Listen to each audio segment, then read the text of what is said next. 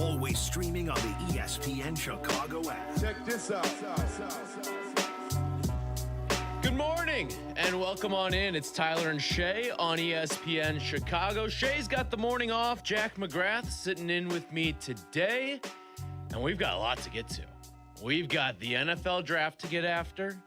We've got some baseball in town. If you stayed up last night, you were rewarded with a Cubs win over the Dodgers. Some of you may be learning this for the first time right now, too. You may be hearing us, turned on the radio, and said, hey, whoa, I went to bed last night. It was 4-0. Well, guess what? Cubs came back and won last night. 6-4 on a 10-game winning streak right now. Sox also won, and Munetaka Murakami can't stop hitting homers. And I've also got to deliver to you, Jack. I think I got a bad omen this week. Yeah, you said that this morning, and I was a little confused by what you meant by that. And I need you to tell me if I did, in fact, receive said bad omen. But I'm pretty superstitious, so this is kind of right in my wheelhouse. We'll attack all of this a little bit later on the show. But we start today with the NFL draft. The Chicago Bears made 3 picks yesterday. They had 3, they made 3. They also picked up a fifth that will be used today in a trade that was made with Tennessee. So they moved out of that second round pick. Now here's all the picks, all right? You got Logan Jones, center out of Iowa, Sam Roush, tight end from Stanford, Xavier Thomas, wide receiver from LSU. If you told me before the draft started yesterday that the Bears were going to make 3 picks and all 3 picks would be on the offensive side of the ball, I would have been furious. Would have been furious because this team failed to address their biggest need, and that is on the defensive line. Now, you can say the way that the board fell and everything did not set them up to take a defensive lineman, but it's not like you didn't have ammo to try to move up a little bit. It's not like other teams didn't move up to go and get some of these defensive linemen. You want to know what yesterday was? And I know that he's praised, and rightfully so, but yesterday was Ben Johnson production. Yesterday, love him, which most fans in this town do, and most fans are going to ride or die with everything Ben Johnson does. And if you do that, I don't blame you. He's done plenty over the course of his limited tenure here to gain and garner that trust.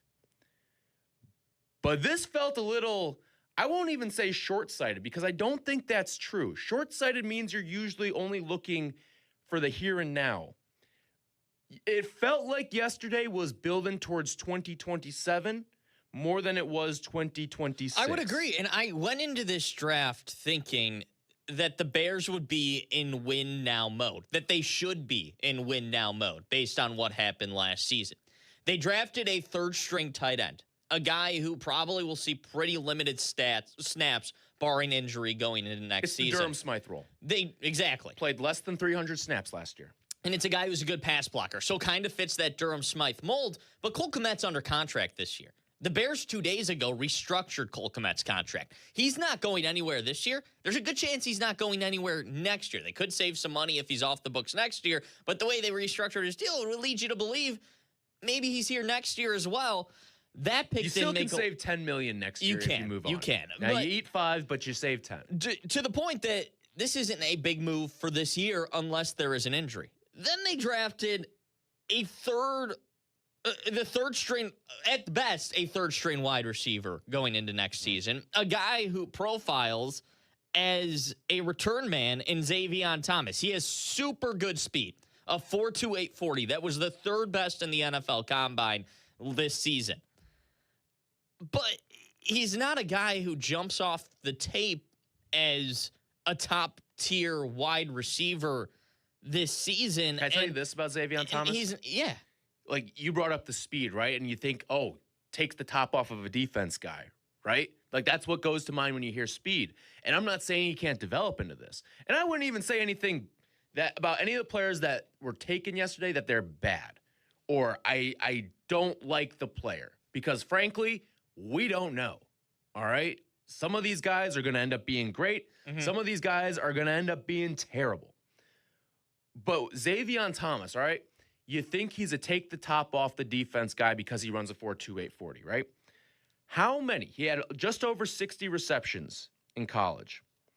How many of those receptions do you believe, Jack, were for more than 20 air yards? So I watched some of his tape last night. LSU. At LSU, he had 64 catches. He also played at Mississippi State before that. How many of his 64 catches were for 20 or more air yards? It's not. I watched his tape last night, and based on what I saw, it's probably not a lot. I'd go 2 or 3. 3. Yeah. You hit it on the head there. He's a screen guy. He took passes in the screen game and made something out of nothing, which now, is that good. Can be effective. And it can be effective. But they drafted a guy like that in Luther Burden last year. Yes. That's what Luther Burden's specialty is, too. And that's why Luther Burden can also be a good return man. Why'd you sign Khalif Raymond and then draft another speedster who's a return man? I'll say this. Khalif Raymond is not going to be here for the long term. Khalif Raymond is probably spending a year or two here. But to the point of this wasn't a build for next season or this season. This is a build for 2027 and beyond, which I went into this draft hoping that the Bears roster for next season would be significantly better next season. That in 2026, the Bears could improve their roster from where it was last year. I thought they were kind of borderline in doing that after free agency. They lost a lot of good talent in DJ Moore and Deshaun Wright and Tremaine Edmonds. They lost talent. They brought in some good talent in Kobe Bryant and Devin Bush. But I don't think they improved the roster for next season after last night. They drafted a guy who will be in a center competition next season. They drafted a guy who will be the 3rd best tight end on the team next season. And they drafted a wide receiver who Ryan Poles even said in his press conference, there's a chance he's not a big part of the offense for the first half of the season next year. I will say, at the end of last year's draft, we probably all felt very similarly. Like, I don't know when Colston Loveland's going to take that move into the starting lineup. Eventually he did, and eventually he looked like one of the 5 best tight ends in all of football. Luther Burden, we didn't know when he was going to make that move into the starting lineup. Eventually he did, and he looked like an impact player out there.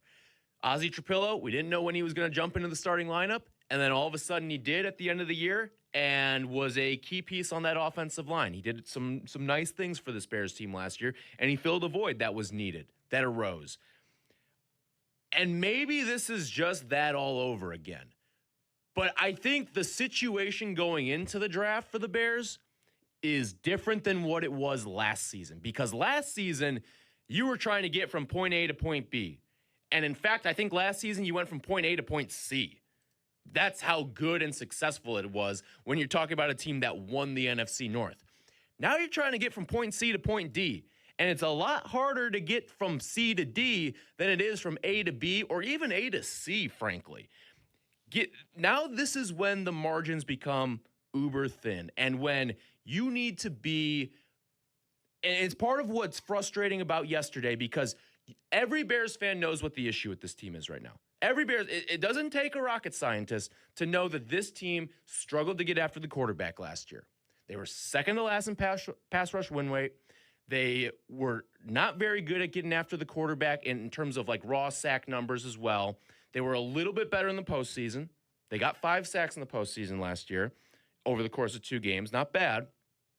But you don't have that gamer type of pass rusher. And I'm not even saying you necessarily had the chance to draft one of those guys. But to not take a swing at it is what's most frustrating to me. And I'm not saying this whole process is over. You may find a guy. There may be someone who's upset with their contract. I'll tell you what you should be rooting for right now as a Bears fan. As a Bears fan, you should be rooting for Aaron Rodgers to not re-sign with the Pittsburgh Steelers. Because if Aaron Rodgers does not re-sign with the Pittsburgh Steelers, then I think one of those pass rushers could become available. Whether it's Nick Herbig, whether it's Alex Highsmith. Even though he's the best of the group, I don't think I'd be in the TJ Watt business in terms of trading for a guy. That's not where I would go. But if you could get one of those other guys, I think that would be a nice piece on your defensive line. And then all of a sudden, what happened in this draft is kind of a moot point. But there needs to be some sort of commitment between now and when they kick that ball off in the second week of September to getting a pass rusher in here. Yeah, but it really feels like that would have happened already. Doesn't it? Because you had all this ammo if you're the Bears.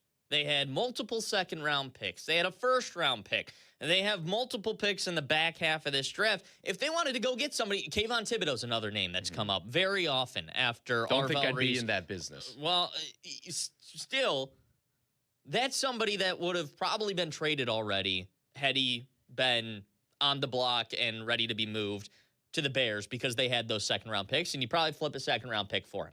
Well, that's not going to happen now that the second round has come and passed. I understand what you're saying, but it just... You need to address the pass rush still. We all knew coming in that the pass rush was an issue.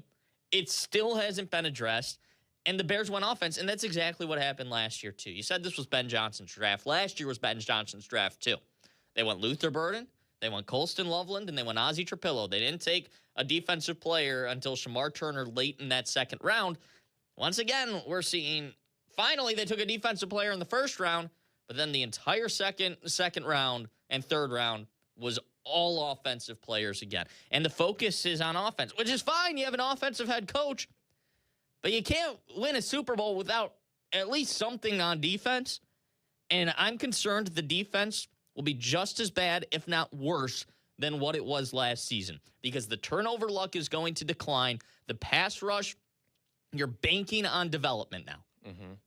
Now, and if those guys don't develop, if Austin Booker doesn't develop, if Montez Sweat doesn't take another step up, even though he still had a pretty decent year last year, if Dayo Adangbo can't do something, then you're going to have issues on that defensive line again, and this defense is going to be worse than it was last season. We'll hear from the general manager, Ryan Poles, in just a second, but 312-332-3776 if you want to join. Sound off on the draft. Did you like what the Bears did yesterday? Did you not like it? Or are you kind of in the middle? Are you in wait-and-see mode? How are you feeling about it? 312-332-3776. All right, this was Ryan Poles. We got a couple of things that I want to play here. Let's start with the defensive line, and specifically what was not taken. This was Ryan Poles talking about the edge position and why trading up really wasn't in the cards yesterday. When we made that turn into two, we had a good sense through our research that was going to kind of be a hot spot at the very top of two. It wasn't really possible to get up that high without giving up a ton. And at the end of the day, we just followed the board. Now, it takes something to get something. And you did have ammo. I know teams didn't want to move on from some of their next year powder because next year's draft class is supposed to be one of these top tier classes. And it's not just the quarterbacks, it's everything. But at the same time, if you're going out and trying to win a Super Bowl this year, you're going to need an impact guy opposite Montez Sweat. I'm not banking on development for this defensive line. I think that's a little bit of a foolish plan. Not to say that it can't happen. Not to say that Austin Booker can't take a step, that Shamar Turner's going to go out there and live up to his second-round billing from a year ago. Listen, I know what Dayo Adangbo is at this point. If they get anything out of him, it'll be a miracle. But it takes something to get something. And for them to sit on their hands the way that they did, because sure, you could have moved up. I'm not even asking you to move up into the 30s yesterday. I was asking you to move up into either the higher 40s or even just 3 spots of where you drafted yesterday. Gabe Yakis out of Illinois. Who Exactly. Had, Like that, 11 sacks last season, was taking 3 picks ahead of the Bears yesterday. That's all you had to do. That we sniped saw by New England again. They got you with Henderson in the draft last year in the second round, and then they get you with Yakis this year. All that would have taken was a 5th. You needed a 5th. We saw what the prices were at the back end of that first round. Now, in fairness, they didn't have a 5th at the time. So it would have had to have been a next year 4th probably, or you really overpay for a 7th, and maybe you're getting with a 4th, and maybe you're getting something back your way too. But if I forget who's in the spot there, but if you're in that spot, do you really want to be giving away any draft capital? I don't know. But yeah. But they were there. And also, you look in the third round too, and where the Bears went tight end, there's a pass rusher, Romello Height, taken right after. They took a lot of dart throws at offensive guys again, when it feels like those dart throws could have been on the defensive side of the ball. Yep. That's just where we're at this point. And I know you don't want to rely on that, Tyler, But barring something massive changing here before the end of the offseason, the Bears will be relying on development on that defensive line. That's just the reality of the situation now. It's going to come down to Austin Booker, Shamar Turner, and Dio Dangbo opposite Montez Sweat, developing into acceptable pass rushers. And Austin Booker got close at the end of last season. He was creating a lot of pressure. Jordan Love is probably still having nightmares about Austin Booker, the way he played in those games against the Packers.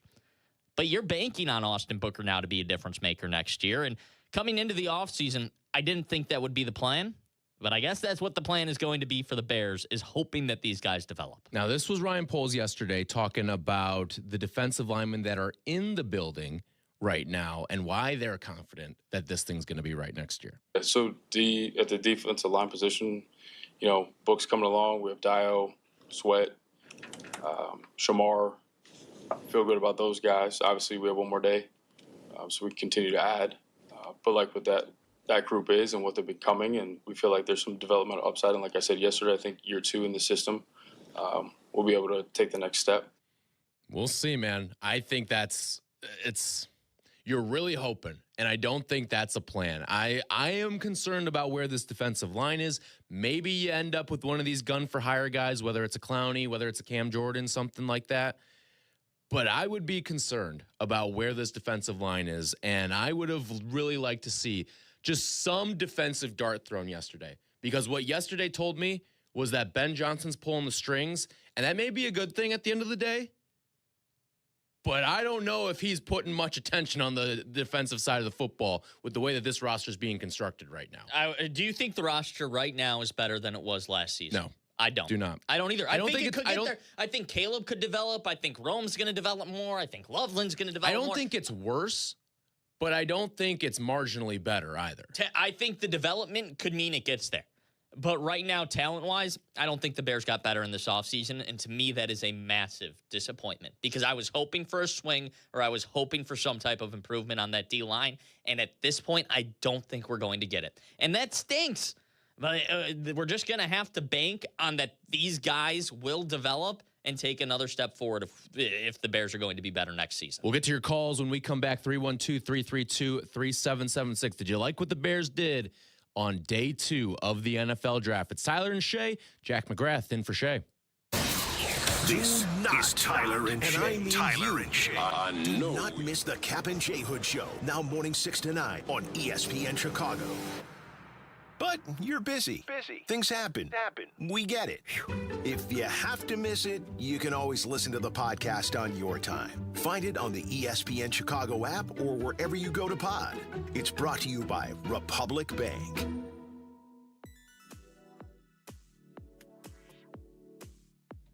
With Xfinity, you already enjoy ESPN as part of your TV lineup, and now you get even more with the ESPN Unlimited plan available at no extra cost.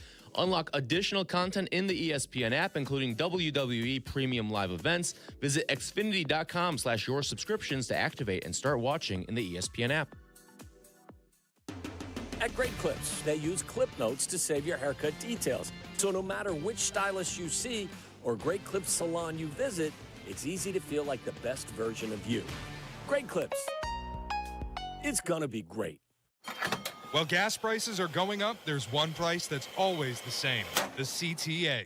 You can travel anywhere in Chicagoland for just $5 a day on the CTA. And with Tap to Pay available on all CTA trains and buses, riding is a breeze. Stop budgeting for gas and start enjoying the city. Let CTA be your driver. Not only will you save money, you'll avoid the stress of traffic and having to search for parking. Easily plan your route at transitchicago.com/plan-a-trip. Save money, do more, ride CTA.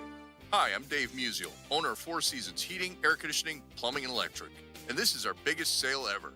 Buy a new air conditioner or furnace and get 72 months interest-free financing and up to a $4,000 system rebate. Plus, Four Seasons guarantees to beat any competitor's price by up to $1,000, guaranteed. Call today for your free in-home estimate and same-day installation. For all the right reasons, call 866-4 Seasons. Hey guys, it's Tyler Rocky. Golf should be comfortable, it should look good, and it definitely shouldn't feel stiff. That's why Pins and Aces works for me. Their apparel is made with premium materials that are lightweight, breathable, and actually move with you through your swing. The fit is clean and modern, not baggy, not tight, and the designs are stylish enough to wear on the course and keep on afterward. From gloves to head covers to apparel, Pins and Aces brings comfort and confidence to your game. Upgrade your golf gear for this season. Check out pinsandaces.com. Premium golf gear with an edge. Progressive presents ways to save money that aren't bundling your home and auto insurance with Progressive. I can't believe the deal we got on these seats for the game. Wow, they must be pretty high up here. I think my ears just popped. Yeah, here, put this on.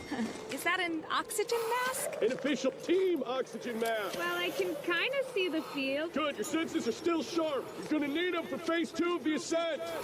Don't save money by sitting in the nosebleeds. You could save hundreds by switching to Progressive. Get a quote at Progressive.com. Progressive Casualty Insurance Company, affiliates, and other insurers. Not available in all states or situations. Less than 4 in 10 kids aged 6 through 12 are playing sports regularly. 4 in 10 kids? Let it sink in. Just 4 in 10 kids. ESPN is building a nationwide coalition powered by Disney called Take Back Sports, with the purpose of training more coaches, expanding access, and creating community-driven sports programming that puts kids and fun first. We're working on that story. We hope you'll join us. Visit takebacksports.org to learn more. Welcome back to Tyler Rocky and Shea Norling. We're back on ESPN Chicago.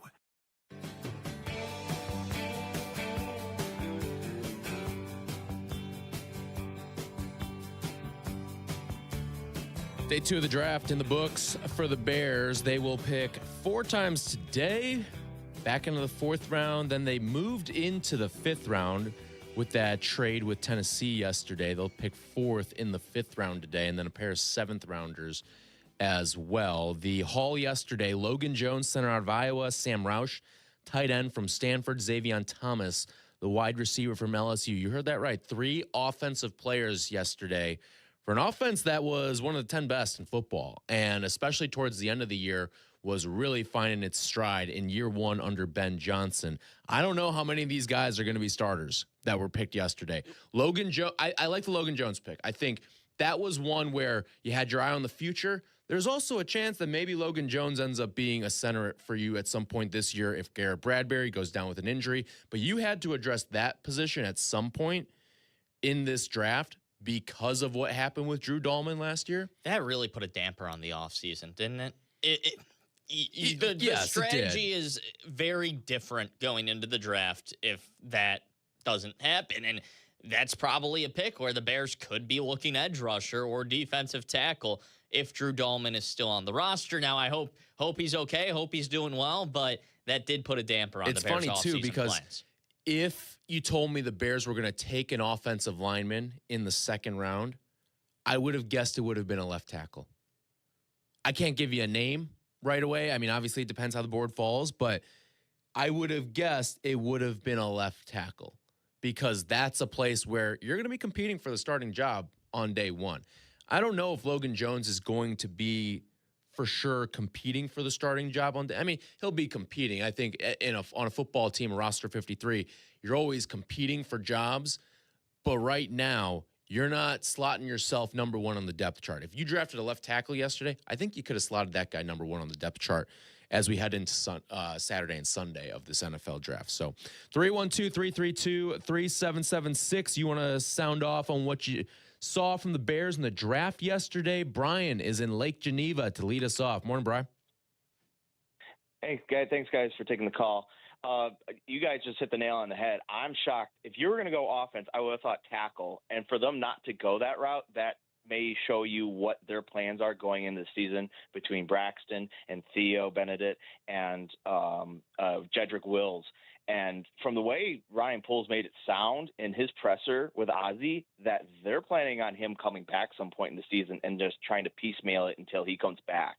But thanks for taking the call, guys. Yeah, thanks for the call, Brian. That's I think, a good reason not to go offensive tackle there is that they believe Ozzie Trapillo is their left tackle of the future. That is a dangerous thing to assume for a guy coming off of a patellar injury. Like, that is a serious injury and one that you don't always see guys come back from.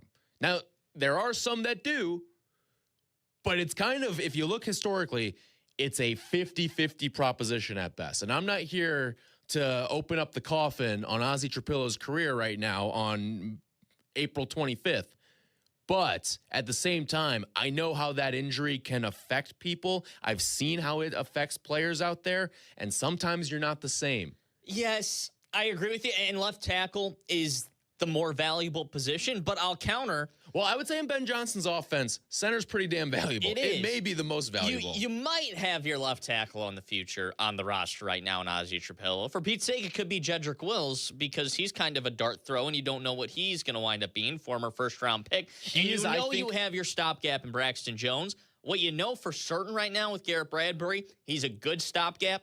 You know he's probably not your center of the future. No. So they got the center of the future on the roster. So I'm A-okay with that pick, even if it's one that doesn't make you immediately better, because you know for certain this guy is probably your starter of the future at the center position. You don't know that with the tight end they drafted in Roush, and you don't know that with Thomas, the wide receiver they drafted out of LSU. Yeah, you know what's funny? We played some Ryan Poles cuts in the last segment talking about the draft and not trading up and where the defensive line is right now.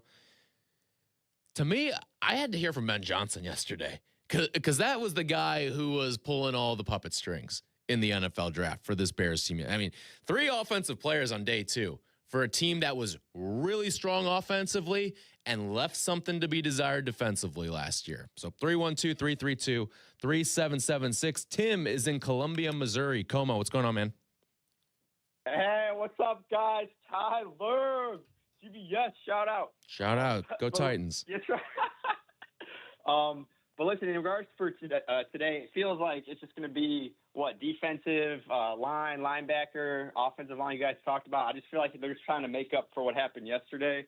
But also wanted to give a quick shout out to all the coverage you guys did the whole weeks leading up to the draft. I would say a name I like that was brought up on the station was the Dame Tucker from Western Michigan. He led the FBS in sacks, and that was somebody I'm looking out for today for them to hopefully take a stab at.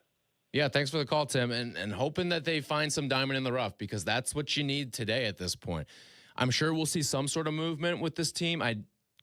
Day 3, you see picks flying around the whole draft.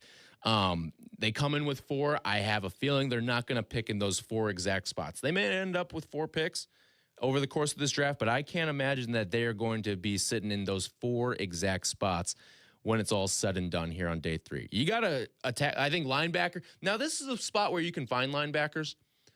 I mean, we've seen Ryan Poles go out and even find linebackers in undrafted free agency. We saw him go out and find a Noah Sewell, who I thought had himself a nice year last year before he was dealing with some injuries. So you can find linebackers in this area. That's certainly a position that you want to build with, that you want to find here. But again, it all comes back to let's not build this thing from the back forward. Let's build this thing from the front and then work our way back.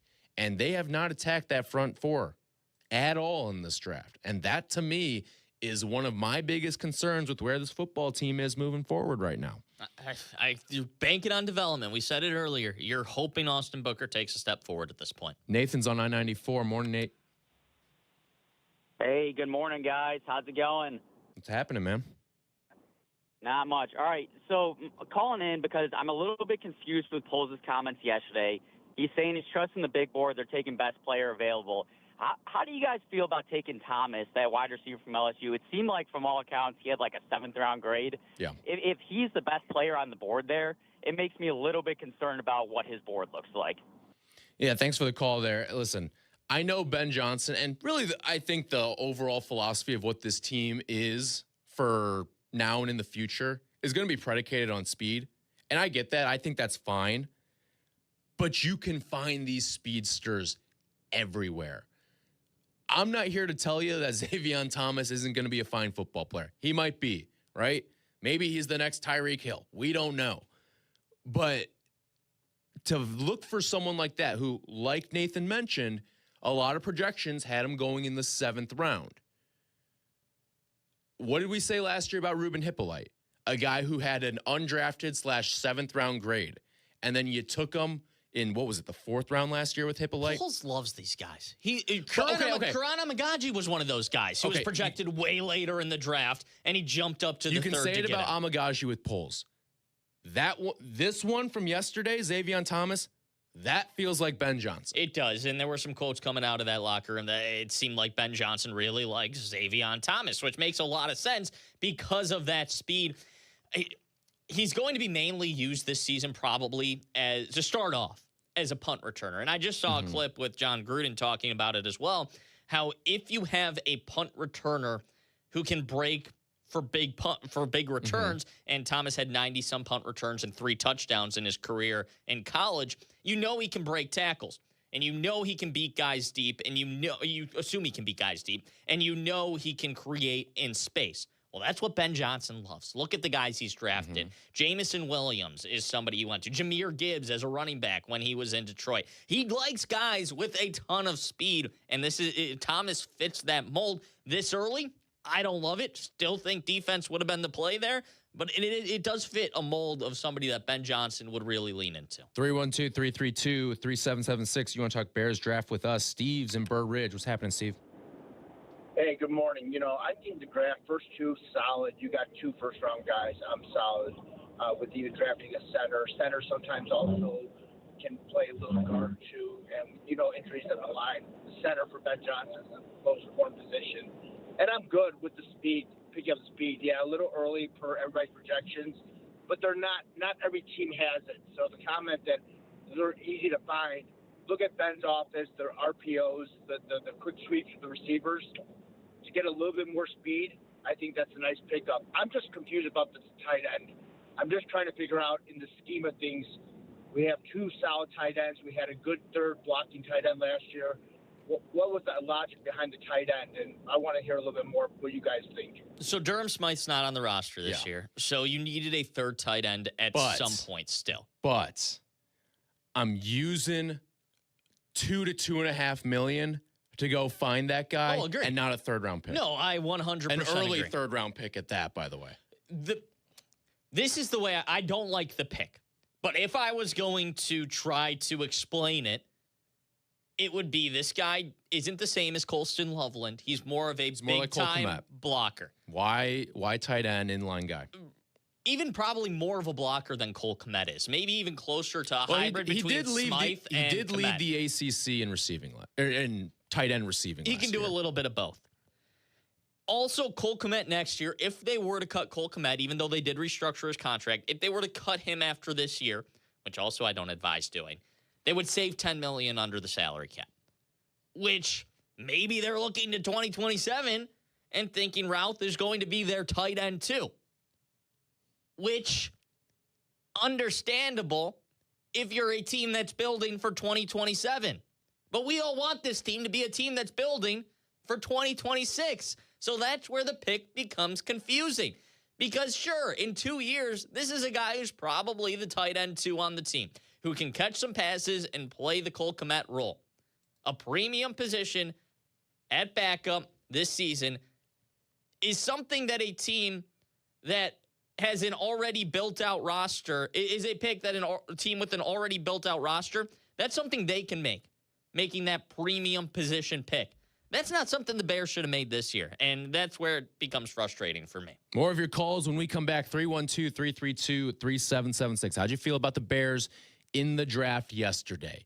And it felt like a Ben Johnson production. 312-332-3776. It's Tyler and Shea with Jack in for Shea. This is Tyler and Shea. Tyler and Shea. I know you're going to dig this. On Chicago's home for sports, ESPN Chicago. When Cap and J Hood are over, the fun continues. Tell your friends and enemies. It's the Carmen and Yurko Show. Weekdays from 9 to noon on the home of the Bears. ESPN Chicago on AM, on app, on YouTube. Presented by Advantage Dealer Group. On the golf course, do you use words like mulligan, do-over, worm burner? Then you are like millions of golfers who can use a bit more practice. Imagine a driving range where you're protected from the elements and you don't have to bend down to put a new ball on the tee. Now imagine a section where you can practice your short game and add to that a 9-hole course you can play day or night. It's real and it's spectacular. Golf Center Des Plaines, 353 North River Road in Des Plaines. Hey, it's your buddy Tom Waddle, and I drive a Hawk. In the market for a new car? Shop HawkAuto.com, where they buy more so you pay less. Check their massive inventory of over 2,000 vehicles. They buy in volume so you save in volume. Plus, get all rebates on top of the Hawk Auto volume discount. Save even more with 0% financing for 60 months or make no payments for 90 days. With 12 convenient locations, your next car is closer than you think. Drive what I drive. Drive a Hawk. HawkAuto.com. Financing on select models with approved credit. Saving money in your interior staining project when you shop at Menards. Varathane Premium Fast Dry is an interior wood stain that provides color in just one coat. It's ideal for interior wood projects, including floors, furniture, and more. Save big on Varathane Fast Dry Wood Stain today. View our entire selection of stain and accessories on Menards.com. Plus, check out our weekly flyer to find all the great deals happening this week. Save big money at Menards. Captain J. Hood here with Howard Ankin. Howard, it's really nice to work with a law firm who's there for you and has your back when you're injured. That's right, Hoodie. With Howard, it's personal. Thanks, guys. And well, after all, Ankin Law is injury law made personal. Auto, truck, rideshare, work injuries, and medical mistakes. If you've been injured, call Howard. I'm here to help. Call 312-6-million. Injury law made personal is Howard Ankin, our attorney on the Captain J. Hood Show, weekday mornings on ESPN Chicago. Veterans and active duty service members, when your call to service ends, your mission doesn't have to. Go from GI to IT in just a few months at My Computer Career. Prepare for a high-demand career in cybersecurity, protecting people, systems, and institutions from real cyber threats. Cyber warriors are needed now. Will you answer the call? Go to mycomputercareer.edu/CWP to learn more. That's mycomputercareer.edu/CWP, an elite CompTIA certification partner. VA education benefits are available to those who qualify. Harry Douglas here. Let me ask you something. What if you can enjoy the taste of a cocktail, the warmth of a spirit, and still stay fully in control? That's RK Zero Proof, a pioneer in the alcohol-free spirits category. RK delivers bold flavor and a real warming sensation with zero alcohol, zero sugar, zero carbs, and zero calories. Perfect for nights out, social gatherings, or anytime you want the experience of a drink without sacrificing tomorrow. Check it out at rkbeverages.com. That's ARKAY beverages.com. RK, all the flavor, none of the alcohol. Welcome back to Tyler Rocky and Shea Norling. We're back on ESPN Chicago.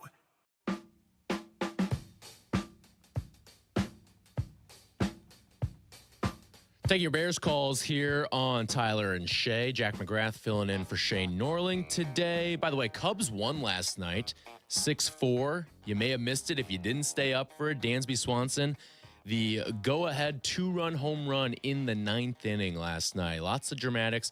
So for all the Bears fans who are also Cubs fans that went to bed or maybe were about to go to bed feeling down after what the Bears did in the draft, Cubs are now on a 10-game winning streak. How about that team defensively, man? Unbelievable. Nico Horner made two great plays. Isaiah Dansby made a hell of a play, Dansby too. made a nice play. How about them robbing Kyle Tucker twice yesterday, too? Shea took away a home run, and then Dansby Swanson took away a single up the middle, too. Murakami homered again yesterday. He's up to 11, tied for the lead in all of Major League Baseball. We'll talk a little baseball with you guys coming up next. But let's stick with the NFL draft here, 312-332-3776 if you want to chime on in. This is one of the things, too, that, again, it's the most hindsight thing possible, but it's part of why you build out these mechanisms that give you draft projections and you run these simulations. And these simulations have gotten pretty damn good at predicting how these drafts are going to go. The Bears took Dylan Thieneman in the first round, and I have no problem with the Dylan Thieneman pick. But I really was only going to love the Dylan Thieneman pick based off of how day two went. And I didn't love day two. I didn't love going out and drafting a tight end and a wide receiver and leaving defensive line help and just kind of shoving it into the corner with what they did yesterday. And especially when you see Emmanuel McNeil-Warren go pick 58 right after the Bears take Logan Jones. To me, that's one where, as a Bears fan, people talked about Emmanuel McNeil-Warren going at 25 to the Bears. Yep. And they had their pick. And they must have just liked Thieneman. Well, they obviously liked Thieneman more than EMW, and that's fine. All right, you have your preference there. But there is something to say, hey, you could have gotten an edge rusher at 25 and then still gotten a safety that you may have liked at 57. Now, maybe they didn't like EMW at all. Maybe they didn't, all right? And just Thieneman was too good to pass up on. And I get that, and that's fine. But I was only going to love the Thieneman pick as much as what they did in the second round. And I still like the Thieneman pick, but because of what happened on day 2, I can't love it. Most of the draft analysts that I read said that Thieneman and McNeil Warren were about as close as it gets in terms of player comp. They both were about the same talent level. One guy happened to go about 40 picks later, 30-something picks later than the other guy. And the Bears could have had the guy 30 picks later that had a very similar player comp. Maybe they didn't like that he's from a smaller school, didn't see as much competition because he went to Toledo for McNeil Warren. But, man, watching his tape, that guy hits hard. He would have replaced Jaquan Brisker like it was nobody's business. You would have had Kobe Bryant playing the Kevin Byard role, and McNeil Warren would have come in and played the Jaquan Brisker role, and you wouldn't have seen any letdown from last year and probably would have been better than last year, and you could have drafted an edge rusher at 25. Now, Thieneman could be great. I think he's a ridiculously good player. I love his player comps. Seen a lot of Harrison Smith. I think he's going to be big in creating takeaways. But you could have had a very good safety late in the second round, and they didn't get that. And you don't know if you're the Bears. That's how the draft board's going to fall. But hindsight 2020, that's one that they might be kicking themselves for. I always listen. Any of these players can end up being great, and any of these players can end up not having long NFL careers that you take. To me, I'm always looking more when I'm evaluating what a draft class is the process in which you got your players. What was the sequencing like? Are you addressing what are some of your glaring needs on the football team? And where are you in the path to winning? Are you in a spot to open up a window? Are you in a rebuilding spot? Are you trying to get from point A to point B? Are you in win now mode? And for me, I look at this Bears team as the championship window is opening. It's open. You're trying to get from point C to point D now, and you took a huge leap last year. You took a significant leap. You went out and won the NFC North with the longest odds of any team in the division to do so. And now all of a sudden there's expectations, and this is where it gets difficult, and it's where you need a hit on these picks. And they may have went out and gone 4 for 4. You may have drafted 4 guys yesterday that you're going to love on this team and that are going to be significant contributors for this. That's fine. But what are you going to look like defensively next year on the defensive line? And I think that's where Bears fans' frustrations sit here on this Saturday morning. 312-332-3776. Matt is in Cedar Falls, Iowa. What's going on, Matt? Hey, how are you guys this morning? Doing good. The Cubs have me in a good mood right now. I'll tell you that. There you go. That's right, man. I missed it too. I missed the 10th in a row last night too. Hey, talking about like the Cubs, I did not like the draft. I like the Thieneman pick. I do like that. The Logan Jones pick, I'm okay with. Okay. But if you're looking to build like offensive line depth, I mean, Dunker, who's a higher rated Iowa offensive lineman, was available later in the draft. You could have taken him for depth. And then also, I don't want to make this an Iowa-centric take, but like you take Dominic Orange, the kid from Iowa State, defensive tackles there is available. You know, again, I just feel like Poles is trying to tell us how smart he is versus like showing us how smart he is. I feel like there's too many holes and too many needs. He's just not addressing. I kind of feel bad for Komet. I mean, they just restructured his deal to be a good team player. And, oh, hey, by the way, we're going to draft your replacement. Thanks a lot. So, again, I don't like the draft. I don't like it so far. Well, Matt, and appreciate the phone call here. I would say this. Anyone slinging arrows at Ryan Poles right now, this was not Ryan Poles yesterday. This was Ben Johnson. So if you want to guide your anger in a certain direction, you're guiding it at Ben Johnson. And I know a lot of people, that's taboo in this town. And the way I saw yesterday play out It was a Ben Johnson production. Ryan Poles is still the general manager of the team. He should still be in the lead chair making those picks. Look at the 3 picks yesterday. I see what the picks are. This is where I think they're falling in love because the Bears talk so much about going best player available on their board. That is what you do when you are rebuilding a team. You go best player available, and that's a fine strategy when you are not 1 or 2 players away or 2 positions away from being a legitimate Super Bowl contender, which I think is fair to say that's where the Bears are. They are an elite pass rusher away and a couple of defensive pieces away from being a legitimate Super Bowl contender. Heck, they might even already be there, but now the point is to maximize your chances. By going best player available and getting projects, you still, and guys who are going to be backups to start the season, you're still building like you're a team that is rebuilding. The Bears should not be in rebuilding mode anymore. They should be in maximizing their chances for the next 2 years before Caleb Williams hits his 5th-year option mode. And that is not how they drafted last night. Last night, they drafted like a team that was still rebuilding, which is why it's frustrating for us right now. Now, those players could be great, but their impact next year, right now, it doesn't look like it's going to be as big as it could be as some of the other positions. Had they gone edge rusher, had they gone defensive tackle, had they gone left tackle, had they hit any of those positions that we have all identified as needs. They didn't do that. Back to the phones. Richard is in Brookfield. What's going on, Richard? Good morning, guys. How we doing? Hello. What's happening? Good.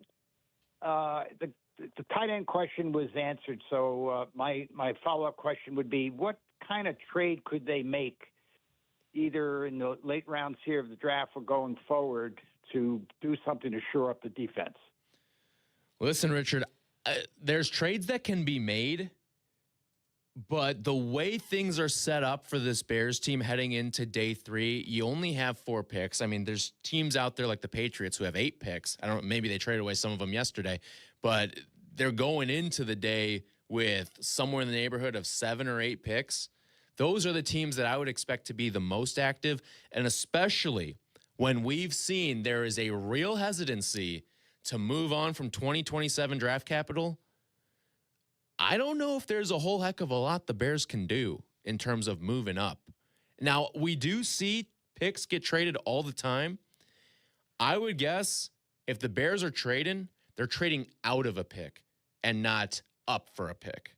If we see some sort of Bears trade today, I think they may be in the ammo accumulation business today, as opposed to going out and actually trying to move up in the draft. Because I don't know if you have a lot of wiggle room to really move up in the draft based off of what you can give up and knowing that teams aren't trading 2027 picks. The player that is going to catch a lot of eyes and a lot of rumors for the next couple of weeks and probably until the season starts is going to be Kayvon Thibodeau of the Giants because he's an edge rusher. They already have Brian Burns, and they just drafted another edge rusher in the top 10 of this draft in Arvell Reese. So he's going to be the guy. Kayvon Thibodeau had 10 sacks 3 seasons ago. He was drafted extremely high in the draft. He has shown flashes of being elite. The issue is he's dealt with injuries the past 2 years, only played 10 games last year, and only had 2.5 sacks.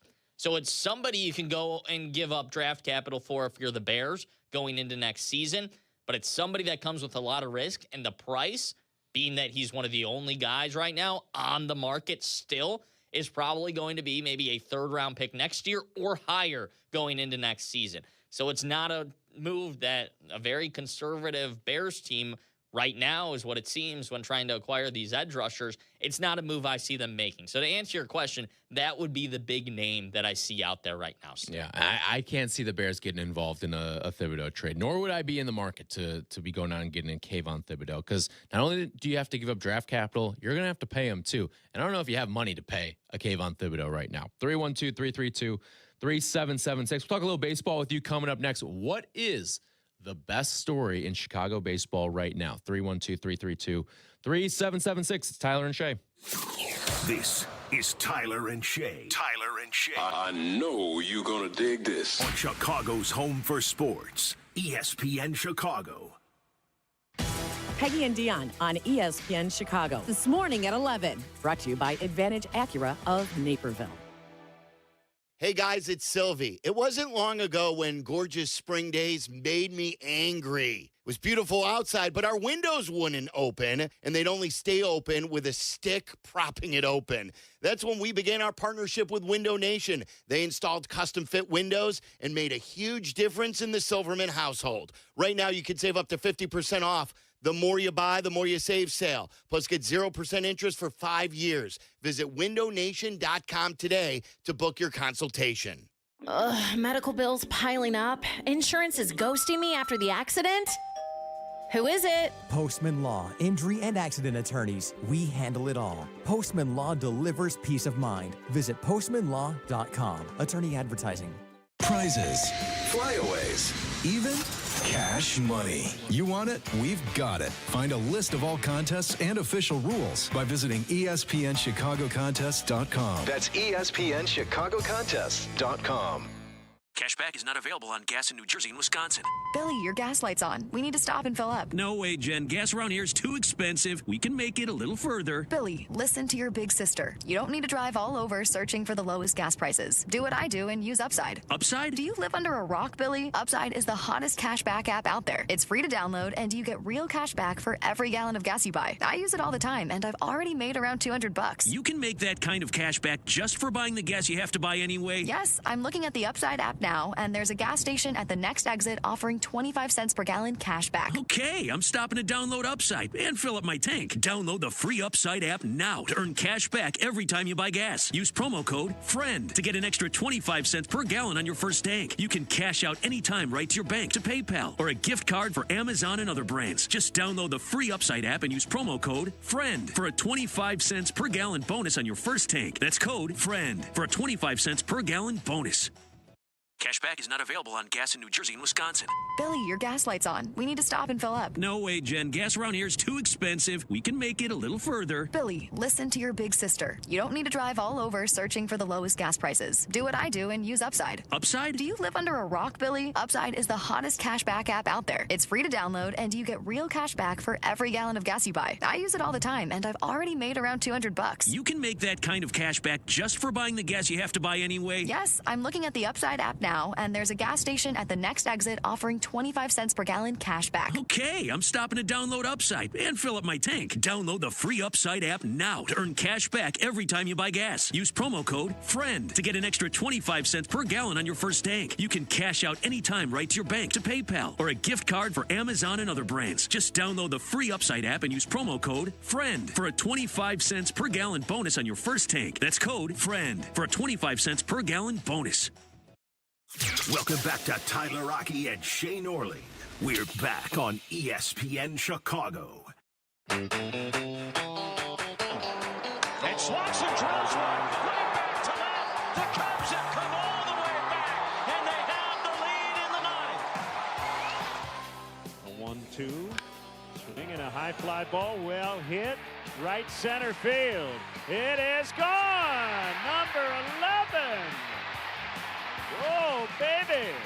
He is the guy that they needed to put a swing together against Michaelis. He has caught Yordan Alvarez for the major league lead in home runs. It's 1-1. Those highlights courtesy of Apple TV and right here on ESPN Chicago. Cubs win, Sox win yesterday. 6-4 win for the Cubs in comeback fashion over the reigning champion LA Dodgers. They stretched their legs out and their winning streak to 10. And then Munetaka Murakami ties himself for the lead in home runs in all of baseball right now. 11 in less than 30 days. And he's on pace for 68. That would break an AL record. It would. A little early for that still, but he's on pace for it. No, he's off to a fantastic start. Now, I do want to, we can go around the room on this too. And the Cubs are playing tremendous baseball right now. You win 10 in a row, and you're not doing it against bottom feeders. Now, you can say the Mets look like trash right now. The Phillies are a sewer right now. I get that. But they've won their 10 games against teams that heading into the season, I think most people would have picked as playoff teams this year. Right? Obviously, we're all picking the Dodgers to make the playoffs. And then you're at least picking one of the Phillies and the Mets to make the playoffs, if not both. I picked all three of those teams to make the playoffs. Now, whether or not they will is a totally different story. but I think you're doing it against 3 quality teams. And then on the flip side, you got Murakami, who no one would touch in the offseason, and he falls ass backwards into the White Sox lap, and now all of a sudden looks like one of the best lefty sluggers in baseball.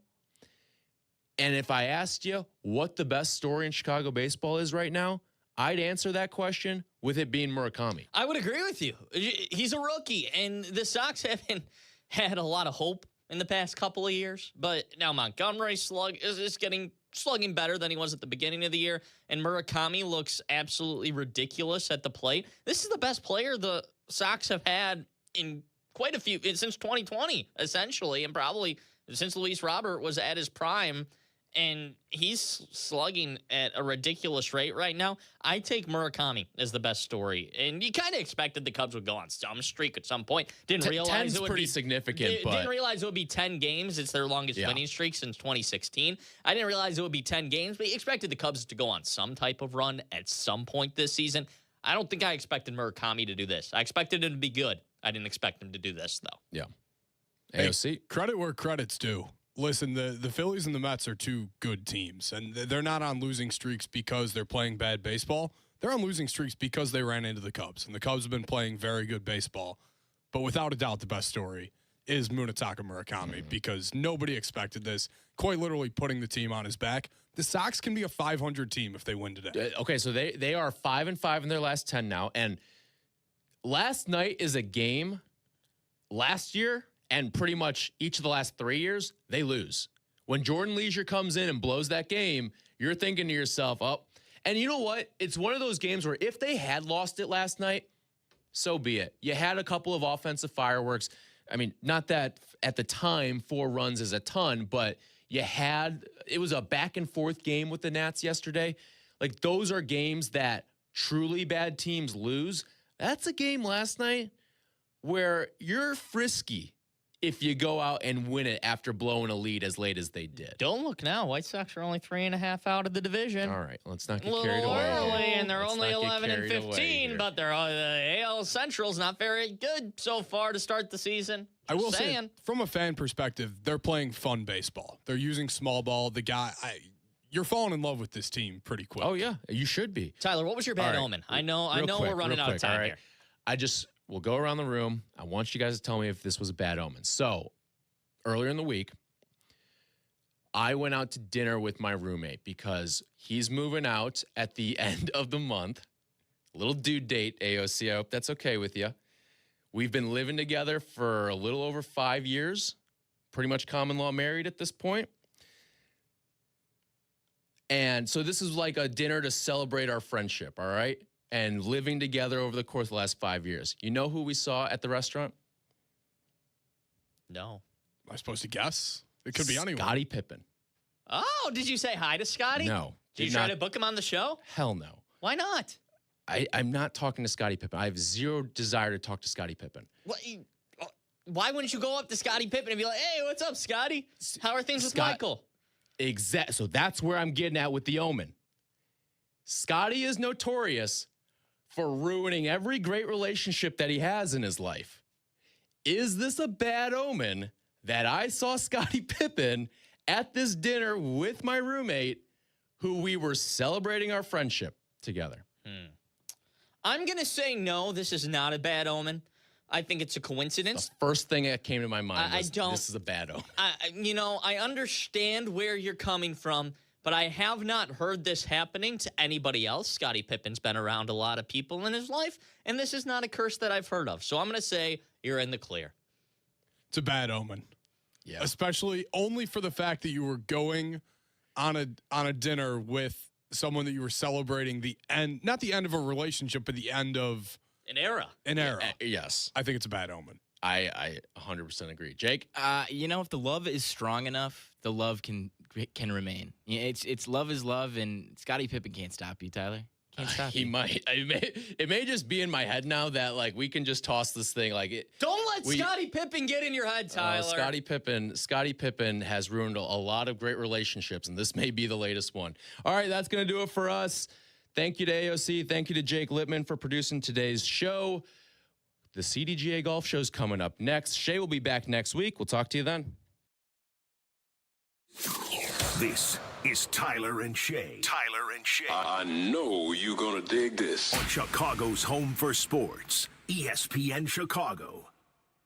Hey, it's your buddy Tom Waddle, and I drive a Hawk. In the market for a new car? Shop HawkAuto.com, where they buy more so you pay less. Check their massive inventory of over 2,000 vehicles. They buy in volume so you save in volume. Plus, get all rebates on top of the Hawk Auto volume discount. Save even more with 0% financing for 60 months, so make no payments for 90 days. With 12 convenient locations, your next car is closer than you think. Drive what I drive. Drive a Hawk. HawkAuto.com. Financing on select models with approved credit. Save big money in your next outdoor project when you shop at Menards. Pittsburgh's Ultra Advanced Semi-Transparent Exterior Stain and Sealant in One can be applied to damp wood, allowing you to clean the surface and stain in one day. Save big on Ultra Advanced Wood Stain today. View our entire selection of stain and accessories on Menards.com. Plus, check out our weekly flyer to find all the great deals happening this week. Save big money at Menards. Every 40 seconds, a child is reported missing. That's 2,000 children every single day. It's a heart-wrenching reality that we can no longer ignore. Find the Children is a nonprofit organization dedicated to helping find missing kids. You can be a part of their mission by donating your unwanted vehicle, running or not. Call 1-800-294-0222. We guarantee that you will receive the maximum tax deduction. We provide fast, free pickup with 24-hour response. Call 1-800-294-0222. Find the Children provides crucial resources to help find missing children and educational materials to teach kids how to recognize and avoid predators. Our recovery programs have a proven track record of reuniting kids with their families. It's time to act. Donate your unwanted or unused car. Help us build a world where every child is safe. Pick up the phone and call 1-800-294-0222. Together, we can bring these kids home safely. This advertisement was paid for in partnership with Cars R Us and Find the Children. This is ESPN Chicago, WNVP, WTBC, HD2 Chicago, a Good Karma Brands radio station. Drive, chip, and putt. Golf is so easy. 4? Okay, maybe the occasional wedge. Let's talk golf. It's the CDGA Golf Show on ESPN Chicago. Presented by the Glenview Park Golf Club. Now here are your hosts, Mike Gilligan and Tyler Rocky.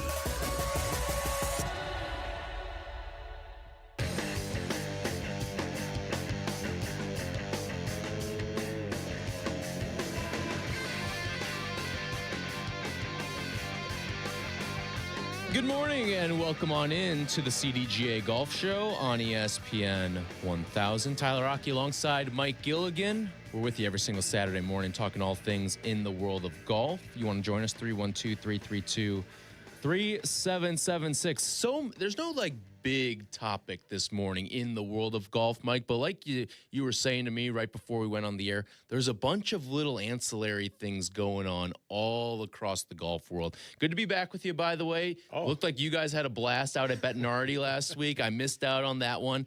Unfortunately, I did go down. I was in Florida playing last week. Oh, yeah? And boy, it was the first time I've ever played in Florida. Okay. I have not played with that much water ever. Uh-huh. And that is certainly something for someone who's never done that before. It'll throw you for a loop, and it'll let that score add up pretty quickly. It certainly does. And welcome back. Glad that you had a great time. And I also have to give a big shout out to Carmen. The best. It was a real treat to work with a guy like that. He's a legend, and it was so fun because it was fun to see a legend in a candy store with me. And so Sam Bettinardi and the Bettinardi team couldn't have been nicer and more gracious hosts. They've got some great stuff out there. So give them a quick peek south of the Oakbrook Mall there. But we had a great time with them. So thanks again. And thanks again, Carmen. But, you go into a week after the RBC, a signature event, thinking, there's probably not going to be much going on.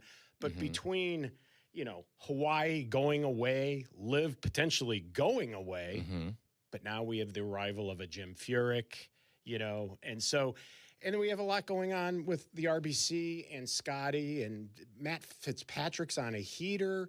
there's just all kinds of stuff going on ancillary in the game of golf. And what's really cool is the temperature is going to start really becoming more favorable here in Chicago. Yeah. I think out in the western suburbs, they're calling for upper 60s today. Yeah.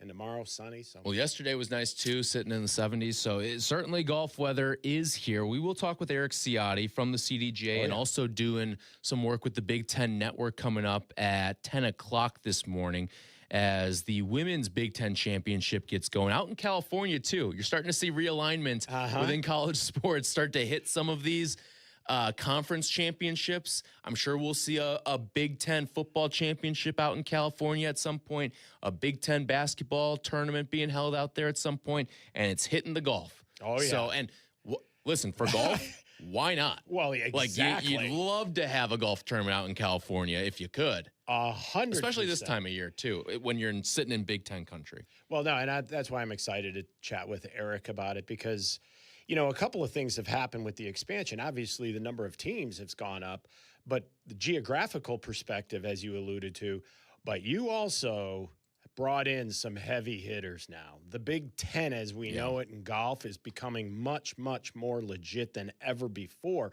when it touted the Northwestern and an occasional team. But UCLA is the team to beat from all that I gather and read. So it'll be good to talk to him about it. And really, what's the attitude of the athletes going out there? Because on the one hand, it's great, right? Weather, perhaps a great golf course. But aren't they right into like finals, getting kind of close and, you know, the classes? And I mean, that's quite, it's not just going over to Indiana when you're going out to Southern California. So, you know, I'm going to be interested to hear what the feel or the sentiment from the core Big Ten teams going out that way. Is it just pure excitement or holy smack, we didn't even think about how, you know, gruesome or, you know, burdensome the travel can be, you know, in this time of the year. So, By the way, this segment brought to you by Fox Bend Golf Course. They are suspended right now at the Zurich, dealing with some weather down there at TPC, Louisiana, but it is a quite fun leaderboard too. It's always fun when you get these team events. It's the only team event on tour, and seeing some of the pairings, how some of the pairings came to be, all of it's good.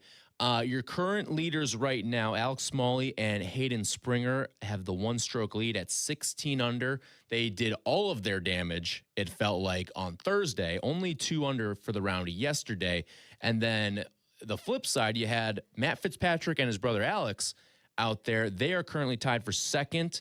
Another team tied for second, Davis Thompson and Austin Eckroat. Billy Horschel and Tom Hoagie also tied for second at 15 under. Shout out to Doug Gim, one of the local guys. He is currently tied for fifth right now, 14 under with his playing partner Jeffrey Kang, as they were 11 under on Thursday rather, and then 3 under yesterday. But I like seeing the team aspect. I think it's always fun to see how the teams come to be too. Now, this isn't the most star-studded event that you're going to find on the tour. Oh, no.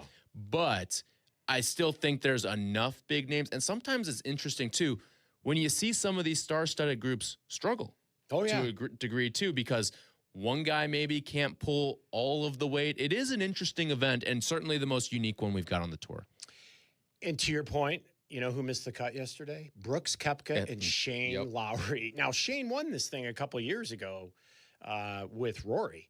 And it, to me, though, exudes the type of field that is starting to bring about maybe that next superstar, the next person we want to keep our eye on. Because remember, this was also the event that an unknown by the name of Ben Griffin kind of came along with Andrew Novak and wins the thing at 28 under. Our guy Nick Hardy won this thing once upon a time. Yes, he did.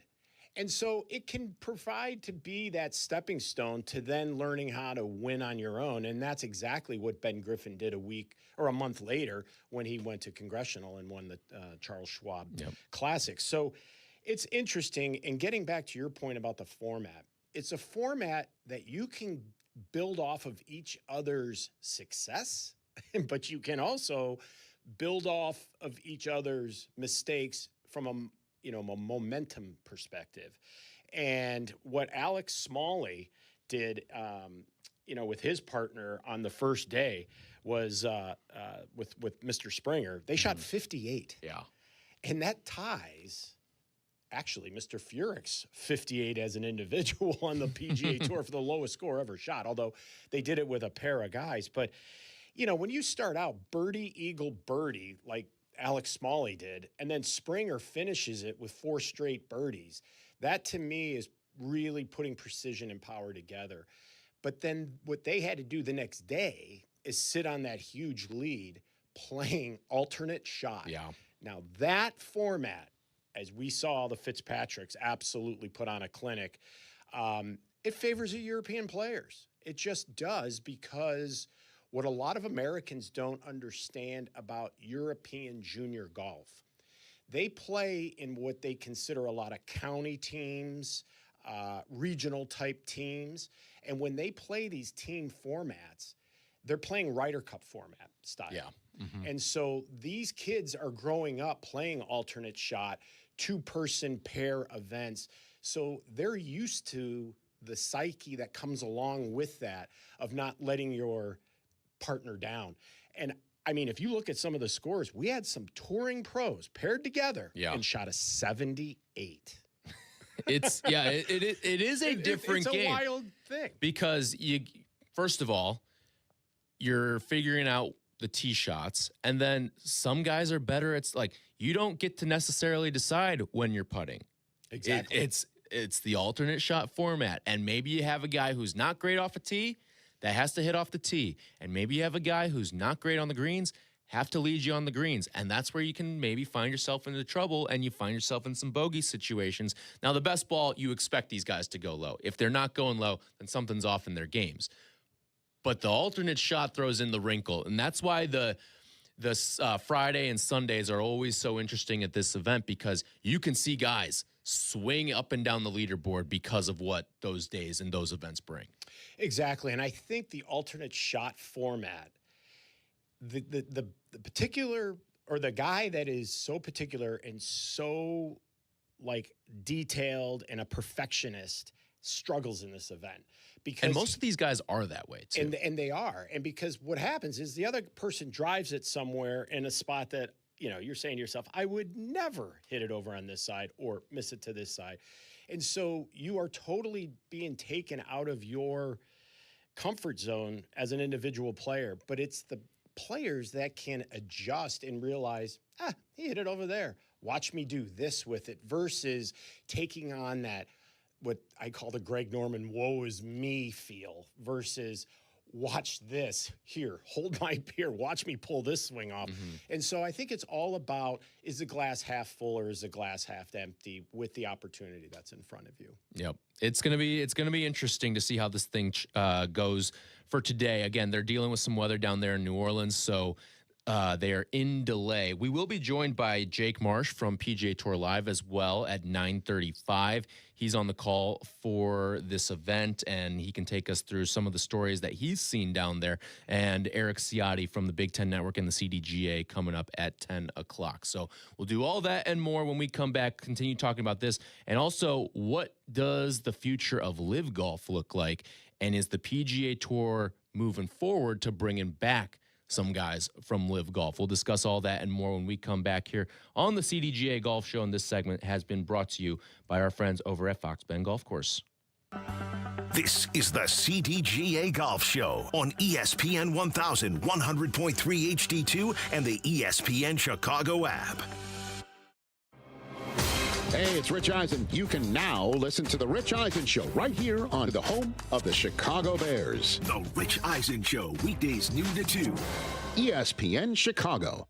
Experience top courses managed by Kemper Sports. From North Shore classics like the Glen Club, Deer Path, and Winnetka. West suburban favorites like Bolingbrook, Cantini, and Village Greens of Woodridge. And Southside gems like Harborside International. Kemper Sports offers something for everyone with impeccable course conditions and top-notch hospitality for over 45 years. Kemper Sports creates lasting memories. Did you know Kemper Sports was also recently awarded as a top places to work by Crain's Chicago? Visit KemperSports.com or follow Kemper Sports on social media.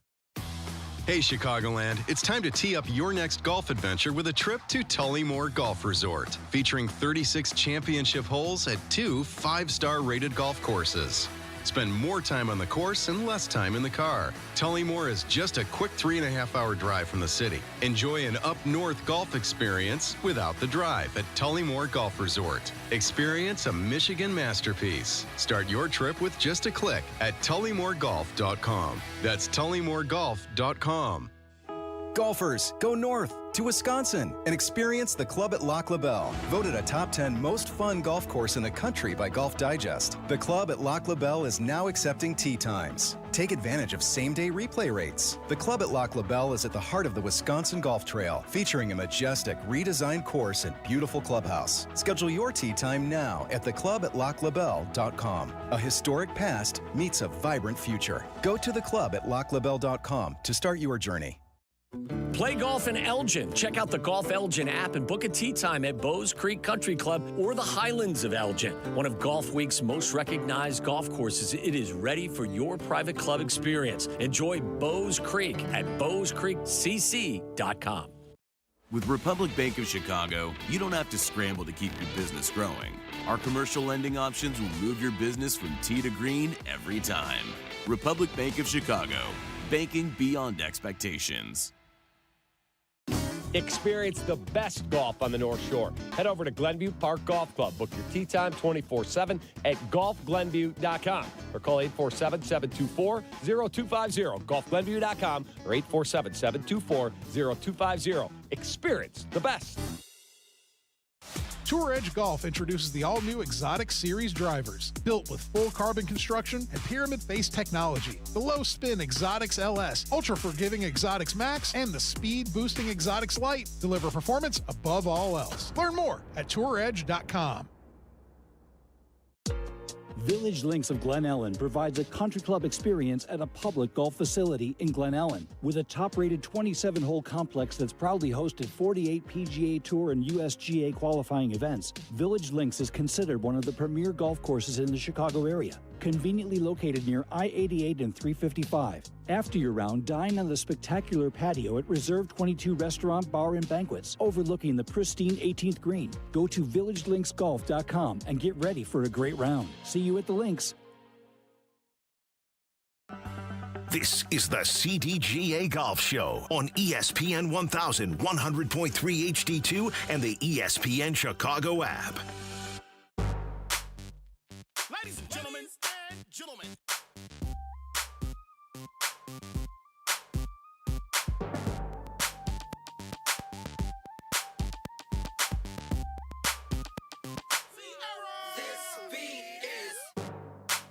The CDGA Golf Show here on ESPN Chicago. This segment brought to you by Golf Elgin, home of Bowes Creek Country Club and the Highlands of Elgin. With you every single Saturday morning, talking all things in the world of golf. And one of the big stories that's come to the surface over the course of the last 2 weeks now. Yep. What's happening with LIV? Because it's funny. We were texting about it, and it looked like LIV was on the brink of like, maybe they didn't even play in Mexico City last week level of brink. And then just moments after that, I got an email saying LIV Golf will be back in Mexico City. And this is on the heels of Bryson getting pissed off at the bunkers and everything out there. So the future of LIV is certainly complicated right now. And you're starting to see the PIF pull out their investment in not just golf, but like all sports, it seems like. And maybe there's some long-term deals that'll keep this thing afloat for a couple more years. But this is probably always the way that we saw this going. It was LIV Golf was going to be around for a couple of years, and then eventually it would fizzle, but it would always be for the betterment of the PGA Tour. And I think whatever you think of LIV, and I don't know many people that watch it. I know people that have gone to the events that have been here, whether it was at Rich Harvest or whether it was at Bolingbrook, and it's been a big hit. Anyone who's gone to a LIV event, I haven't heard anyone say a bad thing about it. But I just don't know what its staying power is in the golf ecosystem, especially if you're going to start to dial back what the funding is of it. Yeah, and I would agree. Where LIV is right now is very, very complicated. The product is questionable because there are people that despise it, and there are other people who really like it when they go and see it. So I would compare it like to going to see your first NHL hockey game versus trying to watch it on TV and become a fan. When you go there, it's like, whoa, now when I go back and watch it on TV. But that conversion really never happened with LIV because I think it was also extremely hard to find it. And when they're also playing halfway around the world, the timing for us to watch it and be a key audience and gaining those impressions, because at the end of the day, I think what they were trying to ultimately do is promote tourism in Saudi Arabia. I mean, that was really, I think, at the end of the day, I mean, people will call it sports washing and call it all what you will, but they wanted to be involved in sport and in golf. But it has gone horribly wrong because just because you have a lot of money doesn't necessarily mean that the plan you brought and the person, Greg Norman, that you put in place here was probably not the best choices in terms of truly having what I call a long-term sustained tour and product. You know, in basic marketing principles, they always talk about, you know, the 4 Ps on something that's going to be successful, you know, price, promotion, placement, and promo, I think. Yeah, placement, promo, price. Anyway, so their P with the product is just not good. And I think from a viewing perspective, it's complicated, it's hard to understand, and the frequency to which the people get to know the players and the teams just isn't there like NASCAR is. And that was the model they were trying to aspire to be like. So to your earlier point, it has gone, I guess, not according to plan in a lot of different ways. So after spending what is rumored to be over $5 billion, and basically they're saying, you've got to sustain this thing now on your own. We have given you the seed money and a lot of it. But Brian Rolap is claiming, or not Brian, Scott O'Neill is claiming that they have enough sponsorship in here to make this go on beyond the end of this year. Because I think PIF it's going to cut it off at the end of this year. Because honestly, I think the threat at Mexico City was in fact real. I think there was a potential that event was going to be they were just not even the last one. It would have just dissolved before they got there. It would have been almost like during COVID, we're pulling teams off the floor at the NCAA saying, yeah, we're not going to go. But I think they realized with all the contracts that they have out there, both with sites, both with the players, I think it behooves them to continue at least run this year out and then take it from there. But at this point, the one thing that I can tell you that has been consistent is the inconsistency of what's coming out of them from a communications perspective. You know, 1 week he's telling us they have funding through 2032, and the next week he's got to be on a plane to assure the players that you're in fact going to get your paychecks. Yeah. That's not good. It's become a messy situation. It always seemed flimsy from a production standpoint in terms of like how this league is, like the infrastructure of it. Obviously the cash was there. There's more cash in that league than there was in the PGA Tour. And what the cash in LIV unveiled is that the PGA Tour was sitting on a pot of gold that probably should have been divvied up among the players. And now we're starting to see that come to the forefront too. But in terms of what happens next, listen, this thing may be around next year. Who's playing on it is the question, because we've already seen some guys start to jump back to the PGA Tour. Brooks left. He's on his way back to the tour. Patrick Reed, he left. He's serving his suspension. He'll be back on the PGA Tour by the time next season rolls around and at the end of this season. So when it's all said and done, I don't know, like, is John Rahm going to work his way back to the tour? Terrell Hatton, Joaquin Neiman, Phil Mickelson, like Dustin Johnson, who's coming back and who's going to see this thing through the end of 2027? Because if I'm someone like John Rahm, who's kind of in his golfing prime right now, and we've seen him struggle a little bit at these majors, most notably the most recent Masters, especially when he's going into that tournament as one of the 3 to 5 favorites to win the whole thing. I'd imagine Rahm will be back sooner rather than later. Frankly, I think both you and I were a little shocked he went in the first place. Oh, yeah. Seeing where the talks and the developments were between the LIV and the PGA Tour were at the time when he did make the jump. And then it's like, what does someone like Phil do? Because we talked about Jim Furyk and the Ryder Cup captaincy. That's something that feels like it's tailor-made for Phil Mickelson, especially with everything that's going on in Tiger Woods' life right now. So I don't know. Like, I think this would be a great pathway into bringing Phil back into golf's forefront and his second career in golf. But I don't know if he's going to make that jump back to the tour.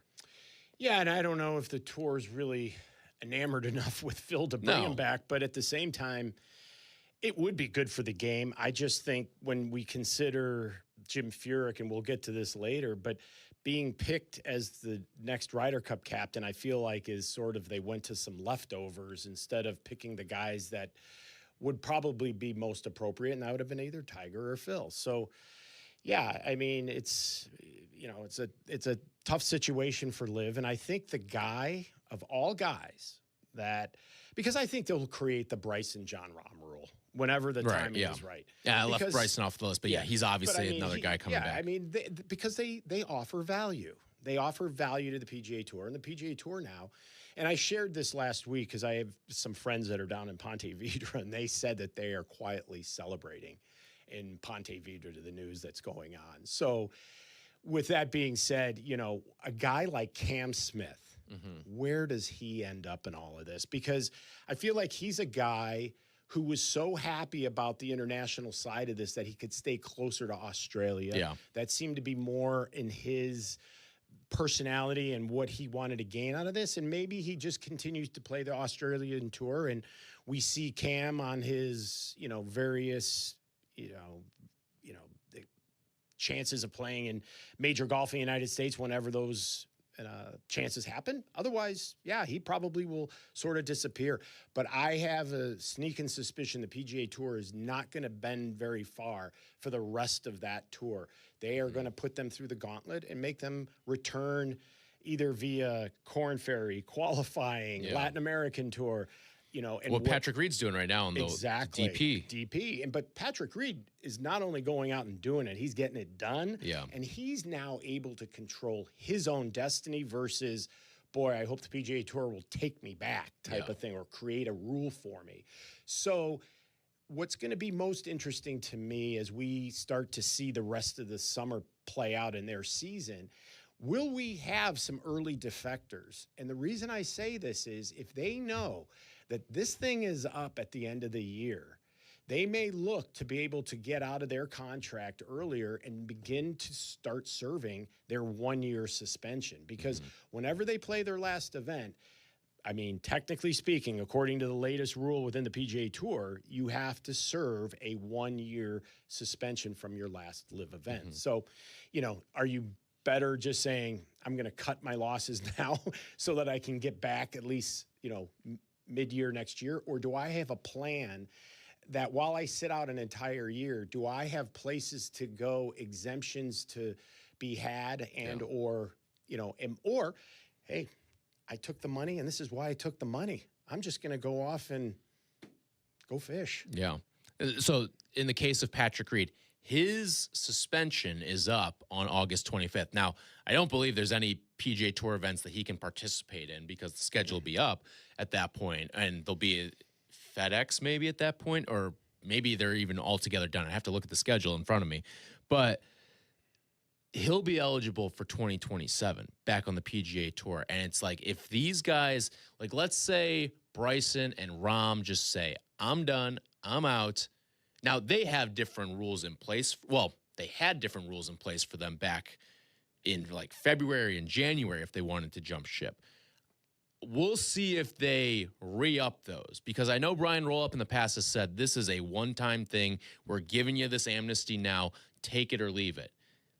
But if it's a concerted effort from your former major winners that are over there, so it's Bryson, DJ, Cam Smith, John Rahm, Phil. I'm trying to think if I'm forgetting anyone else. Sergio.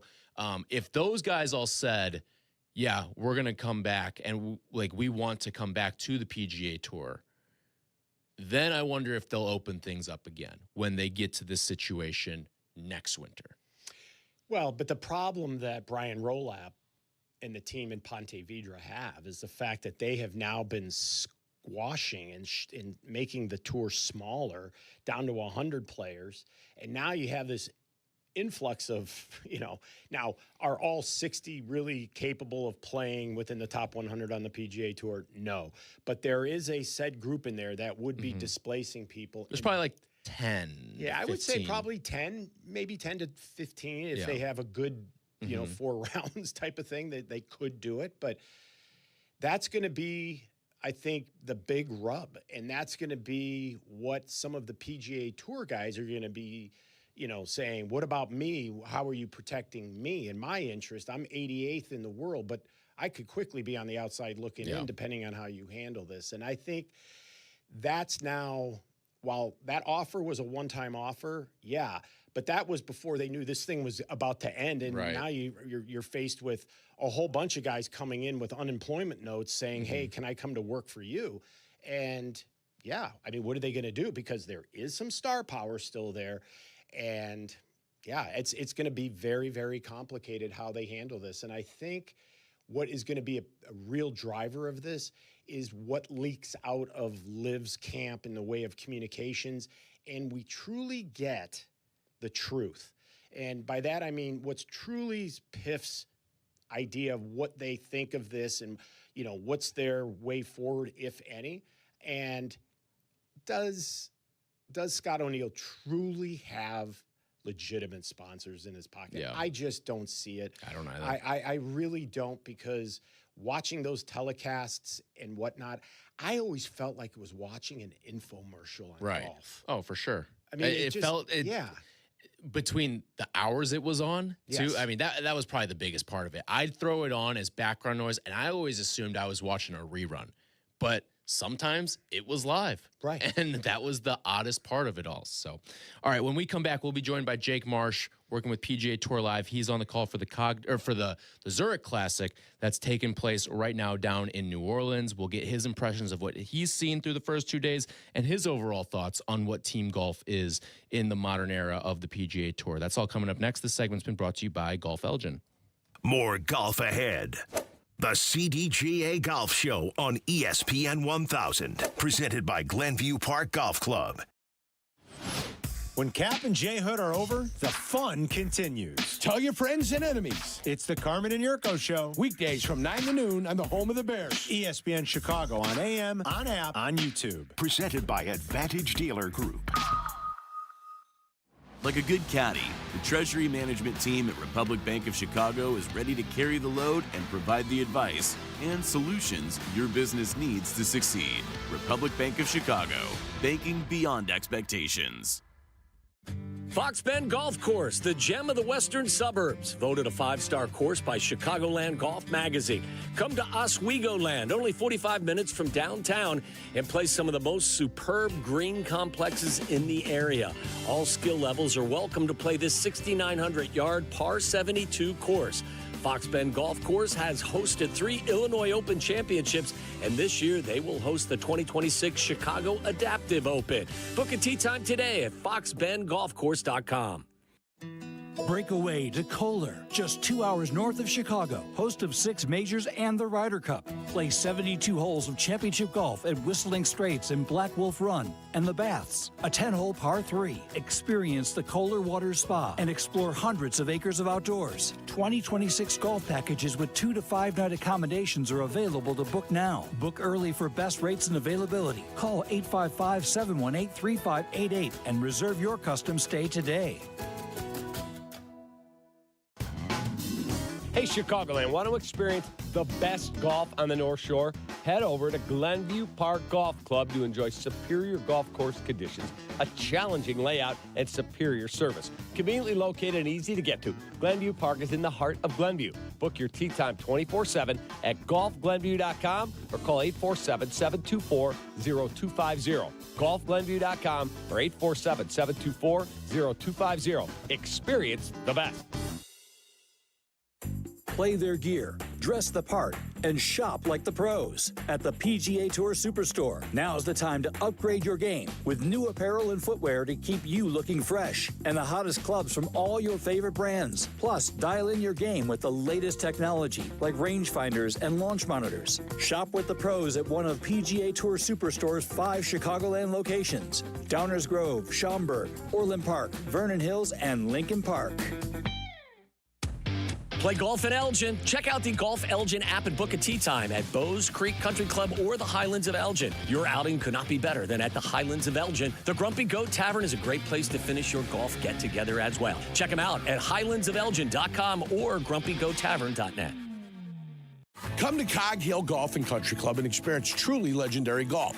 Since 1927, Cog Hill has been the mecca for public golf in the Midwest. In addition to Dub's Dread, ranked the #1 course you can play in Illinois by Golf Digest, Cog Hill offers 3 other beautiful 18-hole layouts with price points for all types of golfers. Visit their state-of-the-art practice facility with top tracer technology on 42 driving range bays. Plus, they have 2 golf shops, a new club fitting room, and beautiful clubhouse and reception area. They serve great food, too. Visit coghillgolf.com.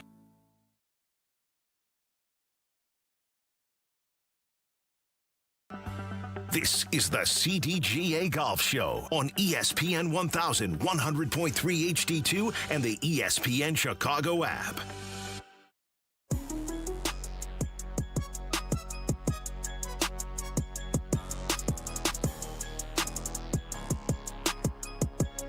Back here on the CDGA Golf Show on ESPN Chicago, we're with you every single Saturday, and this segment brought to you by Tullamore Golf Resort, up North Michigan golf without the drive. We're heading down south now, down to New Orleans, and the Zurich Classic currently taking place. They are starting today in delay. Play suspended. They're dealing with a little bit of weather down there in New Orleans. But let's jump on out now to the Jersey Mike's hotline. Jersey Mike's a sub above, where we're joined by Jake Marsh, who is on the call for PGA Tour Live. You can catch that all on ESPN Plus today. Morning, Jake. Thanks for joining us and making your debut in 2026 for the CDGA Golf Show. Good to see you, man. Tyler, thank you for having me. Very excited to be here. It's moving day in New Orleans, one of the most unique events on the PGA Tour. So hopefully this weather clears out in a little bit and we get rolling. So, Jake, you're just outside the TPC in Louisiana. What's the vibe heading into today's 4-ball round, knowing that Smalley and Springer went exceptionally, ridiculously low on Thursday, but then the Fitzpatricks put on a clinic yesterday? What's the vibe like? Yeah, absolutely. I think with the fact that as of 15 minutes ago, they just announced preferred lies for best ball format today. I think we can see very low numbers. We saw 14 under 58 on Thursday. That's the record for the 4-ball format. I think if you're in the 60s today, you're going to lose ground. I think we're going to be, and that's crazy to say, but listen, you get 2 chances at birdie and you get preferred lies. If you're not lower than 62, 63, you're going to lose ground. I think. We've seen in each of the last 3 years, how many 59s have we seen? And we're talking about in solo events, right? We're talking about solo event 59s. We've probably seen 3 over the past 2 years, I want to say. I mean, if you're getting that in a solo event with preferred lies, what are we going to get in a team event? Yeah, exactly. Yeah. And I mean, especially at the level that Matt Fitzpatrick is playing right now. Yeah. He's with his brother. And of course, Matt coming off the win last week, taking down Scotty in a playoff at the RBC Heritage. So I'd be shocked if we don't have a handful of groups in the 50s today. Boy, can you imagine Shane Lowry and Brooks Koepka if they got to play today? That's what I'm saying. And you know, Jake, Tyler and I, we were talking off air, and I would love for the PGA Tour to 1 year make this like a signature event so we get the world's best together. And it's no more USA, Europe. Let's just put some of the greatest statistical pairings together and see, well, give them preferred lies and then let's see what happens, right? Yeah, absolutely. That would be awesome. It's a shame, too, because this is a great tournament, but given where it is on the schedule right now, you have the majority of the marquee players sitting this week out, right? You have the Masters, then you have the RBC Heritage signature event, then you have this week, and then you have Cadillac signature, Quail Hollow, Wells Fargo signature, and then the PGA Championship, right? So if you're a heavy hitter on the PGA Tour and you're a marquee name, this is your really only chance to sit out unless you're willing to sit on the bench for a signature event, right? Which many guys aren't going to do. So hopefully in future years, this can get a different spot on the schedule so that we see more marquee names in this format. Jake Marsh with us here on the Jersey Mike's hotline. He's on the call for PGA Tour Live for the Zurich Classic. You can check it out on ESPN+. Play suspended right now down in New Orleans. So not much taking place in the moment, but what is your overall stance on the team golf event? Again, this is the only one that we have on the PGA Tour right now. But do you like having this mix-up? Would you like it to be in a different part of the schedule? How do you feel about how this whole event is and where it sits on the PGA Tour? Yeah, I think it definitely deserves to stay. I know the PGA Tour is doing a lot of shuffling with some of their events, taking some out, adding some new ones in. But like I said, I think it should be at a different part of the schedule so that more main guys are inclined to play it, right? So you can't really knock them for not wanting to play it, given what I just mentioned. Majors, signature events, and then this one, it's really their only chance to sit out. But I think it's great, right? Because we're sitting at a point where 9 under through 36 holes gets you sent packing on Friday night. What other tournament are you going to get that in? And in the best ball format, it allows you to not have your best stuff, but your team still to be great. You get guys who really aren't in their prime anymore. Tying it back to the Chicago area, I had the feature group yesterday. Both President's Cup captains, Brent Snedeker and Jeff Ogilvy, were playing, and that was really cool, right? Because you don't get that much anymore with those veterans, and I think it's awesome. You know, but where some of the stars stay home, that gives us as consumers the opportunity to see tomorrow's stars today.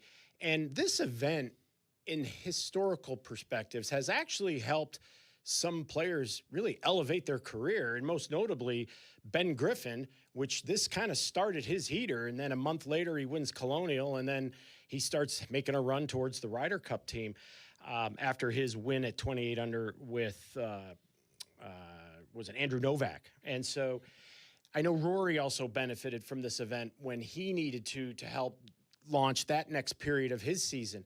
Who do you see as that potential person on a team? And it could it be Matthew Fitzpatrick's brother? Yeah, definitely. You look at Alex Fitzpatrick right now. He has full-time status on the DP World Tour. He won in India earlier this year. But winning this tournament gets you as many goodies as any other tournament would, right? You get 400 FedEx Cup points. I think each person gets something around $1.7 million. But most importantly, for the longevity of your career, you get a 2-year full-time exemption on the PGA Tour. And with the Fitzpatrick brothers sitting one stroke back at the lead right now with 36 holes to go, Alex Fitzpatrick is 2 days away from not needing to head back to the DP World Tour. He could stay here in the United States and compete against his brother every week if they can get the job done this weekend. So very exciting storyline for sure. No, I mean, one of our friends of the show, Nick Hardy, he won this event 100%. A couple years ago, and he got his exemption out of it. So, yeah, it certainly can help launch careers or at least, like, find your footing in a way as well. Jake Marsh with us here on the CDGA Golf Show. He's on the call for ESPN Plus and PGA Tour Live today. So, again, one of my favorite parts of this tournament, Jake, is how these pairings come to be. Some of them are obvious, right? Like in the past, we've seen Shane Lowry and Rory McIlroy. They're the best of friends. Alex Fitzpatrick and Matt Fitzpatrick, they're brothers. What's the best story you've heard about how some of these pairings have come to be?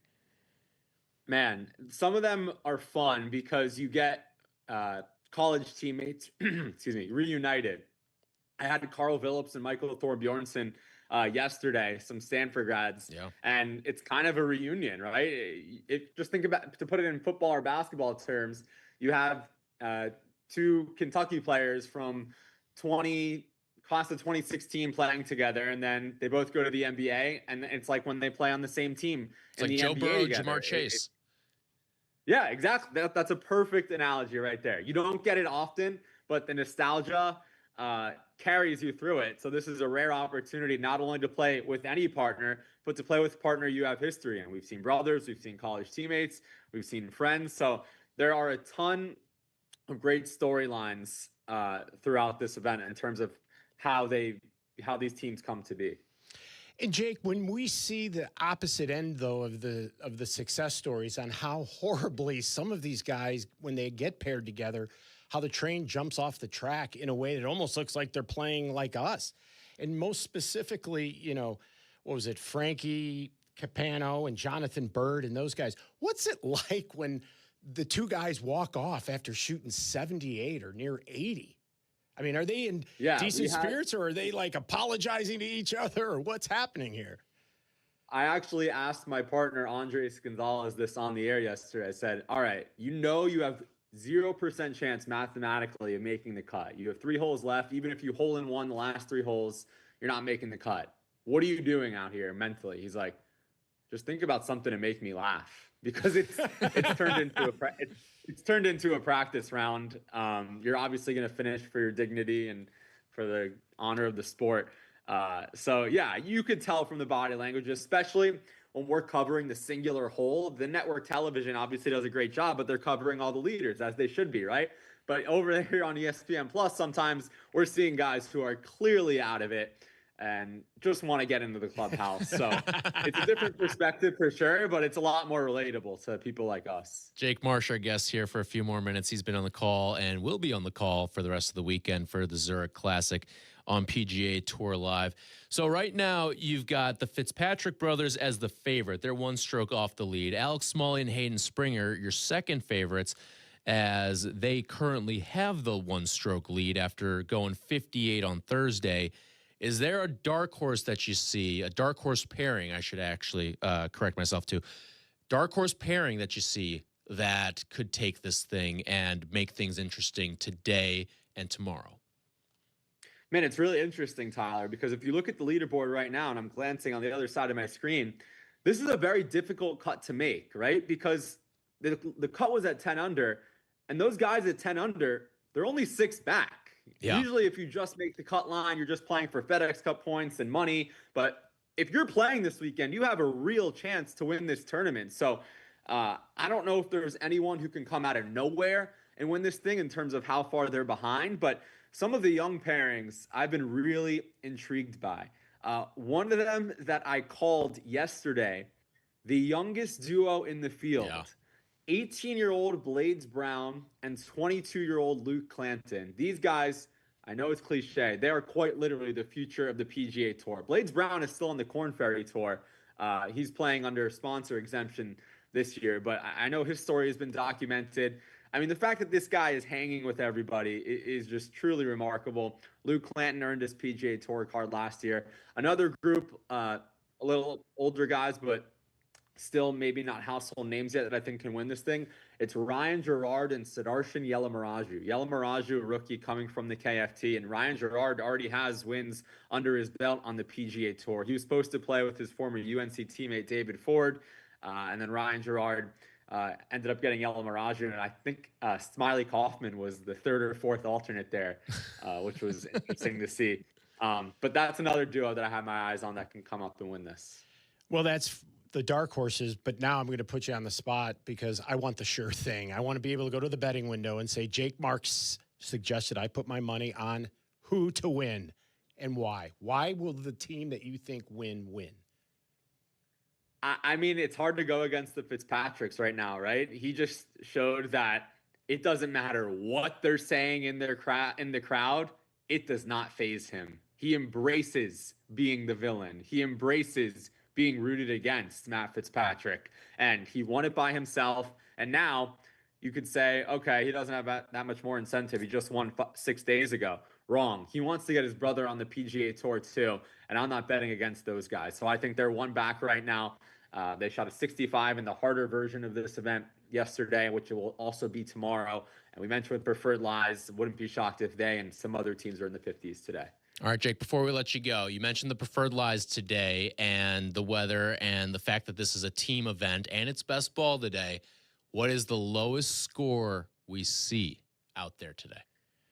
So we saw 58 with regular conditions on Thursday. I think 56 is out there. Shout out Joe DiMaggio's hitting streak. I think someone can get it done. So that's my bold take, but we'll see. I'd be really interested to see. How about a hole in one too? We haven't had one yet in this tournament. Yeah. Well, that's a key word, yet. Yeah, exactly. All right, Jake, appreciate you taking some time with us. Best of luck on the call, and we'll be watching. Thank you, guys. Appreciate you having me on, and enjoy the weekend. All right, that is Jake Marsh. And I played golf with Jake, actually, this past week, and thankfully he did not expose any of the happenings on the course because he saw a lot of balls hop into the water this past week. Oh, I'll bet. But the good news is you didn't get bit by any alligators. They probably taught you what not to do. Okay. Yep, exactly. He's a veteran of the Florida golf circuit down there. All right, when we come back, you had yourself a fun time out at Bettinardi. I want to hear about everything that took place out at the Bettinardi studios last week, including walking away with a brand new blade. So we'll talk about all of that when we come back here on the CDGA Golf Show. This segment's been brought to you by Tullamore Golf Resort.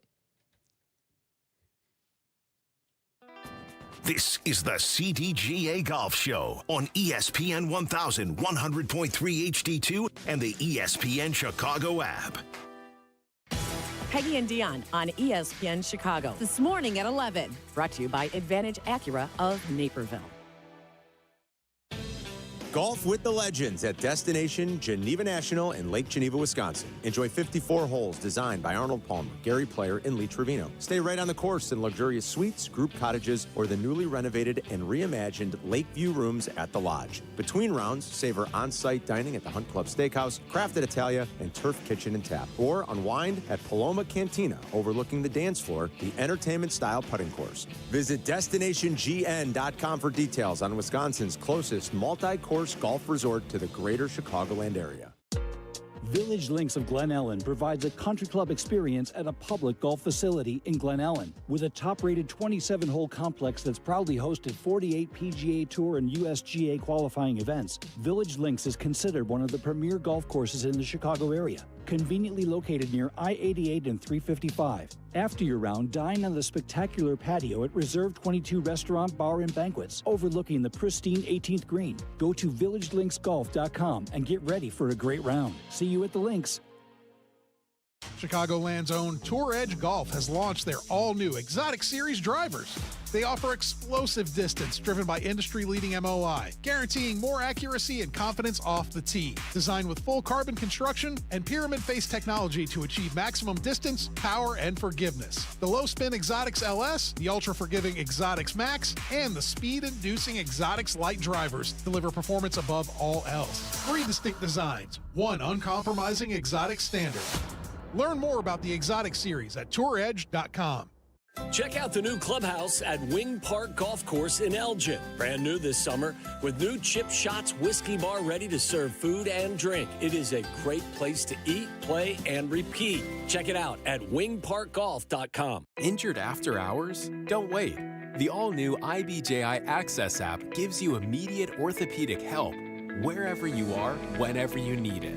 With just a few quick steps, you can chat directly with an IBJI clinician. Tell us what happened, and our clinical team will review your information and respond as soon as possible. It's fast, it's easy, and it's for new and existing patients. Download the IBJI Access app today. Just search IBJI in the App Store. Experience the best golf on the North Shore. Head over to Glenview Park Golf Club. Book your tee time 24/7 at golfglenview.com or call 847-724-0250. Golfglenview.com or 847-724-0250. Experience the best. Save big money on your next project when you shop at Menards. basements. Eliminate odors with Damp Rid moisture absorbers. They're perfect for basements, attics, closets, and more. Damp Rid moisture absorbers work to attract and trap excessive moisture to create noticeably cleaner, fresher air. Save big on all Damp Rid product today. Plus, visit Menards.com to check out our weekly flyer and find all the great deals happening this week. Save big money at Menards. This is the CDGA Golf Show on ESPN 1100.3 HD2 and the ESPN Chicago app.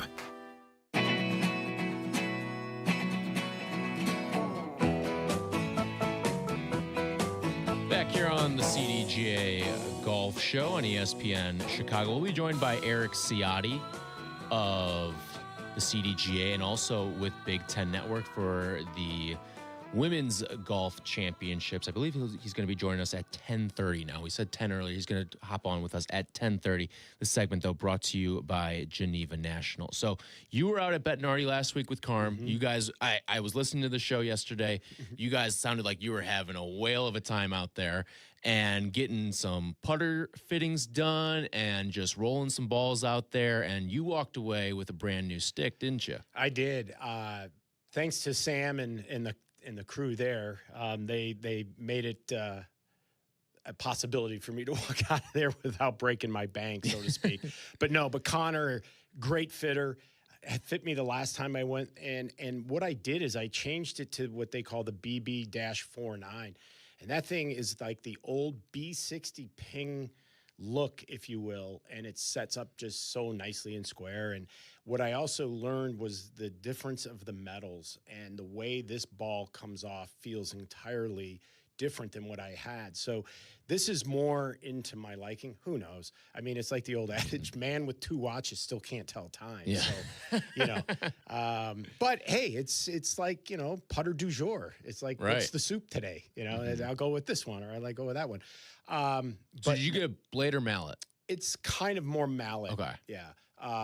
The blades, I just, no matter what I do, there's just too much twisting and whatnot. The mallet really helps me create that, straight back, straight through or motion. But yeah, Carmen, I think, would benefited the most out of any of us, because I think I heard him talking about it. It was interesting. He learned more about, again, his own stance, his approach, and where his eyes are, and all of that. So without even walking out with the putter, Carm walked out a better putter, whether he was going to putt with a rake or a Bettinardi $500 plus putter. But the team over there is so good. And what they do is they open your eyes literally to things that in real time, the eye just can't see. So when they super slow-mo your stroke and what you're doing to manipulate the blade, and you're not doing it consciously, you're just reacting as your subconscious naturally would when you're making an error, and it's just in a blink of an eye, it's self-adjusting. So they capture that. And I think the greatest thing that you walk away with, as weird as this is going to sound, is why you miss. Yeah. And while it may sound so rudimentary, it's so true. So you not only walk out with a great product, but these guys will get you set up, at least from, the technique, the stance, and all of that, to put you in the best position for success. And that's all you can ask for when you're on the putting green. Yep. All right, when we come back, we will discuss the new captain of the American Ryder Cup team. That's Jim Furyk, and what it means, and most notably, what's going to happen with Tiger Woods, too. And will he ever lead a Ryder Cup team for the United States? That's all coming up next. This segment's been brought to you by Geneva National. This is the CDGA Golf Show, presented by Glenview Park Golf Club, ESPN 1100.3 HD2, and the ESPN Chicago app. Fox Bend Golf Course, the gem of the western suburbs. Voted a 5-star course by Chicagoland Golf Magazine. Come to Oswego Land, only 45 minutes from downtown, and play some of the most superb green complexes in the area. All skill levels are welcome to play this 6,900-yard par 72 course. Fox Bend Golf Course has hosted 3 Illinois Open championships, and this year they will host the 2026 Chicago Adaptive Open. Book a tee time today at foxbendgolfcourse.com. Need a mulligan in your current banking relationship? Tee it high and let it fly with Republic Bank of Chicago's business banking solutions. Driving Chicago business for more than 60 years. Republic Bank of Chicago, banking beyond expectations. Play golf in Elgin. Check out the Golf Elgin app and book a tee time at Bowes Creek Country Club or the Highlands of Elgin. Bowes Creek Country Club offers the finest playing conditions and has tournaments open to the public. Experience Bowes Creek. BowesCreekCC.com. This is ESPN Chicago, WNVP, WTBC, HD2 Chicago, a Good Karma Brands radio station. As parents, we have a million things running through our minds. Playdates, checkups, groceries, laundry, diapers, work, carpool schedules, picture day, swim team, did we mention diapers, birthday parties, meal prep, lost permission slips, dentist appointments, and the dog that still needs to be walked. So it's easy to make a mistake. Oh, I forgot birthday candles. Sit tight, hon, I'll be right back. We say we'd never put our kids in danger by leaving them in the car alone. Oh, wait, since when are candles not on the baking aisle? But never happens. And temperatures as low as 60 degrees can be deadly for children left behind. So always bring them with you, and every time you park the car, stop, look, lock. Brought to you by NHTSA and the Ad Council. This is the CDGA Golf Show on ESPN 1100.3 HD2 and the ESPN Chicago app.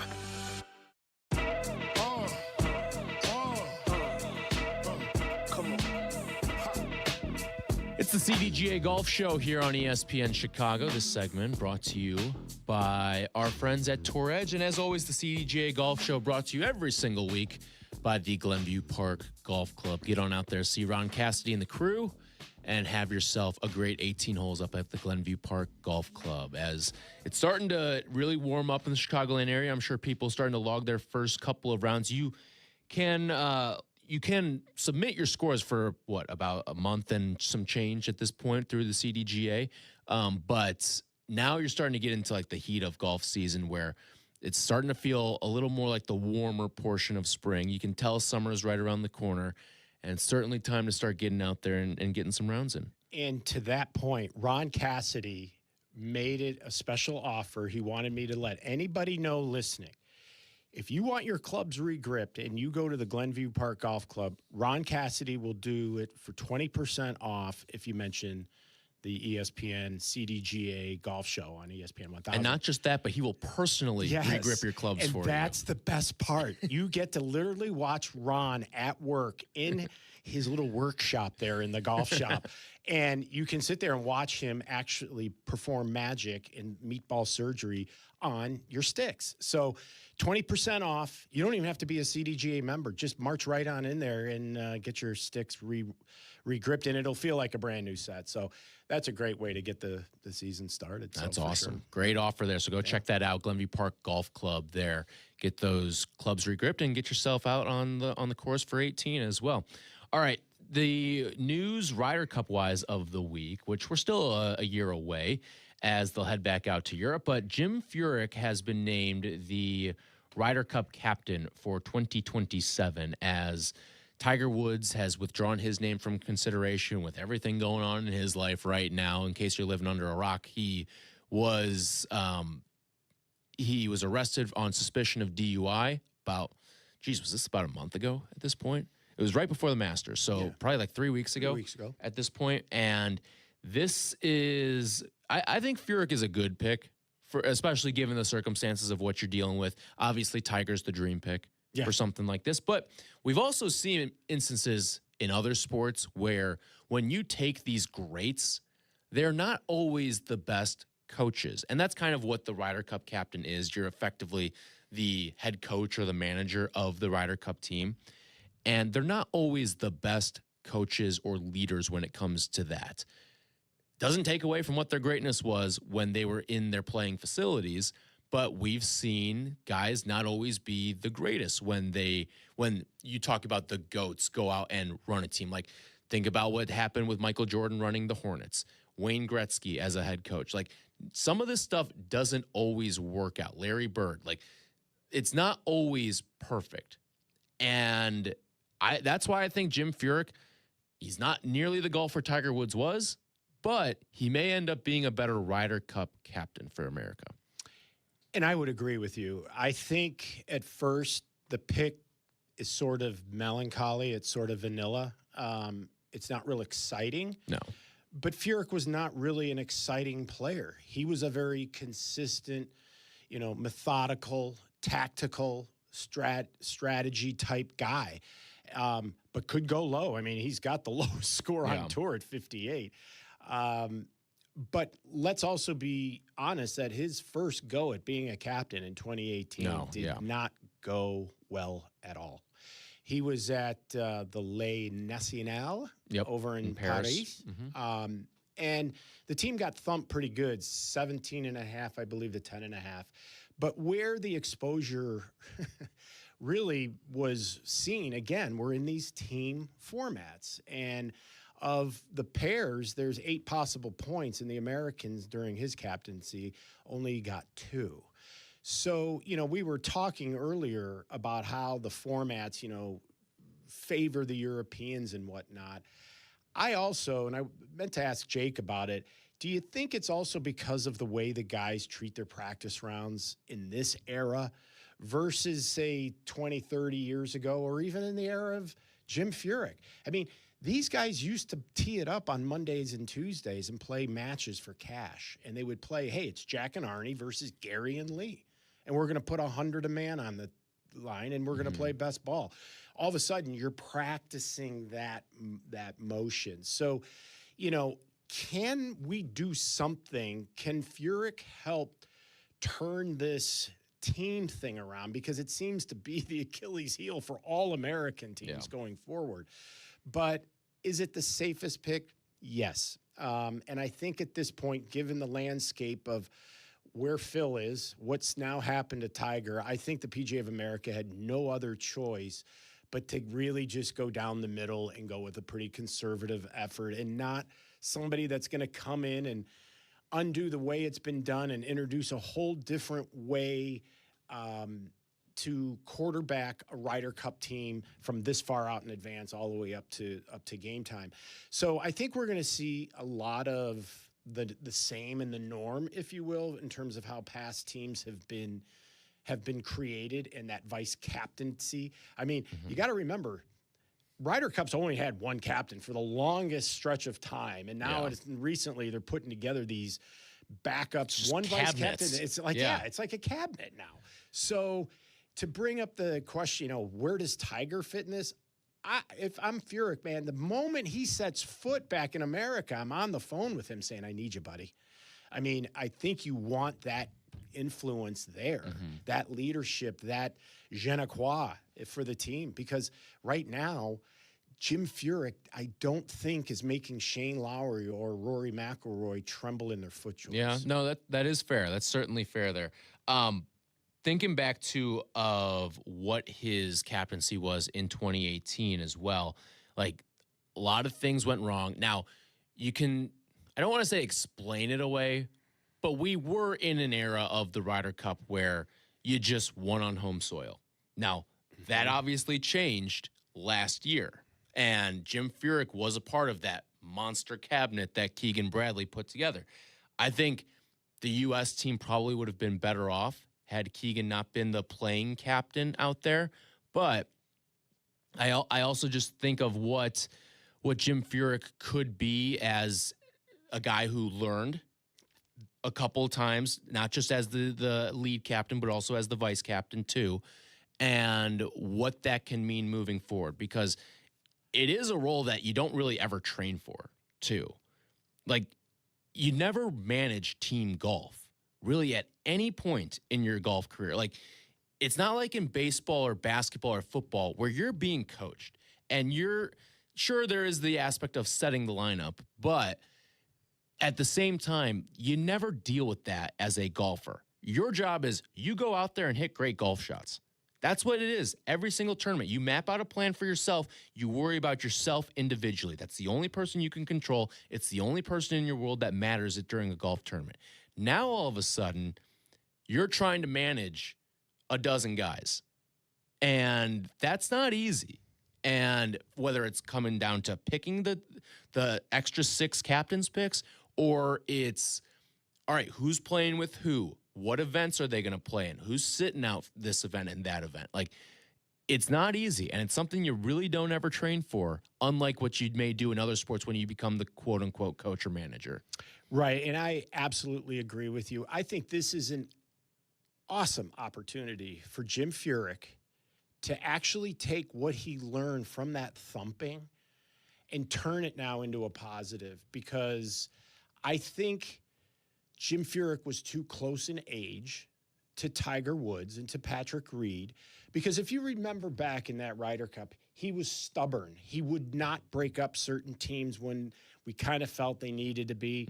And you know, he just thought that, you know, Woods in that pairing with Patrick Reed would have just been unstoppable, but they lost every time they played. And so I think he learned a lot from that perspective of how to set lineups. But I think what's going to be more freeing for him and his captaincy is the fact that he doesn't have a Phil or a Tiger aura that he has to kind of acquiesce to. Right. These are going to be guys that, in certain ways, yeah, they know him, but they don't really know him. And I think that's going to be good, because now he can just put the best team out there without having to deal with egos and feeling like I got to do this because it's Tiger.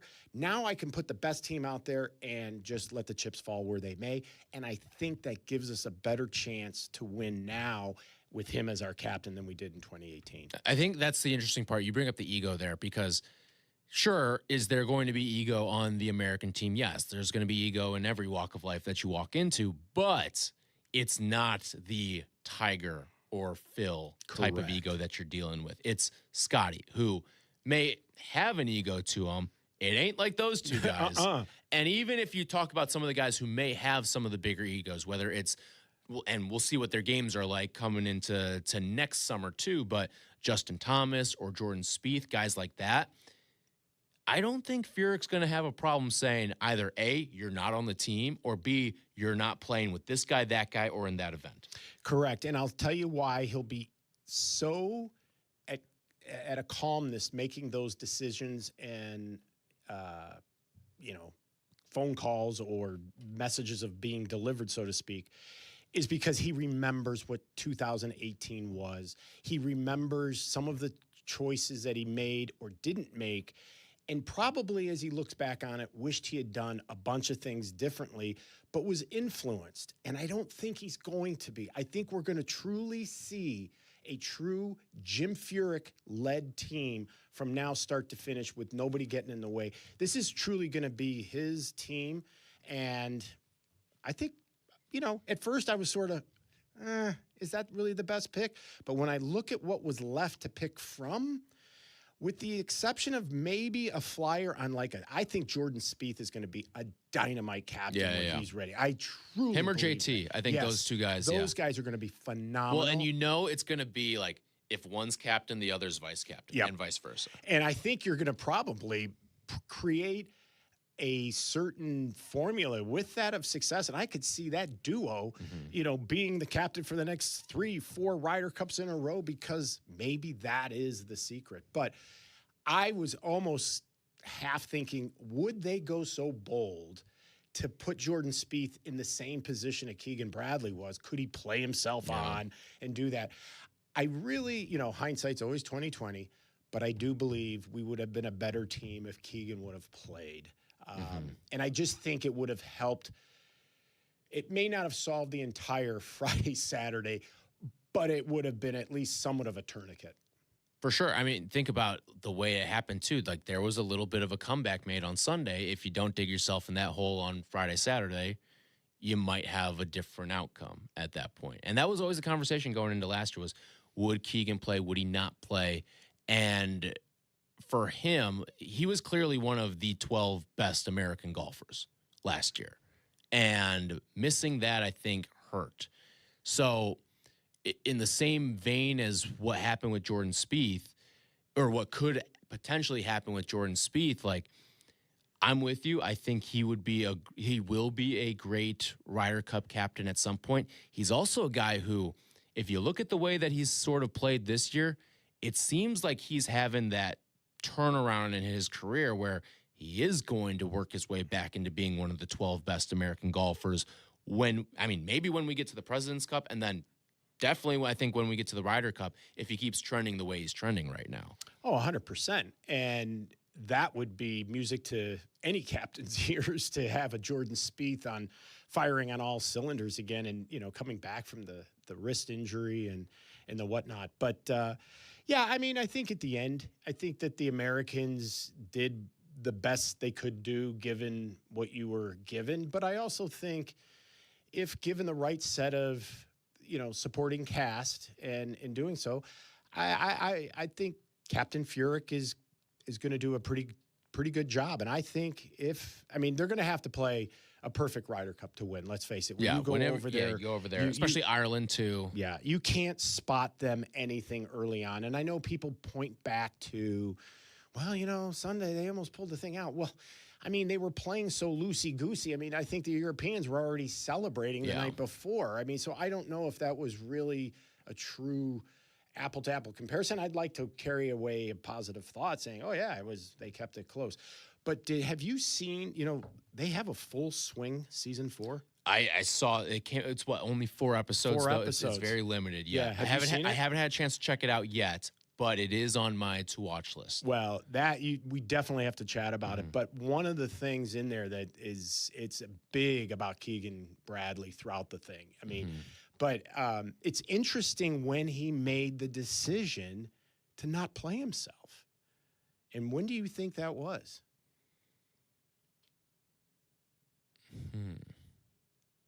I think it's either going to be very early or very late in the process. So I'll go when he was named captain. He made that decision internally. No. He was going to pick himself until the Tour Championship. Really? And he saw the guys that he needed to step up and play well. And he said, it's them now. It's not me. So he made that sacrifice at Eastlake. And as you watch this, you tend to really start to like Keegan Bradley even more now. And you almost want to say, third time could be a charm, but you also don't want to put him into that. And he gets pretty raw about his emotions and how this has affected him going forward. So I'm interested for you to watch it. And for any of those, it just came out. It's on Netflix, and there are 4 episodes. It's a different approach, if you will. It's more major eccentric, if you will. But then with the major being the Ryder Cup at the end. Yeah. But it's well done.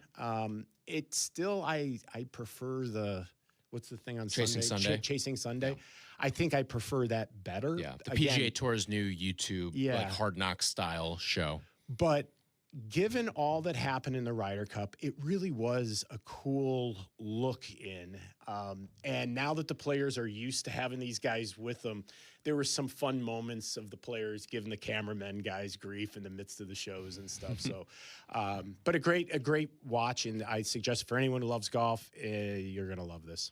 Real quick, before we hit the break, is there anyone who you would have liked to have seen considered or think maybe would have been just as good, maybe if not even better than Jim Furyk, among guys who wouldn't be playing or I should say potential playing captains?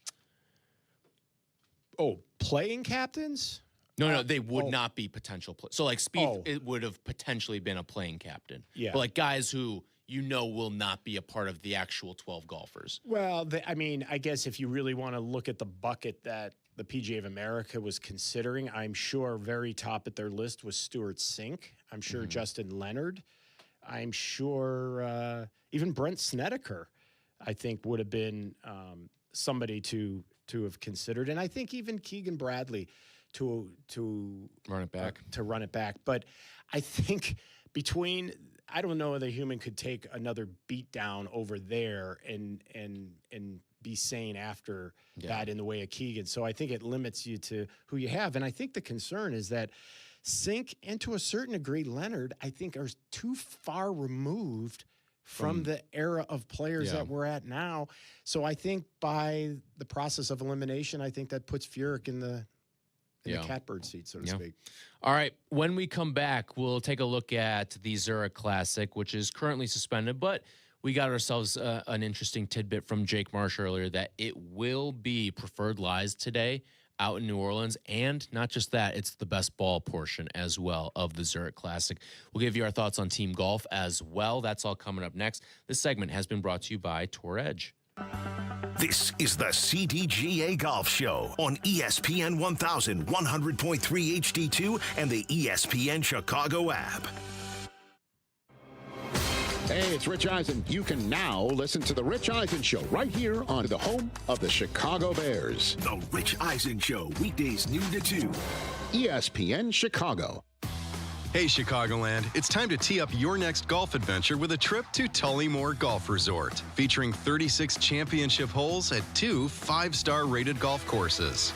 Spend more time on the course and less time in the car. Tullymore is just a quick 3.5-hour drive from the city. Enjoy an up-north golf experience without the drive at Tullymore Golf Resort. Experience a Michigan masterpiece. Start your trip with just a click at tullymoregolf.com. That's tullymoregolf.com.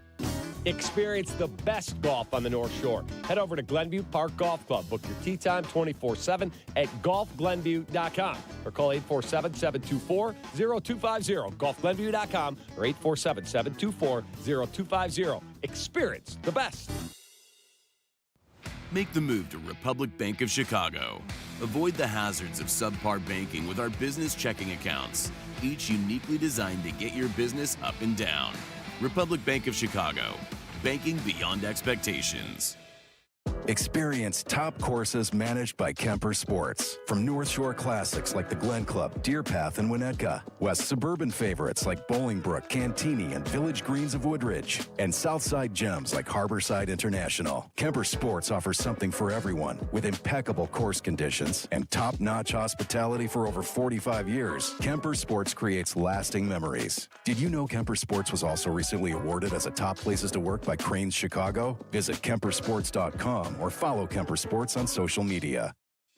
Golfers, go north to Wisconsin and experience the Club at Lac La Belle, voted a top 10 most fun golf course in the country by Golf Digest. The Club at Lac La Belle is now accepting tee times. Take advantage of same-day replay rates. The Club at Lac La Belle is at the heart of the Wisconsin Golf Trail, featuring a majestic, redesigned course and beautiful clubhouse. Schedule your tee time now at theclubatlaclabelle.com. A historic past meets a vibrant future. Go to theclubatlaclabelle.com to start your journey. Come to Cog Hill Golf and Country Club and experience truly legendary golf. Since 1927, Cog Hill has been the mecca for public golf in the Midwest. In addition to Dub's Dread, ranked the #1 course you can play in Illinois by Golf Digest, Cog Hill offers 3 other beautiful 18-hole layouts with price points for all types of golfers. Visit their state-of-the-art practice facility with top tracer technology on 42 driving range bays. Plus, they have 2 golf shops, a new club fitting room, and beautiful clubhouse and reception area. They serve great food, too. Visit coghillgolf.com.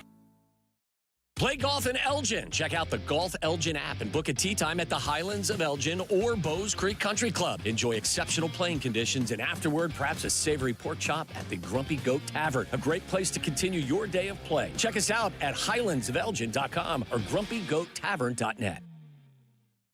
Tour Edge presents the all-new Exotic Series irons, MB, CB, and Max. Built for total performance for every player. Each design reflects the quality, craftsmanship, and technical obsession that's defined Tour Edge from the start. Learn more about the Exotic Series at touredge.com. This is the CDGA Golf Show on ESPN 1000, 100.3 HD2, and the ESPN Chicago app.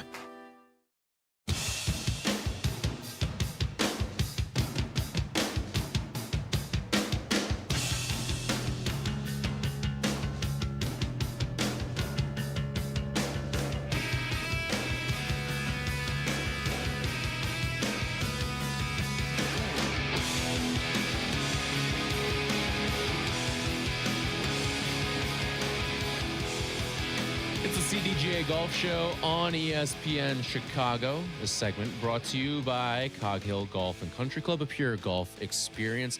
We'll be joined by Eric Ciotti from the CDGA, also doubling with the Big Ten Network for the Women's Golf Big Ten Championships. He'll be joining us at 10:35 this morning. If you want to join us, 312-332-3776. Just want to do some quick hitting things across the PGA Tour because it was an interesting week. Nothing like groundbreaking or earth-shattering this week. Maybe one like quasi thing in that regard. But I'll start with the leaderboard right now at the Zurich Classic. Again, play is just getting back underway as they were suspended earlier today because of weather. But your leader right now, Alex Smalley and Hayden Springer, that pairing is 16 under. Again, this is a team event this week. Then you've got a group of teams currently one stroke off the lead at 15 under, including Matt Fitzpatrick and his brother Alex Fitzpatrick. And then of local note as well, Doug Gim and Jeffrey Kang, they are 14 under, so 2 strokes off the lead. And then Nick Hardy and Davis Riley are 11 under. They're set to tee off in about half an hour from now. They are 5 strokes off the lead right now. So, again, this is a huge tournament for some of these guys because you get your tour status exemption for a couple of years. So if someone like Doug Gim and Jeffrey Kang can mount a little bit of a comeback here, and again, only 2 strokes off the lead. I thought Jake said something interesting. The difference between making the cut and the leaders right now is 6 strokes. And when you've got the conditions set up the way that they are today, where you are playing with preferred lies, you could have someone go out there and go 57 today. And if you go 57 and you're only chasing 6 strokes, if you're all the way at the back of the bus, then you could be looking at yourself as maybe even being in a comfortable lead. But if anyone goes out there and shoots 64, 65 today, you're probably dead. Yeah. And yeah, it's going to be an interesting day. And it really gives us a lot of reason to really tune in because you could see a lot of fireworks for one. But number 2, we have a local guy, Doug Gim. Could this be the event that he uses to finally break through once and for all? Because it just seems like Dougie has been on the precipice so many times. So I'll be rooting for him in a big, big way over the next 2 days. But I'm really intrigued by this Matthew Fitzpatrick and brother combination because, I mean, it's been fun to get to know Matthew over the years and his family, and he's been going to Hilton Head, and you by the osmosis get to know his brother because he was on the bag with him when he won the amateur, and so he's had his own career, but not quite to the extent of his brother. And I think as being an older brother, you couldn't think of a better thing to be able to do for your brother than to help him earn his tour car. I think it's cool. It's a cool story. It really is. I mean, and if you're the mom and dad of those two, you've got to be just beaming with pride and just hoping for the best today. And so just for the Fitzpatrick family, I'm a big fan this weekend. Yeah, absolutely. And you know, the interesting thing with Doug Gim too, what have we always said about Doug? Every single week he's playing. Always. If he gets his tour card, let's say he gets the 2-year exemption, he can probably dial back a little bit, and that probably helps his game, especially when you get into like July. Right. Where you've been grinding week in and week out, and when you're not playing in events, you're playing on a different tour or something like that, and you just never have a weekend off, and he's just one of the grinders of the tour. And if he could somehow get that exemption, just have that comfort, it may help his game overall, and he'll just perform better at the events that he shows up to, and that'll help you extend your career and build yourself some longevity and probably work your way up a lot of leaderboards as well, including the FedEx Cup standings. 100%. I think, yeah, it helps him in a litany of ways. Number one, it tells him that he belongs there. He can win. He can get it across the finish line. There's no doubt about that.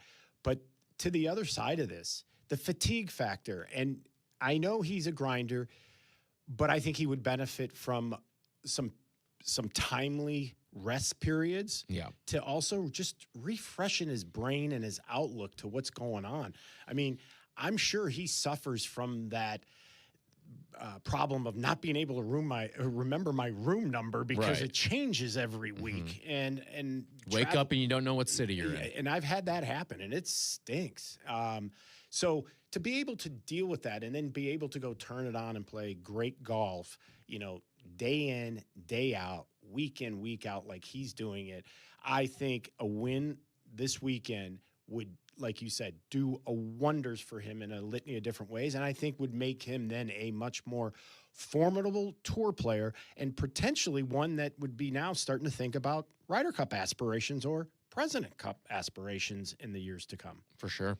One of the other big things from the week is that the PGA Tour is replacing Hawaii, which is something that we always kind of saw coming.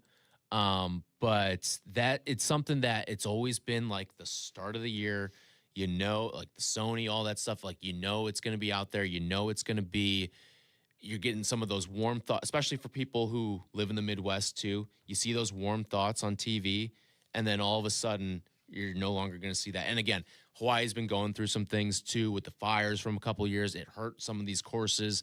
They've been going through their own, repairing process and healing process down there to get just the land and the infrastructure back up and running. But it does suck to see some of this go away from the tour. 100%. And I think you're starting to see the removal of certain traditions. And I don't know if it makes the tour stronger or just less memorable, if you will. So, maybe the issue isn't just where the tour is going next. It's almost an issue of what does the tour ultimately want to be, and is it going to be more, more efficient or more iconic? And, I know Hawaii, for example, is expensive to do business there, and to produce those events over there is just It's one thing to go to the left coast. It's one thing to go to Hawaii. It is it's just so exponentially more expensive to produce an event over there. And as such, the PGA Tour had been supporting the purse over there because of it making it a signature event to draw the people over there. But the sponsor was not willing to take on the rest of the purse. So that Hawaii circuit was being somewhat subsidized by the PGA Tour so they could continue to go to Hawaii. But unfortunately, we will no longer see the beautiful pictures in January. And I guess that leaves us to ask the question, where and when will the 2027 season start? I think you definitely go California. I like having your just eastward migration of the PGA Tour. But if you're not starting in Hawaii, you don't necessarily have to just gradually work your way east. So I wonder if they start it down in Florida. Yeah, I mean, even though it's already a big part of the slate, I wonder if they shuffle that up and moves. Obviously, you're not moving like the players, but maybe you move some of the other stuff. I think what we're going to see is a later start, and it might even be close to February. And you know what that is? You know what that is? That's Brian Rolapp putting his football hat on right there. That's exactly what he knows. You cannot compete with the Shield. So let's not even bother trying. So, does that then open up the opportunity for LIV and some of these other tours and doing other things off season? Because otherwise, what we could be looking at, it was like the old days. We could be really looking at some substantial off-season time, which I think is what Brian's after. Less is more kind of a thing. But I think you're still going to have to work west to east on certain levels. But I do know that they want to give the Pebble Beaches of the world the opportunity to showcase themselves really in the way that they should be seen and played versus in early, March or late February type of thing. So, I think we're in for some pretty interesting next few months in terms of what will come out of Ponte Vedra. But it was sad. I was very, very down on the fact that we're now just lopping off the 50th state, saying you don't exist anymore in the golf ecosystem, because Hawaii's been a great, great state for the PGA Tour, and it's. I hope that we are able to get back there. You'll never see a major championship go to Hawaii, obviously, but I do think the PGA Tour should somehow, some way, whether it's a skins game or something, keep Hawaii relevant in the eyes of PGA Tour fans. Yep. All right, when we come back, we'll be joined by Eric Ciotti from the CDGA and the Big Ten Network. He's going to be on the call for the Women's Big Ten Championship, and it's being played this time around in California. How is that changing up the landscape of college golf? All that and more with Eric coming up next. This segment's been brought to you by Cog Hill. This is the CDGA Golf Show on ESPN 1100.3 HD2 and the ESPN Chicago app. Sometimes the conversation can get away from the team on ESPN Chicago's Cap and J Hood Show. Fortunately, there's always room for a sidebar. Just a quick sidebar, may I approach? Sidebars on the Cap and J Hood Show are presented by Hankin Law. In 1958, few imagined a young Joliet native and Air Force veteran like Brent Wadsworth would pioneer the nation's leader in world-class golf construction. Wadsworth Golf Construction was founded on his vision of leading with integrity, service, and quality, with over 1,000 golf courses built or renovated, including 110 in Illinois. Wadsworth Golf has left an indelible mark. Yet it's more than just construction. Wadsworth's philanthropy, embodied by Wadsworth Golf Charities Foundation, has donated over $12 million to nonprofits using golf to uplift children, veterans, and the underprivileged. Projects like Youth Links at Cantini, CDGA Sunshine Course, and newly renovated Canal Shores in Evanston have benefited. Wadsworth Golf proudly supports the CDGA and looks ahead to further collaboration in enhancing the golfing community. Explore their projects and foundation at wadsworthgolf.com. Play their gear, dress the part, and shop like the pros at the PGA Tour Superstore. Now's the time to upgrade your game with new apparel and footwear to keep you looking fresh, and the hottest clubs from all your favorite brands. Plus, dial in your game with the latest technology like rangefinders and launch monitors. Shop with the pros at one of PGA Tour Superstore's 5 Chicagoland locations: Downers Grove, Schaumburg, Orland Park, Vernon Hills, and Lincoln Park. Break away to Kohler, just 2 hours north of Chicago, host of 6 majors and the Ryder Cup. Play 72 holes of championship golf at Whistling Straits and Black Wolf Run and the Baths, a 10-hole par 3. Experience the Kohler Waters Spa and explore hundreds of acres of outdoors. 2026 golf packages with 2 to 5 night accommodations are available to book now. Book early for best rates and availability. Call 855-718-3588 and reserve your custom stay today. With Republic Bank of Chicago, you don't have to scramble to keep your business growing. Our commercial lending options will move your business from tee to green every time. Republic Bank of Chicago, banking beyond expectations. Village Links of Glen Ellen provides a country club experience at a public golf facility in Glen Ellen. With a top-rated 27-hole complex that's proudly hosted 48 PGA Tour and USGA qualifying events, Village Links is considered one of the premier golf courses in the Chicago area. Conveniently located near I-88 and 355. After your round, dine on the spectacular patio at Reserve 22 Restaurant, Bar, and Banquets, overlooking the pristine 18th green. Go to villagelinksgolf.com and get ready for a great round. See you at the links. Hey, Chicago golfers, experience pure golfing enjoyment at Fox Bend Golf Course. Fox Bend Golf Course offers playing conditions and the amenities of a traditional private club, but is open to the public and just 45 minutes from downtown. Visit foxbendgolfcourse.com. This is the CDGA Golf Show on ESPN 1100.3 HD2 and the ESPN Chicago app.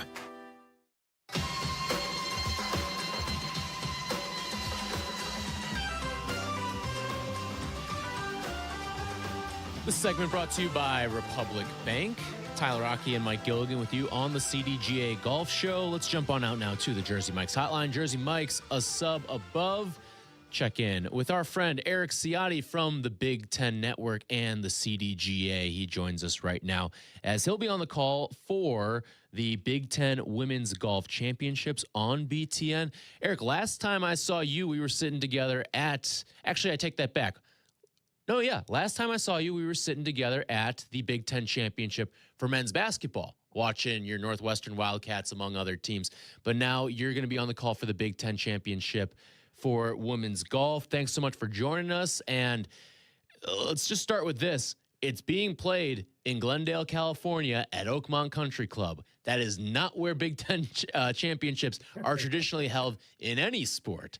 But this is just the new era of college sports now where we've seen Big Ten expansion really show itself. And I think the sport it's probably most beneficial in is California.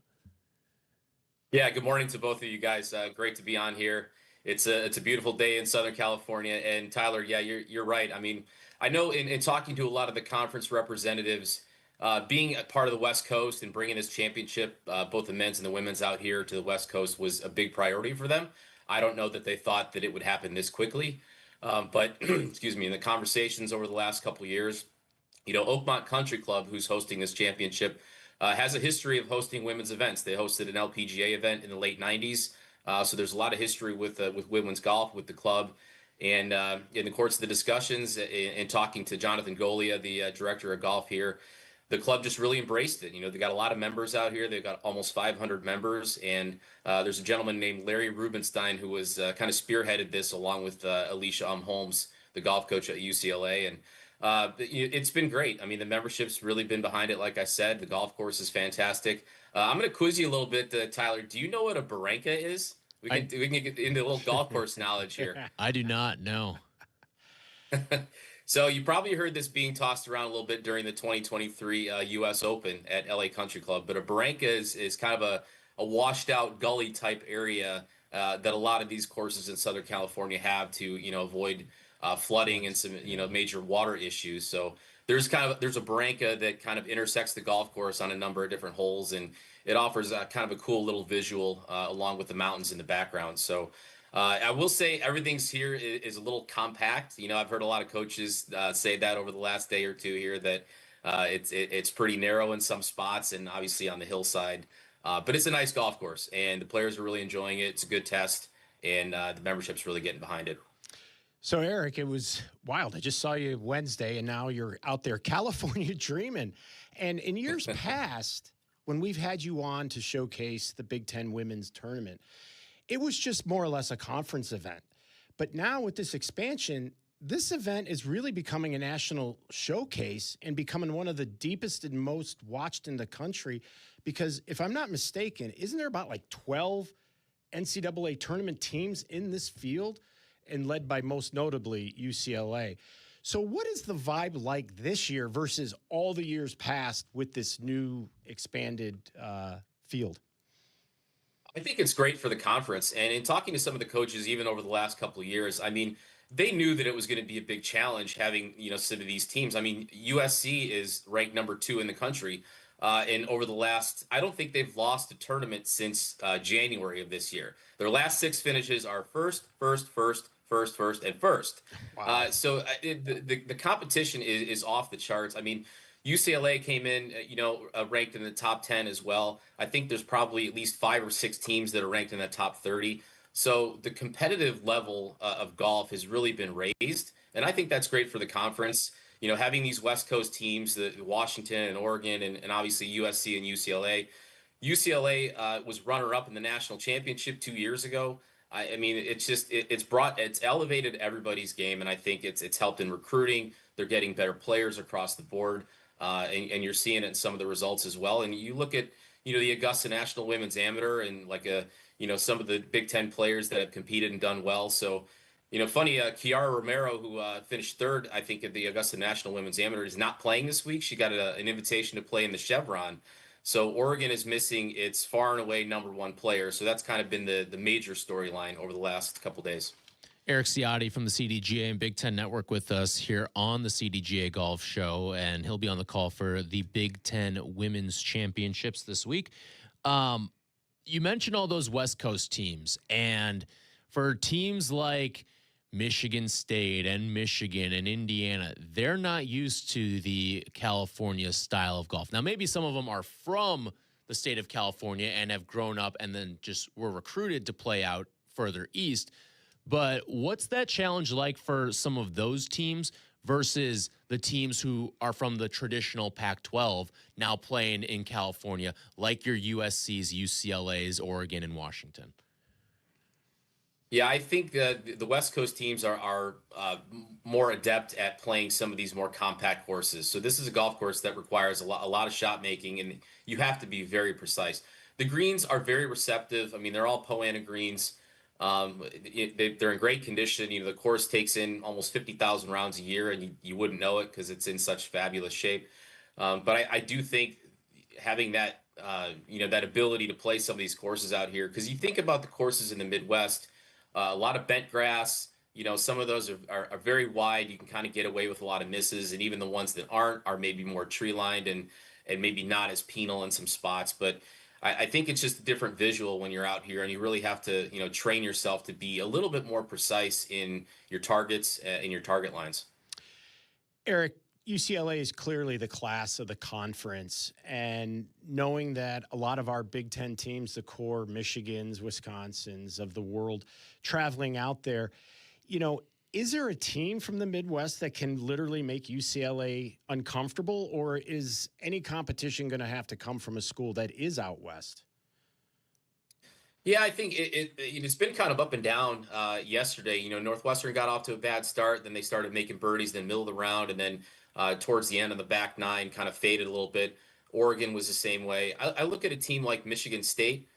Michigan State's got a history of winning a few of these over the last 5 or 6 years. And maybe in Illinois, Illinois's got, some more experienced players. Anna Ritter is 5 under par. She's leading the golf tournament so far. So I think, if you look at from the experience standpoint, I would look to an Illinois or a Michigan State if you're looking for a team that's maybe a Midwest team to come up and challenge a USC. In Oregon, UCLA did not play well yesterday. They struggled mightily, so they're going to have a big round today if they want to climb back into this. Eric Ciotti with us here. He's on the call for the Big Ten Network for the Big Ten Women's Conference Championship for the Big Ten this week. So USC currently the leader at 3 under. They've got a 5-stroke lead over the next pairing of teams in Illinois and Ohio State. Is it kind of just USC's thing to lose at this point, or is just the nature of team golf that you can see a world where an Illinois, Ohio State, Penn State, Purdue can maybe catch them? I mean, USC is extremely talented, but this is not a golf course that I feel like anybody's going to run away with it. So I could see if you have 2 or 3 players playing well and can really elevate your team, I think it could be pretty close. I don't expect. In the individual side, I expect it to be extremely close, and you might even have a player from a team that's not even in contention contending for that individual title. So, Eric, how can people tune into this thing and watch it over the weekend? And who is your pick to finally take the crown? So we will be live on the Big Ten Network on Sunday from 2:30 Central to about 5:30. Tee time start. I think the final tee time on tomorrow is maybe around 10:20, 10:30. So we will be on live covering the last 9 holes and hopefully have the ability to do the award ceremony and show an awesome finish. My pick, I would say, I do think USC is going to continue to play well. They're on a different level. They've got 4 players that are ranked in the top 25 in the nation right now, and they're playing so well top to bottom. That could be a scenario like what we've seen with the men over the last few years, where Illinois has had some of these monster wins on the men's side. So I think they're going to be in pretty good shape. But I could easily see Oregon, climbing back up and shooting 6 or 8 under today and making it interesting tomorrow. All right, Eric, before we let you go, do you think your fellow Northwestern Wildcat, Matthew Fitzpatrick, closes things out at the Zurich, currently with his brother, a 1-stroke deficit? I mean, Matt Fitzpatrick is arguably, he gets on heaters like a Bobby McIntyre, some of these other guys. Yeah. And it's funny, I know you guys have been talking a little bit about the Ryder Cup. Just when we thought we were done with the Lee Westwoods and the Tyrrell Hattons and the Garcias of the world, here comes Bobby McIntyre and Matt Fitzpatrick and Sepp Straka. I mean, it's just like, and Ludwig Oberg. I mean, it's just going to be very interesting. But I think, Matt certainly as hot as he's ever been. And, I think he and Alex were on Full Swing a season or 2 ago. And it was interesting to see those guys, and how they work together and communicate. So, good for them. Love to see brothers do well. And, Eric, what's your quick thought on Jim Furyk as captain? I've had a lot of time to kind of digest this, and I really am interested to see what kind of stance Jim Furyk takes with his team. Are we going to go with the whole us against the world mentality? Nobody thinks that we can win. Or is he going to come up with some other strategy? A lot of it's going to be dependent on the players of the team, of course. But it just doesn't seem like we have those stone cold killers like the European side does. So we're going to have to find some guys that take their game to the next level. Because, Ben Griffin and some of these, and JJ Spawn and some of these other guys are a nice story. They've done very well. But who's the next wave of guys that are going to play consistently well and be guys that we can count on? I'm sure he's a very interested spectator, and he may even be involved in the President's Cup as well. But, we get the opportunity to have these same guys playing these team events every year. So, I know, the European side, it's kind of once every 2 years, and they really gear up for it. So I want to see what these guys bring to the table at Medina and find some dudes, as we like to say, and really you see where we can go with this as we lead up to 2028. Awesome. Eric, thanks so much for joining us this morning. Have a great call, and we'll be watching, all right? All right, appreciate you guys having me on. Safe travels home. That is Eric Ciotti from the CDGA and also with the Big Ten Network. He's on the call this weekend for the Big Ten Women's Golf Championships. All right, when we come back, we will wrap the show up and go around the CDGA, tell you what's taking place as the events are starting to get going now. Yeah. It's going to be exciting, so all that's coming up next. The segment's been brought to you by Republic Bank. This is the CDGA Golf Show on ESPN 1100.3 HD2 and the ESPN Chicago app. The Cap and J Hood podcast is available on the ESPN Chicago app and wherever you like to pod. Presented by Republic Bank. Or listen live to Cap and J Hood on the app as well. Weekday morning 6 to 9, ESPN Chicago. When pain holds you back, you deserve expert care you can trust. At Illinois Bone and Joint Institute, our orthopedic specialists help people get back to moving comfortably. Whether you're dealing with joint pain, a sports injury, or an everyday ache that just won't go away. From diagnosis and treatment to physical therapy and recovery, IBJI offers comprehensive orthopedic care, all under one roof and close to home. Visit IBJI.com for more information. Come to Cog Hill Golf and Country Club and experience truly legendary golf. Since 1927, Cog Hill has been the mecca for public golf in the Midwest. In addition to Dub's Dread, ranked the #1 course you can play in Illinois by Golf Digest, Cog Hill offers 3 other beautiful 18-hole layouts with price points for all types of golfers. Visit their state-of-the-art practice facility with top tracer technology on 42 driving range bays. Plus, they have 2 golf shops, a new club fitting room, and beautiful clubhouse and reception area. They serve great food, too. Visit coghillgolf.com.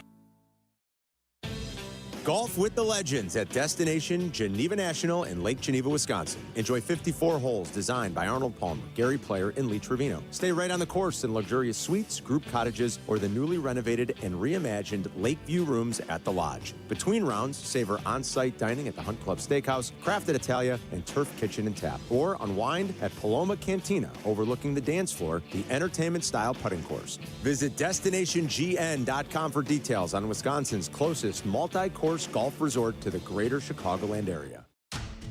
Chicagoland's own Tour Edge Golf introduces the all-new Exotics Iron lineup. Precision built for every player type and every scoring situation. The Exotics MB is a true muscle back, delivering ultimate shot control and a pure forged feel preferred by elite ball strikers. The Exotics CD blends a classic forged feel with modern forgiveness and consistent distance control. The Exotics Max delivers explosive distance with high MOI stability and effortless launch. 3 distinct iron designs, delivering performance above all else. Learn more about the new Exotics series at touredge.com. As a proud CDGA member club with a diverse collection of holes built around a stone quarry, the Highlands of Elgin is a premier destination with awesome vistas. The Highlands of Elgin will be host of the CDGA Scramble Qualifier Monday, August 10th. Visit highlandsofelgin.com. Hey, Chicagoland, want to experience the best golf on the North Shore, head over to Glenview Park Golf Club to enjoy superior golf course conditions, a challenging layout, and superior service. Conveniently located and easy to get to, Glenview Park is in the heart of Glenview. Book your tee time 24/7 at golfglenview.com or call 847-724-0250. Golfglenview.com or 847-724-0250. Experience the best. Save big money in outdoor storage when you shop at Menards. Suncast sheds have the storage space you need for any backyard. Whether you're protecting bikes and toys or sorting yard tools, Suncast's selection of durable, low-maintenance outdoor sheds come in a variety of styles and sizes to fit your needs. Pick up an in-stock Suncast storage shed today and check out our weekly flyer on Menards.com for all our great deals happening now. Save big money at Menards. This is the CDGA Golf Show on ESPN 1100.3 HD2 and the ESPN Chicago app. Thanks to Aiden O'Connor and Jake Littman for producing today's show. This segment is being brought to you by our friends at PGA Tour Superstore. And every single week around this time of the show, we go around the CDGA. Mike, what do we have fired up for this week and beyond?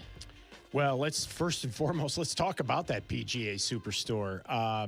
They just had a grand opening, the Downers Grove store off of 22nd Street there. And the comments I heard from those who went in there, because we were broadcasting just down the street at Bettinardi, so I suggested to folks, come here and then go down there and check it out. Apparently, it is absolutely amazing. So I can't wait to stop by. But if you haven't, everybody tells me it's really looking cool. They've got new simulators, bays, different things. It's quite an experience. If you want a good golf experience this week, you could do a couple of things. Go up to Glenview Park early in the week and get your clubs regripped by Ron Cassidy himself personally, and mention the CDGA Golf Show on ESPN 1000, and you'll get 20% off. And that's a huge discount on regripping. And you're going to get it done by the master himself, Ron Cassidy. There is no better craftsman when it comes to manufacturing golf equipment. Now, to ask him to go play golf, that's a whole nother story. But to have him work on your clubs, he does nothing but first-class job. So go there. And then anytime Monday through Thursday, CDGA members for $139.95, you get lunch, a sleeve of balls, and a twosome with cart. And that is a great deal. You're going to play a great golf course in Glenview Park with all of the accoutrements that come along with it. Lou Ramadani out in the western suburbs at Fox Bend is offering $90 to any CDGA member Monday to Friday all season long. One of the best twosome rates with cart. And Fox Bend just got some new buggies. Nice. And they are sweet. So get on out there. They've hosted 3 Illinois Opens, and it is a fun golf course to play. For those home site for the Adaptive Open as well. Yeah. Oh, yeah. No, that's exactly right. It'll be our 3rd year out there. So that'll be June 12th, 13th, and 14th. Dan Hodgkin and the Palatine Hills crew.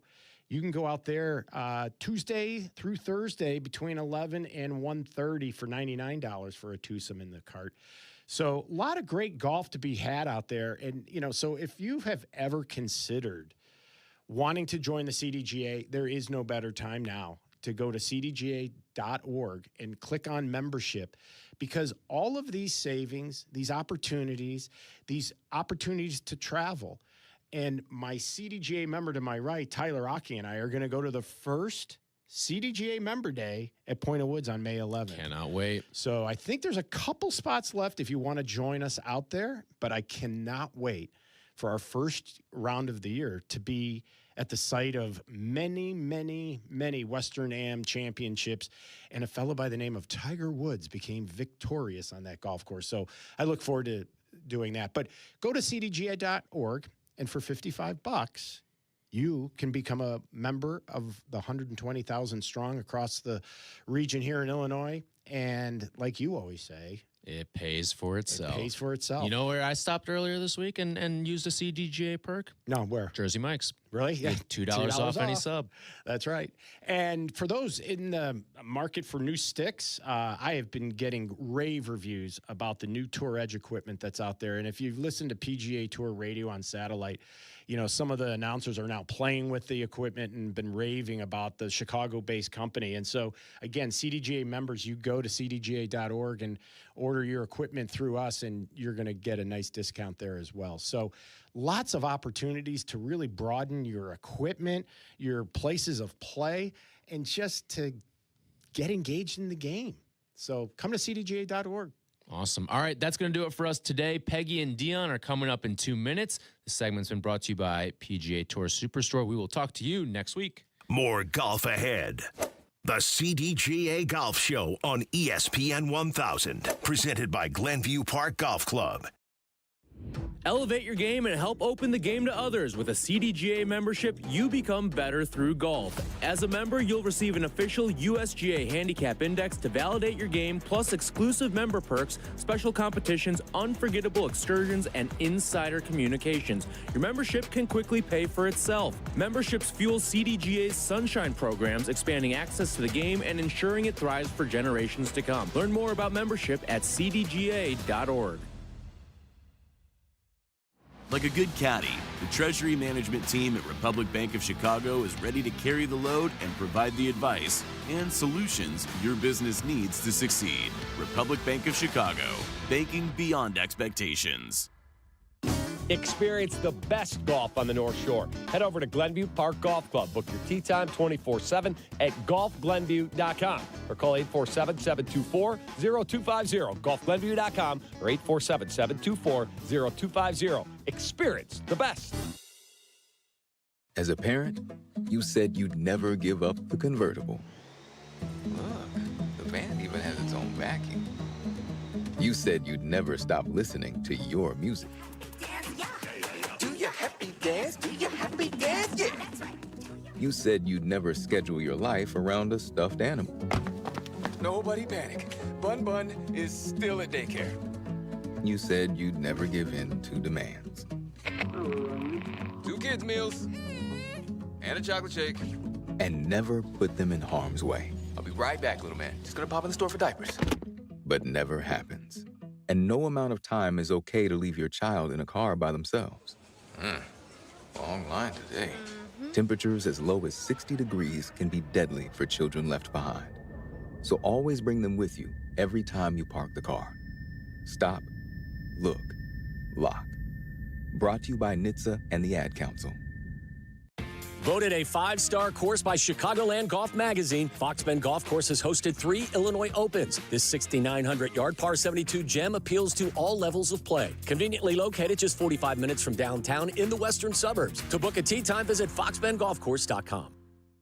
This is ESPN Chicago, WNVP, WTBC, HD2 Chicago, a Good Karma Brands radio station.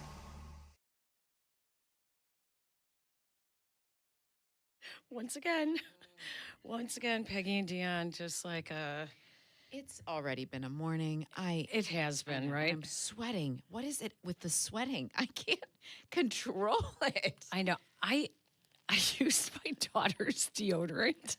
Oh, gosh. I've told you this before, that I typically don't use deodorant because... You have told me this before? Haven't I? Don't remember that. Have You I had to explain don't? it? No, so I guess maybe you don't need it. I didn't Ever know since that. I had my last kids 23 years ago, it was like my hormones totally changed. And so Wow. I just never needed it, except Wow. if I'm playing paddle tennis or I'm golfing and it's a hot day Yeah. or anything. Like if I'm doing something like that, of course I will. But for every day, I don't. Wow. And then I went to my daughter the other day because I left. I think when last time we were traveling, I didn't want to travel with it, and so I left it wherever we were.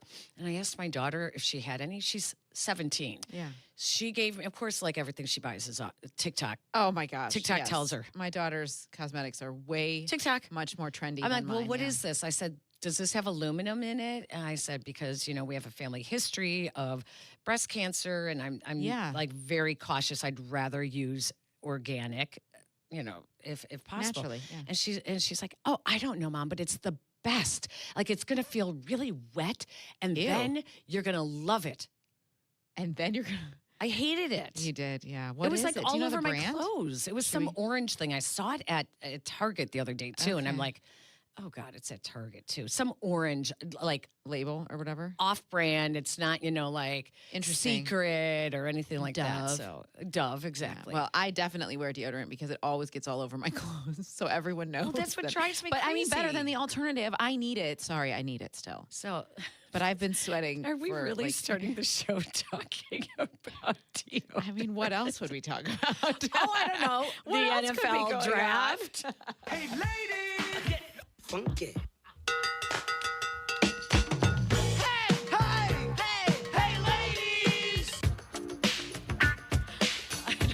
I mean,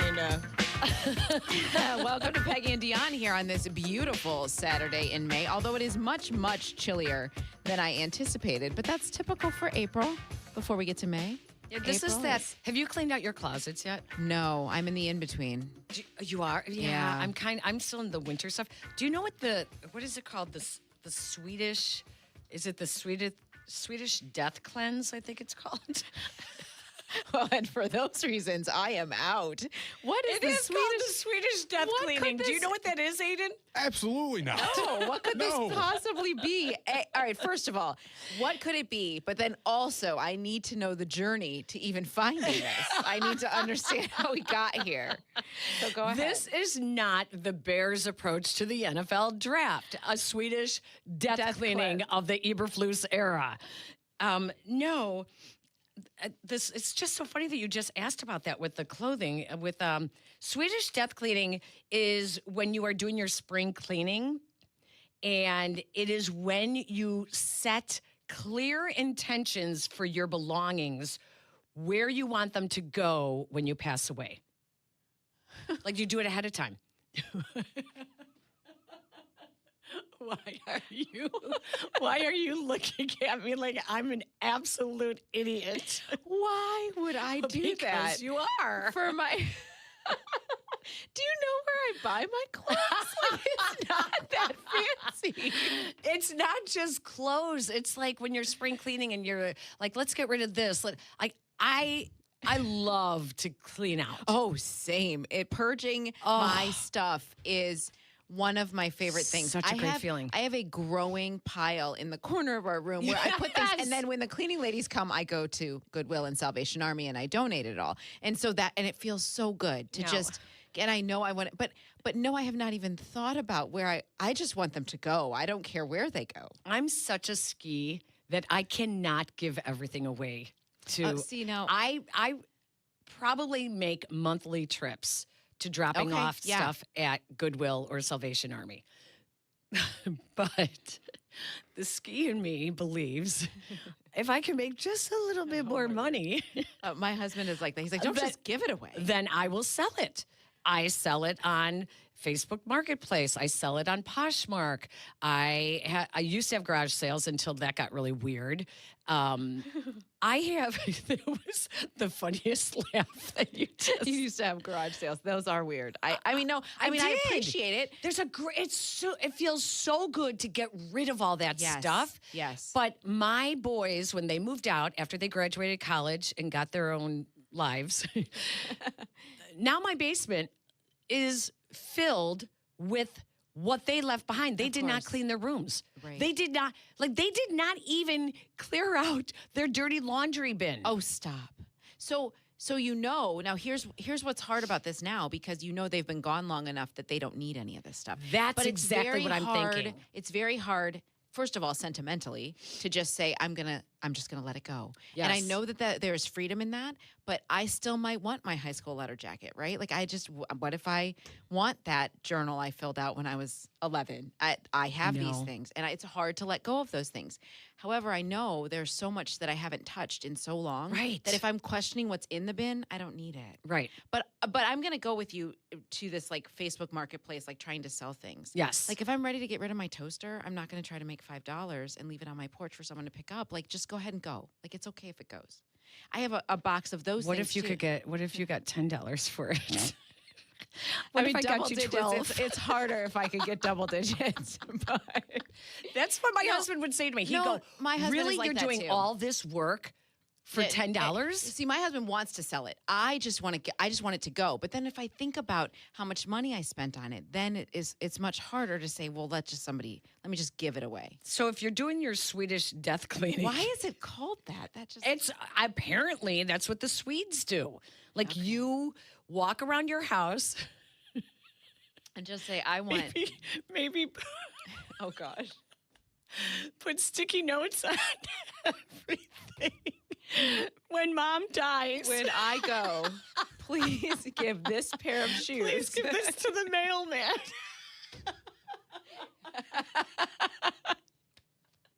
With this note. My kids, but my son actually said to me, Mom, when you guys move out of this house, I want those 2 paintings. Okay. And like, do you even think twice about the paintings in your house? I don't think twice about them. They've been there forever. Right. Okay, so I will say this about our kids when they grow up around it, there is more sentiment to it because I know my parents have moved several times since we've moved out. And every time I'm disappointed that they got rid of something that was just around that we felt like, oh, that has to be there. But when I was just home, oh my gosh, my mom has an orange Tupperware pitcher that with the white lid and the orange button on the top, Peggy, it said circa 1975. Okay. And we still Those have plastics probably are not as safe as today's plastics. Probably not, but made so much better if it's still around Possibly, 50 years yeah. later. Yeah. But I see those or like things. the Captain Crunch cereal bowls that we used to get for correct. collecting All the cereal box UPCs. tops and the UPCs, or the Super Sugar Crisp records that you cut out of the back. of it. Yes. Oh my gosh. Now that record players are back, would you like our cardboard records from the 70s? Yes, we would. But I can understand why your kids, something that felt like home to them would be something that they wanted for a long time. I can understand that. So put a Post-it on the back. And you organize and designate you that. categorize things to appraise and to sell. Now, I will say, my husband does want me to get some things appraised. I think it's so that he can tell me that is crap. Please get rid It's of actually. it. Charitable donations, like send this to here. Gift it to friends and family. What would you gift me? Oh gosh. What would you gift me? And do not tell me they would be any Mickey Mouse I was bunny gonna ears. say this or Disney mug whatever. that is a relic No. from the past. No, I don't. Gosh, I don't know. I don't think that I have anything that valuable. What about a Peggy and Dionne bumper sticker? We've got a lot of those. I'm taking those magnets to the grave, frankly. Those are such hot commodities. We have about 1,000 left.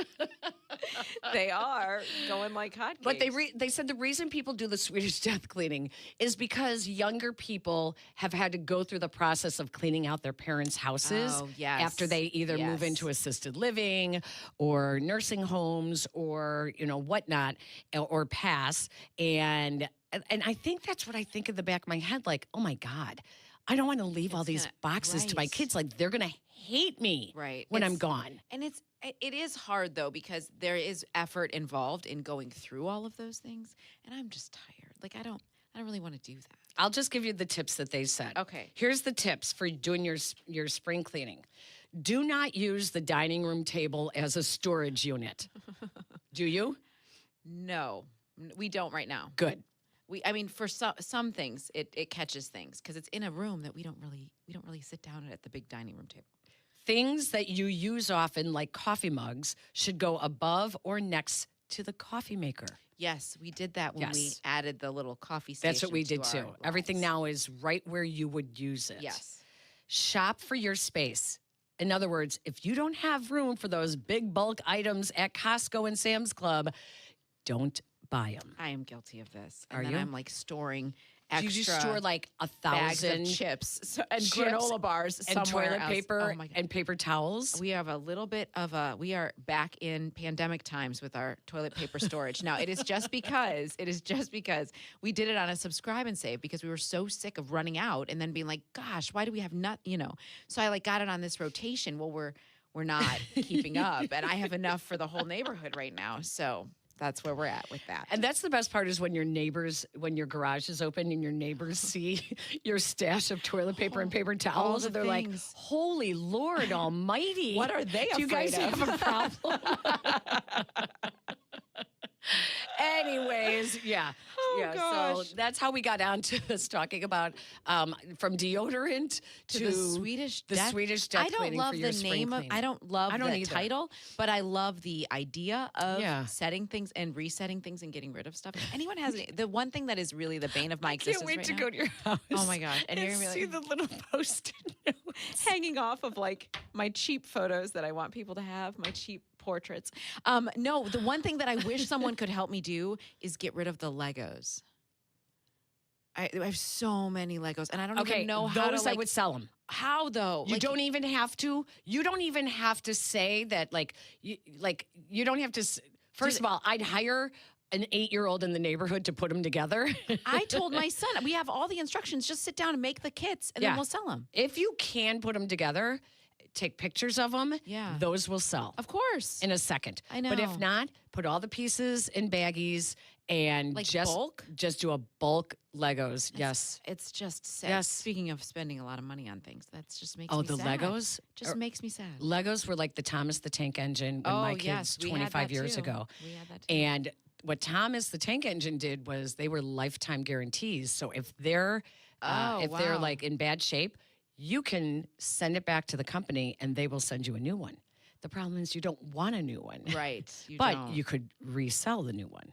See, this is the ski in me. Dion, I'll put the Legos together. You can. What? Would Yeah. you? Oh, yeah, I Aiden? would. Yeah, Legos are cool. I like them. Okay. Fantastic. Oh You can my come gosh. over. You got the You're instructions hired. and everything? Yeah, we do. Oh, I'm in. I think Yeah. you should bring them, and then that'll. Oh wait, are we allowed to bring something like that here to the? Yeah. Our If you new guys next studios? week, I'll just sit in there and do Legos the whole I time. mean, I can Because make you this are dream reality. Do you work like White Sox games and stuff? Yeah, yeah. I got so time. he's got the Yeah. time. I could do this. It would be really fun. That would be amazing. It would be and amazing. then after he puts it together, we post a picture of it, and we sell it to the highest bidder.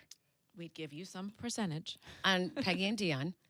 Yeah. Yeah. Yeah. I'm liking this I idea. am too. a If lot. it gets it out of my house. What would you buy, Aiden? What would you like? We have a ton of jerseys that I cleaned out my son's closets. Sure. Jerseys, gym shoes, like a ton of Jordans, like all that stuff. I have them all in a box, thinking I'm one day going to sell them. But what would interest you if you like happened to go buy an estate sale as Just a the young Legos. man? Just the Legos? No, I mean, sometimes like there's good golf clubs at like that's a at like a good- garage sale or something Yep. like that. Like someone might just want to get rid of them, and it's a lot more expensive than they think. Yep. Other than that, I don't really know. We should introduce Jake. Jake is training with us today. Jake Littman, right? Hi, Jake. How are you? That's with a T. My whole life, Littman, people right? think it's a P, maybe I said a Lit. W. Yep. You did it right. I said Littman. Just for I the said it the viewers' new. sake, the I said it the way the kids say it today. Littman. Yeah. Littman. Littman. There's Yeah. really no T in it. It's just. It's a space. Don't do that. It's two different words. I can't escape it.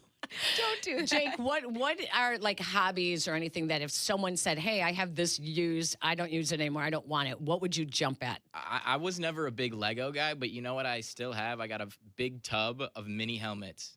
Oh my You know, gosh! like yes, NFL, yes. baseball cap helmets, Seriously? college teams. I still got them. I bet you if I called my mom up, she'd be like, I would love if you took these. Yes, I have I'm no sure place she. for them. I can I'm tell you. sure. I'm sure she would would say I love that. can't throw them away though, and I tell her every time I'm like, Mom, you can't get rid of those. Well, We what have are you to gonna keep do those." with them? I don't know. I haven't figured that out yet, but I'm gonna keep them. That's a sentimental value. Of course, thing right of there. course. I can't give those up. Right. That's half my childhood right there. I have a giant pair of when my sons, we were redecorating their rooms. One was White Sox, one was Cubs. Oh, I love that. So the Sox, they did almost like is it Mod Podge? Is that like when you onto the wall? Yeah. They did this huge poster of the White Sox on my son's wall. So it doesn't come off. It just blends into the wall. And then on my other son's room, it's an orange backdrop, but mounted is a giant pair of Harry Carey sunglasses. Oh, my gosh. How cool. A giant pair. I don't know what to do with them. No, I wouldn't know what to do with them I either. would think either someone who owns an eyeglass shop might want them for decoration on their wall. Yeah. Or if someone has a man cave that is Cub themed and you want they're probably about 4 feet wide. Wow. Yeah, you need to sell that. Right? Yeah. Maybe good. I'll just say if, you make a donation to a charity that I support. Yeah, that's a good idea. And then I'll give them to you. Yeah. I have a whole box of, how they make baseballs for every event under the sun, like the All-Star game or the draft or spring training. So when Cash the was commemorative little, ones, when Cash was little, every time I'd go on a trip, I'd come home with a baseball. We have so many. My gosh. I don't know what to do with them now because he wants white walls. What is this about? White walls? You're 15. He wants Does nothing he want on a his straight walls. chick? I mean, I don't know what it is. He wants nothing on his walls. We go back and forth with the LED lights. Sometimes they're up, sometimes they're not. Like, I don't know. He wants it all very white. Like, there's some aesthetic about it being clean or whatever. Really? It's so interesting. Like no posters on the wall? No, he took them all down. How sad was I? Very, actually. Wow. I was like, what are we doing? Like, we had a nice display. We had Patrick Kane and Anthony Rizzo and had a big flag from the 2016 World Series Championship, like all this stuff. And it's all, doesn't want it in a box. Now, that's if I would pack up and, he might want later. Well, right. But that's just adding to the clutter. I know. So now we're back with our death cleanse. Speaking about cleansing, Ben Johnson has put his stamp on the Bears draft. You think? The draft is underway, day 3, and I'm scratching my head a little bit. Same. Super excited after day 1. Not so sure after day 2.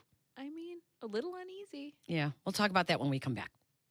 Peggy and Dionne on Chicago's home for sports, ESPN Chicago. White Sox play in the afternoon. If you want the Sox will still be available in our normal spot. ESPN 1000 and the ESPN Chicago app. And if you don't want to miss Waddle and Sylvie, The Waddle and Sylvie Show will air on our YouTube channel. the best of both worlds. You will get Waddle and Sylvie even when the White Sox are playing. So it's youtube.com at Waddle and Sylvie. It's your choice. Waddle and Sylvie. Watch them live daily 2 to 6 on YouTube.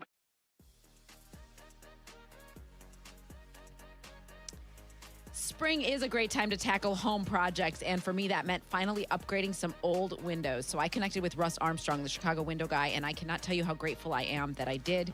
Russ helped me find the perfect custom windows for our space. The Chicago Window Guys team is excellent. They have the most energy-efficient windows and doors at the lowest price guaranteed with a lifetime guarantee. So trust who I trust. Call 847-881-3060 or visit ChicagoWindowGuys.com.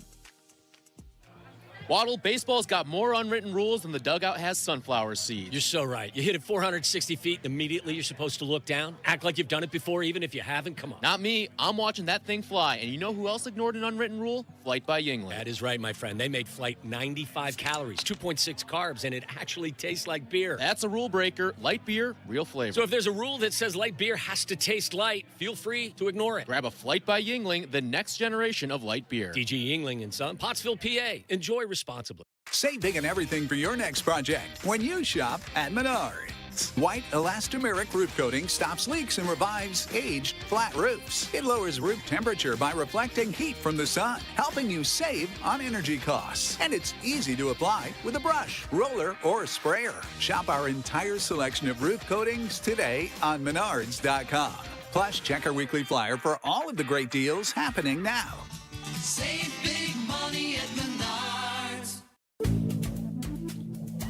Good Karma Brands is proud to be an equal opportunity employer, providing equal employment, development, and advancement opportunities to all teammates and applicants. To learn more about careers with us, please send an email to talentacquisition@goodkarmabrands.com. That's talentacquisition@goodkarmabrands.com. can't do it today. I already have plans. Something came up. There are a million reasons to put off a cancer screening, but one reason to keep it. Early detection can save lives. Every screening, every result, every early detection matters. At Pfizer, we're fighting against cancer, aiming for 8 cancer breakthroughs by 2030. Join the fight against cancer and get screened at Pfizerforall.com/screenings. Hey, sports fans, the ESPN app has all of ESPN all in one place. The ESPN app is your home to thousands of live events, ESPN shows, and originals across every ESPN network in service. And now you can check if you already have ESPN Unlimited as part of your TV package for no additional cost. Visit activate.espn.com to learn how to access your account or sign up, then start streaming in the ESPN app. It's all of ESPN all in one place. Sign up or activate now. Follow Chicago's Home for Sports on Instagram at ESPN_Chicago. Okay, we're all listening. Now back to Peggy and Dionne. This is ESPN Chicago, Chicago's home for sports.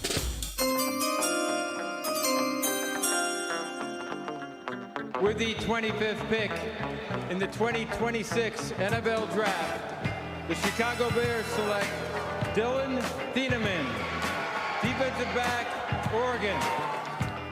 They bring blitz, 3 rusher. Haller can't get away, and he does get it off in time, but it's incomplete. Reynolds the target. Thieneman came in from the defensive backfield and laid the hit. Dylan's tape popped out. They get the payment. Haller, sideline. Oh, it's picked! Dylan Thieneman calls game. That's a walk-off, whiteout winner. Just a sense of urgency that he plays with, the speed. We talk about taking the air, out of the defense or out of the offense. His ability to close on the football, both in the run and the pass, stood out really, really quick. 41-yard line, less than a minute and a half to go. Williams deep drop, loads and lets fly. And right there is Thieneman to end the ball game with the interception. Well, he ended the Penn State game with an interception, and that one puts Oregon in the playoffs. What's up, Chicago? It's Dylan Thieneman here. Super excited to get to work with Bear Down.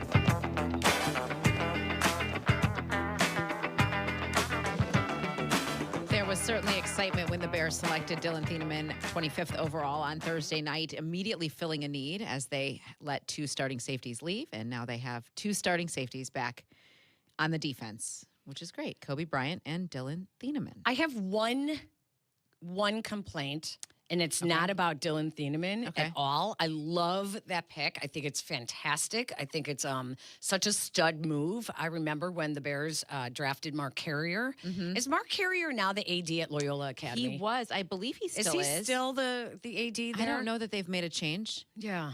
I remember seeing him at a couple of football games recently over the last couple of years. He is still the I believe so, athletic director. Okay. Here's my problem. Can we please stop calling every white athlete White Lightning? Did someone call him White Lightning? Or yes. I didn't hear that. All over social media. They're like, "Ooh, White Lightning." Or the say you're at Binny's and the wine department shelf of white wine, like that's in the background. Exciting whites. The exciting yeah. whites. Oh. Come on. Like, seriously. This has been going on for like 40 years. 40 years. Enough. All right? Enough already. All right. Whatever. Okay. That was just my... What if he's really fast, though? He is really fast. Then let's just call him Lightning. Okay. Yeah, you don't need the descriptor. I'm with you. Right? Yeah. Lightning. I like him a lot. He is he's a no-nonsense pick. He fills the need immediately. He's works really hard. He cares a lot about football. Here's what we've learned more than anything in the last 48 hours of the draft. They have a type. They are looking for a specific kind of player, mentally, emotionally, physically, all of those things. Yeah. Because they all seem to echo the same thing. Incredibly competitive. They relentless work ethic. They care so much about the game. And I don't think that's lip service. I think it's the kind of person that they want in the locker room. I mean, when Dylan Thieneman talked on Thursday night and then again yesterday when he was introduced, I kept thinking, wow, he reminds me of Tyson Bagent. just the way that he talks about the game, the way that he talks about the way he works. And I think that they love that. They would love a locker room full of guys who work that hard. And I feel like that's what they're building. Remember when Ryan Poles said when they do those pre-draft interviews, how much they've changed in the NIL era, that instead of asking a player, what are you going to do with your first paycheck? They've already gotten their first paychecks in college. So now they look for the guys that still love the game. Totally. Love the game. So did they not ask Drew Dahlman if he loved the game when they brought him to Chicago last year? I'm thinking they probably assumed that he did. Exactly. Because he was in the league. Exactly. But how cool for Thieneman. I mean, the legacy of athletes in his family is crazy. His brothers played at Purdue. His sister is at Purdue now. His girlfriend's a cheerleader at Purdue. I mean, it's pretty cool to see how deep the bond is going, and that for a kid that grew up right outside of Indianapolis to stay in the Midwest like this is awesome. Oh, it's great for him. You saw the picture circulating last night of his family in Urlacher Was that jerseys. real? I wasn't sure if that was AI generated. No, that was absolutely real. Like the picture they recreated at Hallis yesterday, that mom's holding the photo. They were from... That's amazing. So he was born, they lived right on the border, like Northwest Indiana. And then they moved down when he was 4. So he doesn't really remember when they were Bears fans. But that is the way they chose to commemorate their family photo that year, which is pretty cool. That's amazing. Yeah, it was very cool. Larry Mayer sent it to Urlacher, and he said he loves the pic, which I think is really fun. That's cool. It's great. But here's the way we started yesterday. Can I say this? Like, we went into yesterday thinking, at least as members of the media, thinking, wow, so many positions of need were mocked to the Bears in the first round, and they went safety. And a lot of those guys are still available. Gosh, what a great position to be in. And then they drafted a center. And then they drafted a tight end. And then they grabbed a wide receiver. And I was like, wait a minute, what? What? I mean, I don't know. I mean, I understand that Ben Johnson is looking for explosive players. I think he got that. I understand that they have, you have to project, right? You have to think ahead to what you may need further down the road. They are picking later in the draft than Ryan Poles ever has, Peggy. This is a whole new vantage point for the GM. Not to mention Ben's voice is likely a lot louder in that draft room because of the success that he had and the faith and confidence they have in what he envisions his roster to look like. Did you hear Poles say on Thursday night that because they're being so hyper-specific about who they get, that their draft board is thinner than it's been in the past? Yes, it's that they're not going as deep. Right. They're being more selective. Which is interesting. It is interesting, but I think what happened is when Akeem Mesidor went to the Chargers, like 3 picks before the Bears, I think that's when they kind of started the scramble to go back. The rush of defensive linemen really started to hurt the Bears. Completely. And I don't think they had the draft capital to trade up. No. Unless Tyson Bagent, but Tyson Bagent is not they're not going to get a second round pick. No, and they didn't. That's correct. Like where they were picking and had such a hinged on what they were able to do in those moments. And they didn't feel aggressive enough or convicted enough to make a move like that. But you're right, Peggy. It was like a window of about 30 picks where a bunch of guys were going really, really fast. And they weren't a part of it. It just is an interesting route that they have taken. 5 defensive ends went in the first 13 picks of the second round. At 23, after Akeem Mesidor went to the Chargers, at 23, the Cowboys took Malachi Lawrence. The Chiefs picked Peter Woods out of Clemson at 29. Auburn edge rusher Kendrick Falk went 31st to the Titans. 6 offensive tackles then went in the top 21 picks. TJ Parker, who I know a lot of people liked, the other Clemson player, the edge rusher, went to the Bills with the 3rd pick in the second round. So I think it's like, I think they they had to reassess with that thinner draft board as to what they wanted. But I know everyone says you got your center for the future. I'm not a big fan of drafting depth that high up. I'm not a big fan of that. And the reason being, when they come out and they say, we have created competition in the tight end room, in the offensive line room, in the wide receiver room, where's the competition in the defensive line room? Well, correct. You did not create any competition in the defensive line room. You have not.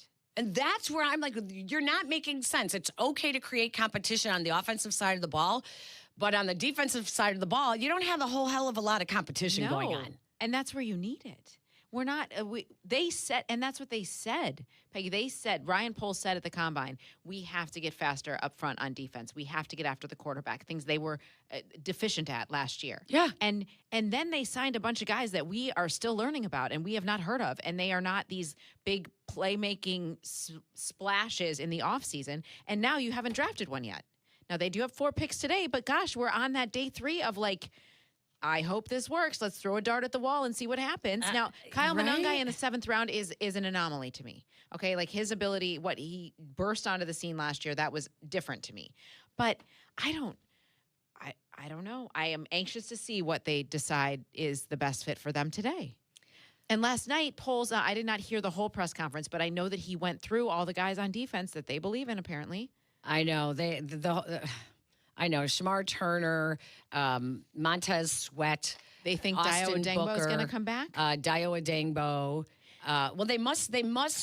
They're tracking, obviously, these guys' availability in return from injury. But at the same time, if this continues to be an issue this year, then shame on Ryan Poles. And yes, we are seeing Ben Johnson's stamp on this draft, but is it necessarily good?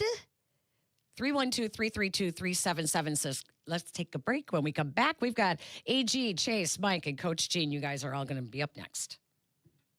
You're listening to Peggy and Dionne on Chicago's home for sports. This is ESPN 1000. Hey, it's Rich Eisen. You can now listen to The Rich Eisen Show right here on the home of the Chicago Bears. The Rich Eisen Show, weekdays noon to 2. ESPN Chicago. White Sox fans looking for family fun that everyone can enjoy? Bring the whole crew to the ballpark with a family pack. Tickets starting at just $21. Families eat free. Plus, every Sunday home game features family-friendly activities. Kids run the bases, postgame, and more. The Family Sundays presented by Coca-Cola. Tickets starting at just $12 to purchase. Visit whitesox.com/offers. Hey, it's your buddy Tom Waddle, and I drive a Hawk. In the market for a new car? Shop HawkAuto.com, where they buy more so you pay less. Check their massive inventory of over 2,000 vehicles. They buy in volume so you save in volume. Plus, get all rebates on top of the Hawk Auto volume discount. Save even more with 0% financing for 60 months, so make no payments for 90 days. With 12 convenient locations, your next car is closer than you think. Drive what I drive. Drive a Hawk. HawkAuto.com! Financing on select models with approved credit. A damp basement can turn into a big problem fast. Family Waterproofing is a veteran-owned company built on integrity, discipline, and craftsmanship. We specialize in basement waterproofing, foundation repair, and crawl space solutions that keep your home dry and secure year-round. We don't believe in shortcuts. Just proven systems and dependable service. If you see signs of water intrusion, don't wait. Reach out to our team at familydry.com. This is Ken. And I'm Maria, and we are Family Waterproofing. Your basement's best defense. One good shot can change the trajectory of your career. Seize your moment and train for a future with potential at ETI School of Skilled Trades. In as little as 7 months, you can get started in welding or HVAC with hands-on training and the skills employers are looking for. We offer day and evening classes to fit your schedule. Take your shot. Visit eticampus.edu or call 888-830-7678 to learn more. ETI, it's your future. Own it. Harry Douglas here to tell you about Confetti Craze 5-Hour Energy. It tastes just like the best birthday cake ever. Vanilla, buttery, frosting vibes. It's basically a party in a bottle. And here's the best part. All cake, no sugar. And you know I love my cake. So I get that big birthday energy without any sugar guilt. The bottle's small, easy to toss in my bag, and perfect when I need a quick, tasty caffeine boost to cakeify my day. The Funfetti flavor is back on 5hourenergy.com or Amazon. Crack open a Confetti Craze 5-Hour Energy shot today. Adam Schefter here. Did you know the average employer sorts through about 250 resumes for one job opening? Well, if you're hiring, here's good news. You can now review resumes and applications faster thanks to ZipRecruiter. With ZipRecruiter's new feature, qualified candidates who are very interested in your job show up at the top of your list. No wonder ZipRecruiter is the #1 rated hiring site based on G2. Try it for free at ZipRecruiter.com/sports. That's ZipRecruiter.com/sports. Follow ESPN 1000 Chicago on twitch.tv or the Twitch app. Welcome back to Peggy and Dionne on ESPN Chicago, Chicago's home for sports.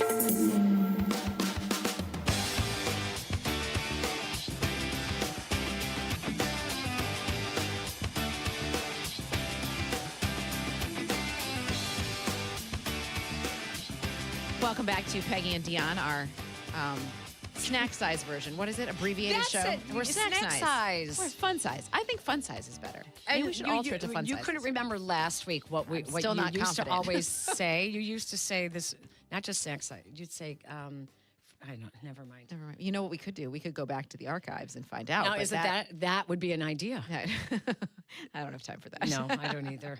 Not really. The Bears do have 4 picks today. They will be on the clock. We think in about an hour with their first pick. What is it? Do we know which one it is overall? I just saw it and now I can't remember. Yeah, which one the Bears have? They have the 29th pick in the 4th round. Okay, so do math for me. What number would that be? Like in totality, 129. 29. Thank you, Jake. That's what I was That asking was off the for. cuff. I didn't just look at I it. am really impressed, actually, because I cannot work with numbers. 129. So we are at 110 right now. I loved how fast day one went. That so fast. Was fabulous. Even last I did night not was, fall asleep. Even last night was fast and furious. I mean, loved it was it. like, let's go, let's go. I do too. I love What it I too. did not like, though, is ESPN could not keep up production-wise with how fast the picks were coming in. And it was all over social media for a good 3 minutes before they got to it. They're going to have to figure out a way, picture-in-picture, or not doing so much of the stories about these guys and the needs of the teams. Like, just put that on a graphic in the background as opposed to listening to all the talking heads. They were so behind, and I'm with Sylvie. They did go to a break every single time it was the Bears pick. Yeah, no, they did. Every single time. Yeah, they did. They did. What was interesting last night was I felt like, well, I guess it always happens this way, but I did feel that way too. Like very early we were hearing who the Bears were taking before it actually became official. Like it was just so interesting. Yeah. It's different. I do enjoy the draft. I do enjoy it. I was impressed with how many people were in Pittsburgh. What oh the my heck for? heart. What was it like? Great question. Is it like a festival? Do they have like? Were they just standing there? I mean, last night It the seems aerials, it looked like they were just standing in this massive. Remember when they mosh did pit it of here in 300,000 Chicago? people. It wasn't even. There wasn't even an outdoor. No. It Peggy, was inside the theater that is Can it I the say DePaul this? Theater or something like that? Roosevelt, wasn't it Roosevelt? Yeah, Roosevelt University. Let me say that's it. this. How many years did we hosted in a row? 3? 2? 3? Yeah. Something like that. I never set foot in the ballroom. My credential didn't let me do that. They didn't let the media in there. Can you believe that? You're kidding. I'm not kidding. I was on the red carpet both times, 3 times. I wish I could had a better memory.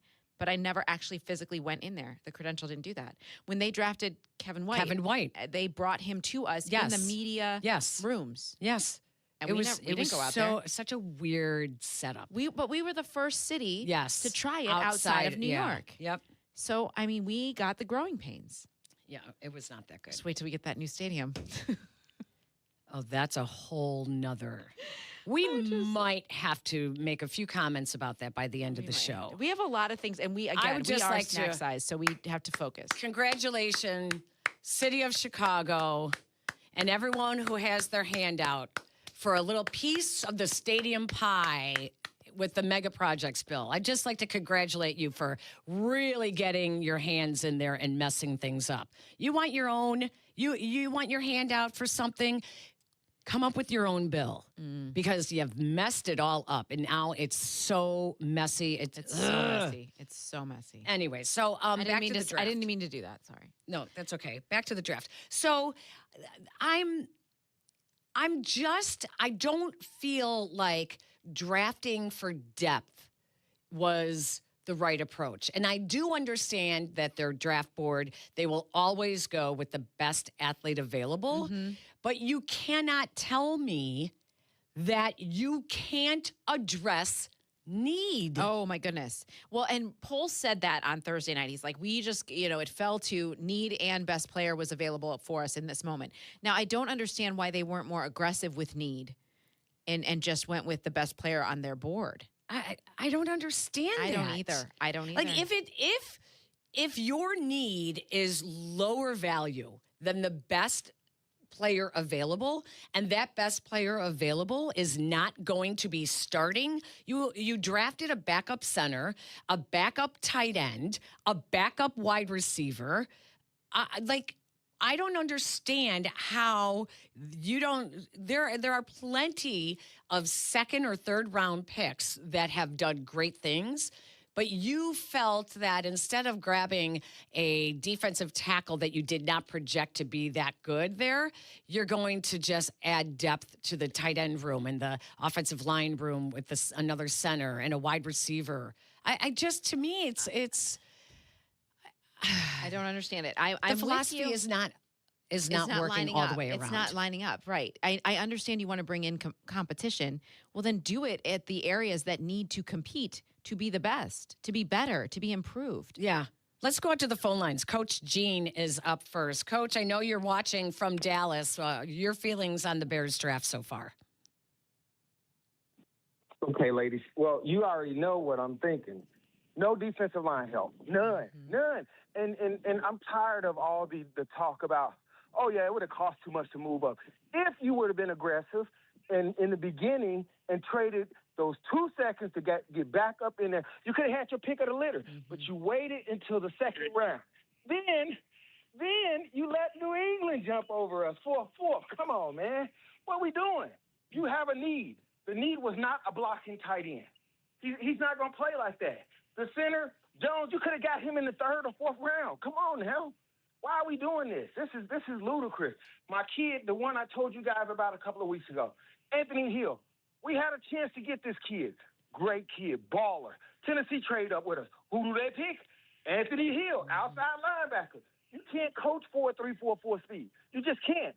Fast, aggressive. I mean, this team, we're going to have to win games again going off of 42-38. Yeah. And the secondary, I love Dylan. Love him. Yeah. That was a phenomenal pick. But at this point, you have to be aggressive. The Houston Texans made an aggressive move. They went defensive line again. If we play them, watch how dominant their defensive line will be against us. It's a defense-offensive line game. The game is not played by outscoring team. You can't just, we'll outscore them. We'll outscore them. No, you won't. That's not how football is played. And so I just want to say today I really hope that the Bears are aggressive. And I'm thinking that the only thing we can do now is everything now is lottery tickets. So now we got to go into the free agent pool and try and find somebody for a 1-year rental. That's not a good long-term plan. It's not a long-term plan. So I'm just discouraged. And going back to what you ladies were talking about earlier, the one thing I will get rid of is Kareem. I'm not going to be here. That was our third-round pick. I'm not going to be here. Oh, you are so – Coach Gene. You are so bad. He's so fired up right now. You are so bad. And he probably hates the fact that a wide receiver that is a return man for your favorite coach, that the special teams coach, Richard Hightower, got a player before the defensive line. I can't imagine Dennis Allen not standing on the table for someone, right? I can't. I cannot. And he's right. I know that Ben's vision is to outscore them but you can't ride that. It's just... You cannot. I know. When you saw where they were deficient last year. I know. Let's go to AG in Peterson Park. Hi, AG. Hey, good morning. So, real quick, you mentioned the helmets. When I was a kid, like in the late 80s, early 90s, we used to take family trips to Indiana Beach and go camping. And my older cousin, there was a game where you threw baseballs at like clown faces. And if you knocked all 5 of them down, you got a big helmet. If you got 3 out of 5, you got a little helmet. To this day, my older cousin's married. In his old bedroom at my aunt's house, he has all the little helmets. He collected all of them, including the Marlins and the Rockies. All of them are still there in a pyramid set, all like 30 helmets that he got from Indiana Beach, and he still keeps them. He does not have them in his bedroom with his wife. No, it's in his childhood bedroom at my aunt's house. Oh, hallelujah! I almost had to sit down there for a second. That would have been, I would. That's a deal breaker a little bit. Yeah. I'm just gonna say it. Yeah. So basically, you keep the kids' bedrooms in the old house as a shrine to their childhood, intact. Okay. Yeah. Okay. AG, what'd you think of the draft so far? Okay, I got a problem with day 2. I agree with Coach Gene on getting rid of Karan. I'm a garbage bag, is what I call him. Aww. And I don't like Ryan Poles defending his picks, saying I got a lot of faith. He's not going to go publicly and say I made a lot of bad picks. I don't believe in them, because he's jeopardizing his whole career. So don't believe the PRBS. He's going to be super positive. I'm LSU guy, Xavier Thomas. All right. Mm-hmm. I think we needed a wide receiver, but I wanted him later in the draft. Mm-hmm. Here's the thing: this will be Rome Odunze's last year with the Bears. We're going to trade him. If we're bad, it might be before the deadline. If we make the playoffs, it's going to be off season. The question is, do we get a lot for him or a little for him? I wanted a wide receiver on a cheap 5th, 6th, 7th round contract that we could keep over the next years, given he's good enough.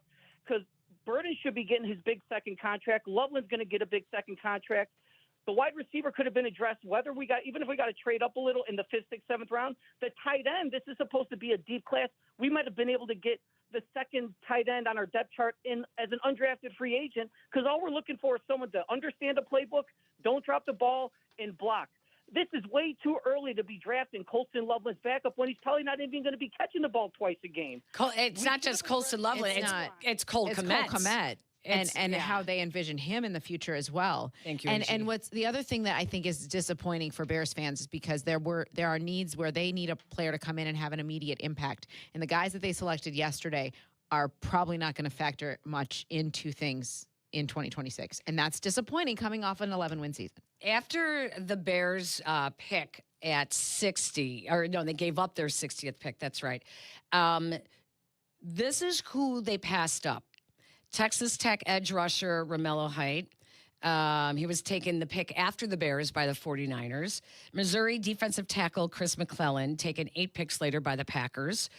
Texas A&M defensive tackle Albert Regis. Big Citrus, taken by the Vikings out of Iowa State. Michigan edge rusher Jashawn Barham, taken by the Cowboys. I mean, I was just scratching my head. If we go back and see these guys playing successfully in not just rotational guys, I'm going to scream. Mm-hmm. I'm going to scream because we are still talking about a lack of a pass rush. Yes. 4 years and running. Yeah.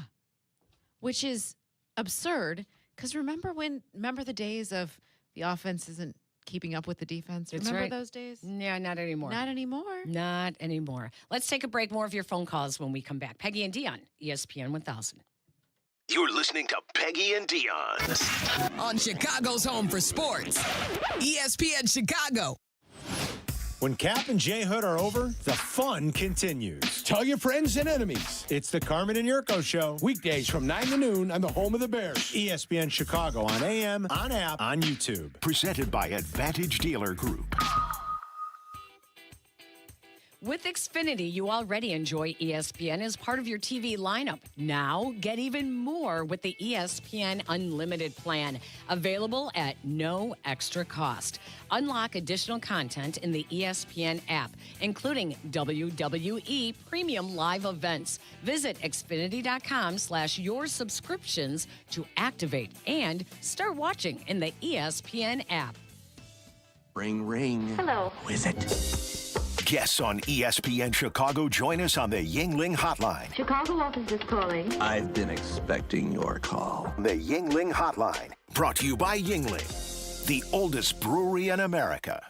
Spring is sprung, and savings are in full bloom at Menards. Visit Menards Garden Center for everything you need to get your garden growing. Choose from hundreds of beautiful, colorful flowers, lush trees and shrubs, and everything in between. Menards Garden Center is back in bloom. Stop in today to get your garden on. Check out fresh deals happening now at Menards. Save big money at Menards. I can't do it today. I already have plans. Something came up. There are a million reasons to put off a cancer screening, but one reason to keep it. Early detection can save lives.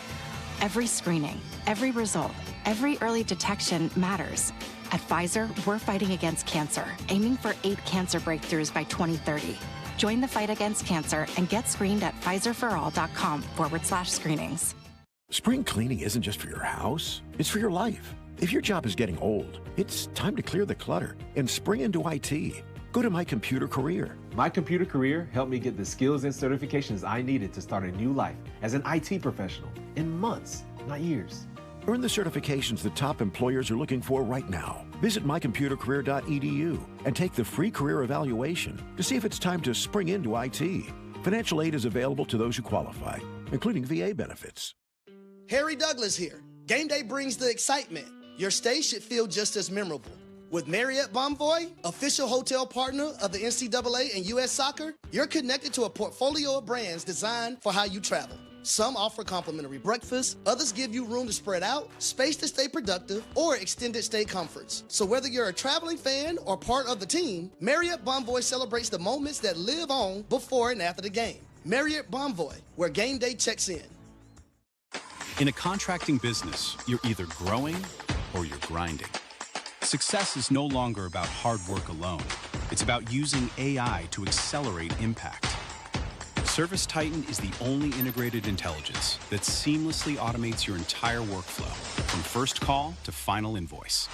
Born in the trades, built for visionaries ready to stop operating and start automating. Service Titan, AI for the trades. Welcome back to Peggy and Dionne on 100.3 HD2, the ESPN Chicago app, and ESPN 1000.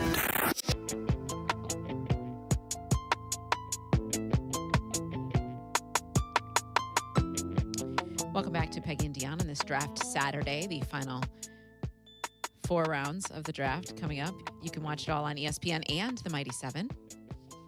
Just FYI. If you need to flip around and see what it all looks like. You should get paid every time you promote the Mighty 7. Do you know I say it on the air too sometimes? You do? I do. It's just fun. Yeah. I do. I like it. Thanks. Yes, welcome back. We are getting ready to see exactly what the Bears are going to do. 13 with picks away. 4 picks today. Mm-hmm. Yeah, 13 picks away. They have the 129th pick. They pick up a 5th round pick at 144 from Tennessee. Which is the early in the round. It's like the 4th pick of the 5th round. No 6th round pick, and then they go to the end of the draft, and they have the 239th and the 241st, which is like the final 10 picks, I think, in the 7th round. So I'm disappointed because I am so tired of talking about the lack of a pass rush. I'm just tired of it. And the fact that they weren't able to really address it in free agency is frustrating. And that's what Matt in Mount Greenwood feels the same way. Hi, Matt. Hey, Matt. No, it's Matt from Streamwood. How are you, Peggy? Oh, Streamwood. I'm sorry. When we have someone from the South Side working the phones. Aiden, was that you? Yeah. Oh my gosh. I'm so sorry, Jake. That was on me. I'm so sorry. That's okay. I just got thrown under the It's bus. Matt from Streamwood. Sorry. Well, I was going to say you're thinking of all the South Side neighborhoods. Go ahead, Matt. Thanks, Peggy Dionne. Thanks for taking my phone call. Matt, I am, Peggy, like you just said, frustrated with Ryan Poles. He's been here now 5 years. And his best defensive end picks are Jervon Dexter and Dominic Robinson, who are not even with the team. And I have never seen a GM that's allowed to go through 5 years without trying to even come up with any solution, whether in the draft or nothing. Doesn't even take in any of the first 3 rounds, any type of defensive end pick. So it's just frustrating that we're going to go once again this year, and that I know we're going to have to win again, like how we did with San Francisco, where it's going to be 48-46 or something like that, where the offense has to be on point the whole game. And it's just very, very frustrating that we just have no, like you just said, Peggy, that there's no pass rush, and that Ryan Post once again is going to go next year and go in the 6th year and probably not draft another defensive end or no solutions to the problem. So thank you. I'm just saying I'm very frustrated with Ryan Post again. Thanks, Matt.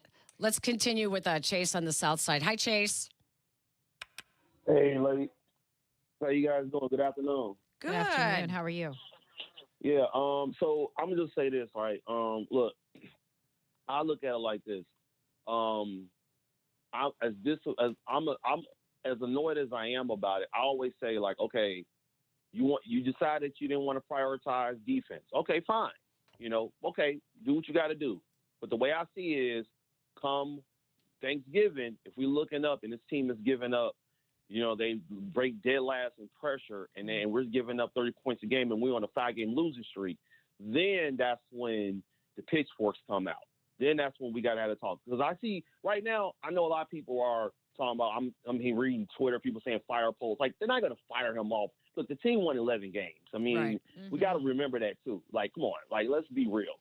I'm not going to go there yet. But if we look at down the line and this team is giving up a lot of points and we're losing games because our defense can't stop a nosebleed, then that's when we got to have that talk. Because we cannot go into the season year after year talking about the same thing. And my question to you ladies is this.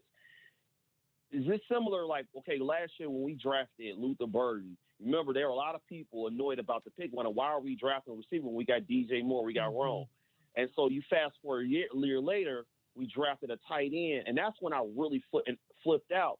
And then next thing you know, they trade DJ Moore, and then now people were saying, oh, the Luther Burden pick was good.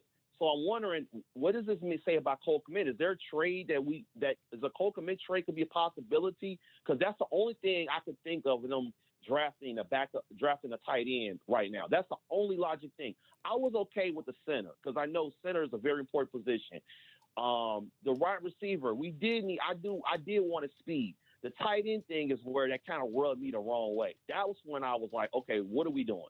That's the only thing I think of is there a possibility that Cole Kmet could be on the move or something? Something got to be give or the reason that we took a backup tight end. That's the only thing I could think of. And I hang up, let you guys take it from there. Thanks, Chase. Thanks, Chase. I mean, I agree. I think I audibly gasped when I was like, wait, what? Like it just didn't make any sense to me. I want to see how it all plays out. I want to play a little bit of the long game with Ben Johnson. I think we trust what he's done so far, and we see now you can't foresee that they're going to trade DJ and all of that stuff, but we don't know what their projections are. Like, they are trying to sustain some success here, knowing personnel changes are going to happen. So I guess we play that patience game and see exactly how it all ends up playing out, because just like what he said about Luther Burden, when we were like, well, they don't need another wide receiver, and gosh, he's proved very valuable already, right? Some of the most NFL-ready positions are wide receiver and tight end. The number of college teams that use multiple tight end sets means that these players are more NFL ready than other positions. The fact that Ben Johnson was seventh in 12 personnel last year and 5th in 13 personnel means he is going to continue the trend in the NFL of going with multiple tight end sets. Yeah. There was a big rush on tight ends in the draft. 9 were taken in the first 3 rounds. So I understand that this is the hot commodity right now. I just have an issue when you do it at the expense of not addressing the defensive line. Correct. That's the problem. We have to take a break. We're at the top of the hour here. When we come back, more of your phone calls, 312-332-3776. And, of course, more on the NFL draft. The Bears are 11 picks away from their first pick on day 3.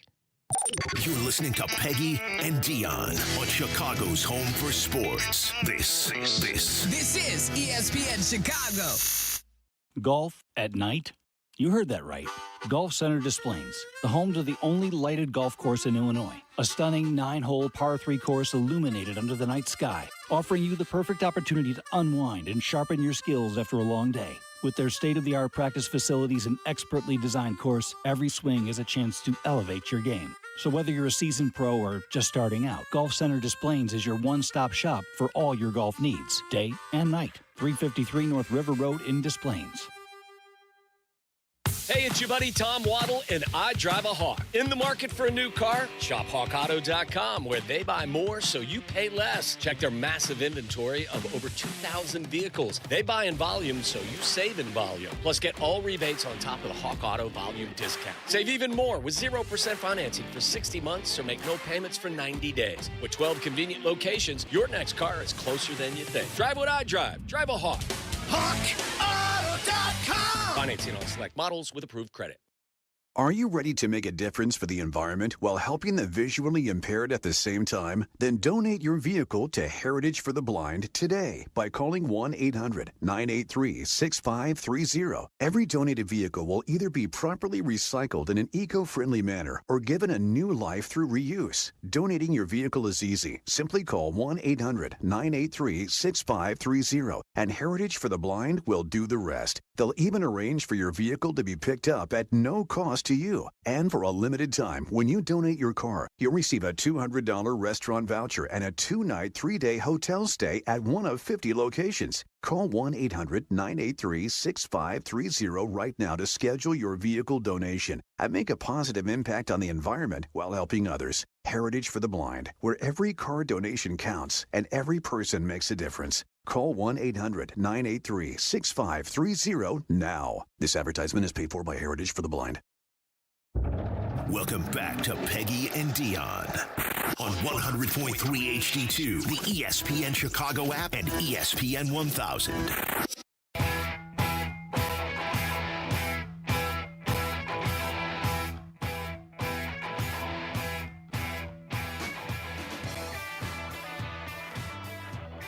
Same.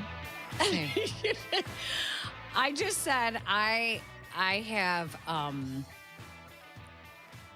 CRS disease. I can never remember anything. Anything. We're going to should we just get this out right now? Yeah, We're going to just get this out right now.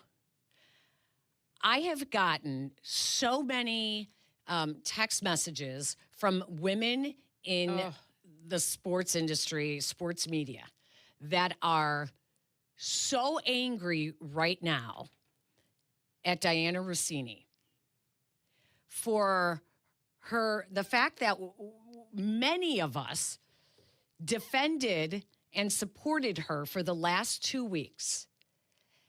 And her resignation letter was so brazen and defiant that I was like, well, listen, there's no way. Oh my gosh.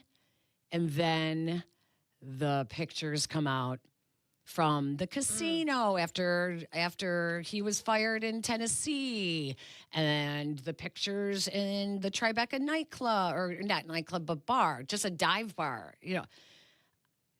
And the fact that Jay Glazer was having Pablo Torres did an episode on this. I didn't get a chance to listen to it yet. And what he talks about in his was that Jay Glazer is out there showing his, here's our day drinking with the coaches. We do it every year, 18 years running at the NFL meetings. And he's panning on his cell phone all the head coaches that are sitting around at the pool with him at his Jay Glazer day drinking party. Mm-hmm. Did not see Ben Johnson there, by the way. I did not either. I was really scanning. Yes, I slowed that video down. They said only 4 NFL coaches were not there. One of them was Mike Vrabel, of course, who was at the pool next door with Diana Rossini as Diana was trying to start her own type of day party at the NFL meetings, trying to compete with Jay Glazer for his. Okay. And yet it was only Mike Vrabel and apparently 1-2 other coaches that were at her party. So I'm just going to, and that they were all talking at the Glazer party. Apparently it was the hot topic. Look over there at the other pool. No surprise that it's Diana Rossini and Mike Vrabel. Wow. I'm so angry. and so are so many other women in the industry right now. So we'd like to thank you for setting us back. I mean, thank you for setting us back because it's really helpful now. It's really, really helpful. It's so frustrating because she got so arrogant about, about being able to hide this for as long as they have. I mean, 6 years. Has it been a decade? What are we doing here? Like, and how they just were out in public thinking people wouldn't pick up on it. That's A. And two, so defiant that this is nothing and the media is making it bigger than it is. I mean, you guys, what denial you were living in. My heavens. He said it was laughable for people to think laughable. It was anything more. And she said that they were with other friends. And then Mike Vrabel, he's not in the Patriots war room today because he's getting treatment, therapy for personal family issue. Counseling. Counseling. Gosh, you know what? That had to start right away. Gosh, that's counseling. That's so big of you, player. So big of you, player. Counseling for cheating? Lying. We need therapy for that? Misleading his wife. They didn't get their story straight. The first time they did, the second time around, they didn't. Like, it's so sickening to me. And you know what the other thing is sickening? That the NFL is not investigating because, like, I do not care who you choose to share your bed with. I do not care. I've said this before. You lie in your bed, you sleep in whoever you want. You make your bed, lie in it. There are consequences to your actions. Whatever. Yes. Just own it. Yes. Own it. Don't act like you're not. Just own it. Yes. Okay? There's a lot of sleazy men that do the same thing. Just own it, okay? But the NFL, like, if they find out that the whole A.J. Brown stuff was a plant from the Patriots oh my goodness, for Diana to start reporting it so that eventually he is going to get traded there, yes, there is a problem. But the commissioner works for the NFL owners. Why do you think the NFL owners don't want to investigate this? Because they don't want anyone looking in their own bedrooms. Of course not. Because it's not just a one-off. We know that. It's disgusting. What a mess. It's such a mess. And now they have to all clean it up. And that I think it includes the NFL. But they don't want to reprimand in any way at this point. They don't even want to launch some sort of investigation because of those same reasons. And I think that thank goodness, like if he hadn't made the Super Bowl last year, not thank goodness, but if he hadn't taken them to the Super Bowl, wouldn't you think his job would be in question? I would think. I mean, they talked about after the season, how did you turn this team around in one season? And his answer was, everyone in the building is accountable. We talk about accountability. And the whole team on and off the field has claimed accountability. Whoops. Coach speak. Didn't really mean it for myself. Right. For everyone but me. Do as I say, not as I do. I mean, come on. Now, I mean, I think how many teams look the other way when stuff like that is going on? They all do. Yes. I think even with players, of course, they all look the other way. They do. Of course they do. And I think that's part of like the not like, oh my goodness, I can't believe this, that we're not seeing that, right? Like we're not seeing the Patriots being like, I can't, oh my gosh, because they know. Right. Because they knew. It's not surprising to them.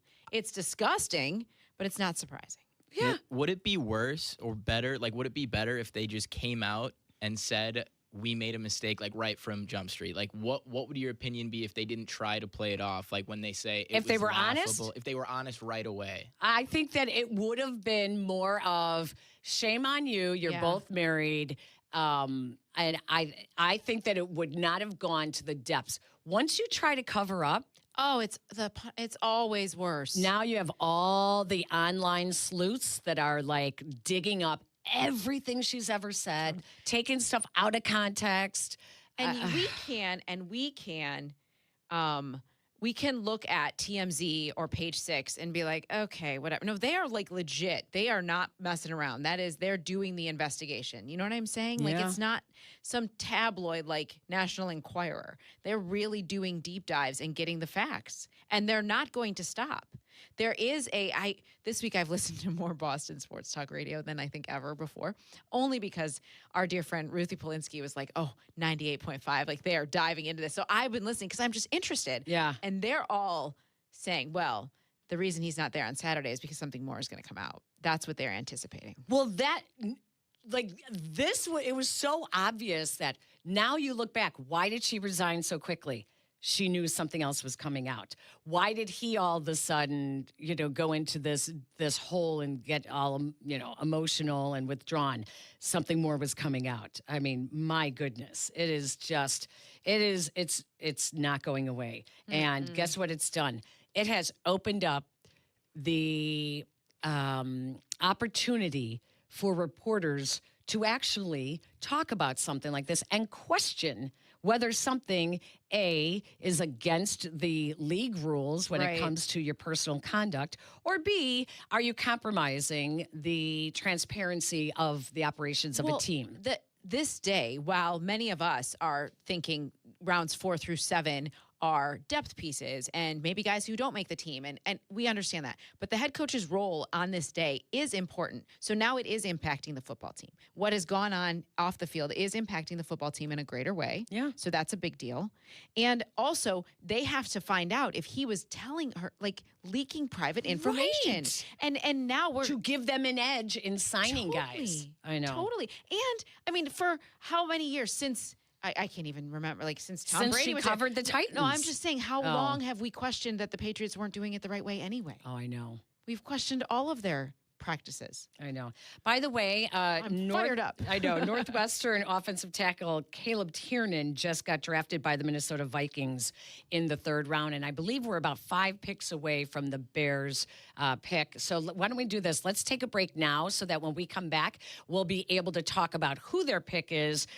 We are hoping there is going to be a defensive lineman that comes out of this draft in a Bears jersey. But we can't promise you anything, not the way it's gone so far. Peggy and Dionne, ESPN 1000. Peggy and Dionne on Chicago's home for sports, ESPN Chicago.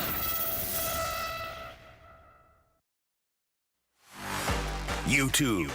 For the live stream of ESPN Chicago, subscribe for free today at ESPN 1000 Chicago.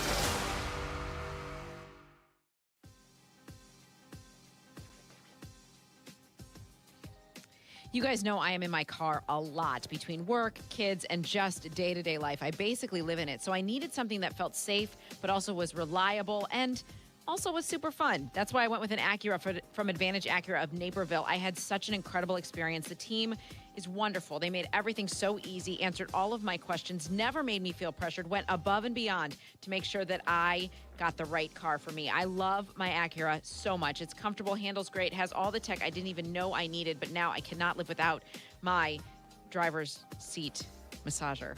If you think about a new ride, check them out at AdvantageAcura.com or stop by Advantage Acura of Naperville. Precision crafted performance.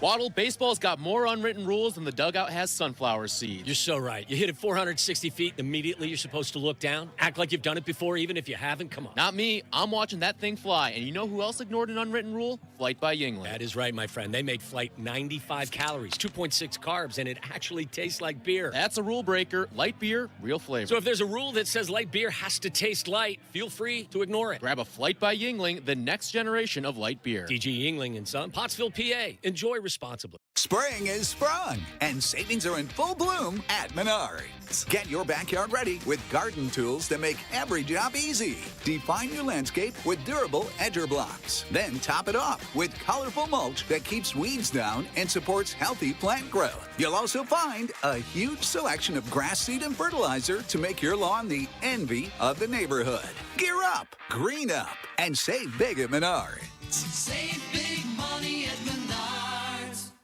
Hey guys, it's Sylvie. The Bullfrog Spa's Backyard Makeover Sale is happening now through April 26th. You can save up to $3,000 off MSRP on a new hot tub or swim spa, or up to 25% off clearance spots. Definitely check it out. I did. Visit a Bullfrog Spa factory store today. Prizes, flyaways, even cash money. You want it? We've got it. Find a list of all contests and official rules by visiting ESPNChicagoContests.com. That's ESPNChicagoContests.com. That's the ease at which you get information. You want it, you get it. Like that. Ask your phone. Group chat. Smartphone. You're always connected and informed in real time. No waiting. So if you're diabetic and still using finger sticks to read your blood sugar, what are you waiting for? Knowing your blood sugar levels instantly is important for managing diabetes. Call US Med at 888-665-0696. To learn more about continuous glucose monitors, a real-time instant method to track your blood glucose, US Med is an approved provider for Medicare and over 1,000 private insurers. And the best part? Call 888-665-0696 and we'll give you a free insurance benefits check today. So call 888-665-0696 today. That's 888-665-0696 and manage your diabetes as easy as... Follow Chicago's Home for Sports on Instagram at ESPN_Chicago. Okay, we're all listening. Now back to Peggy and Dionne. This is ESPN Chicago, Chicago's home for sports.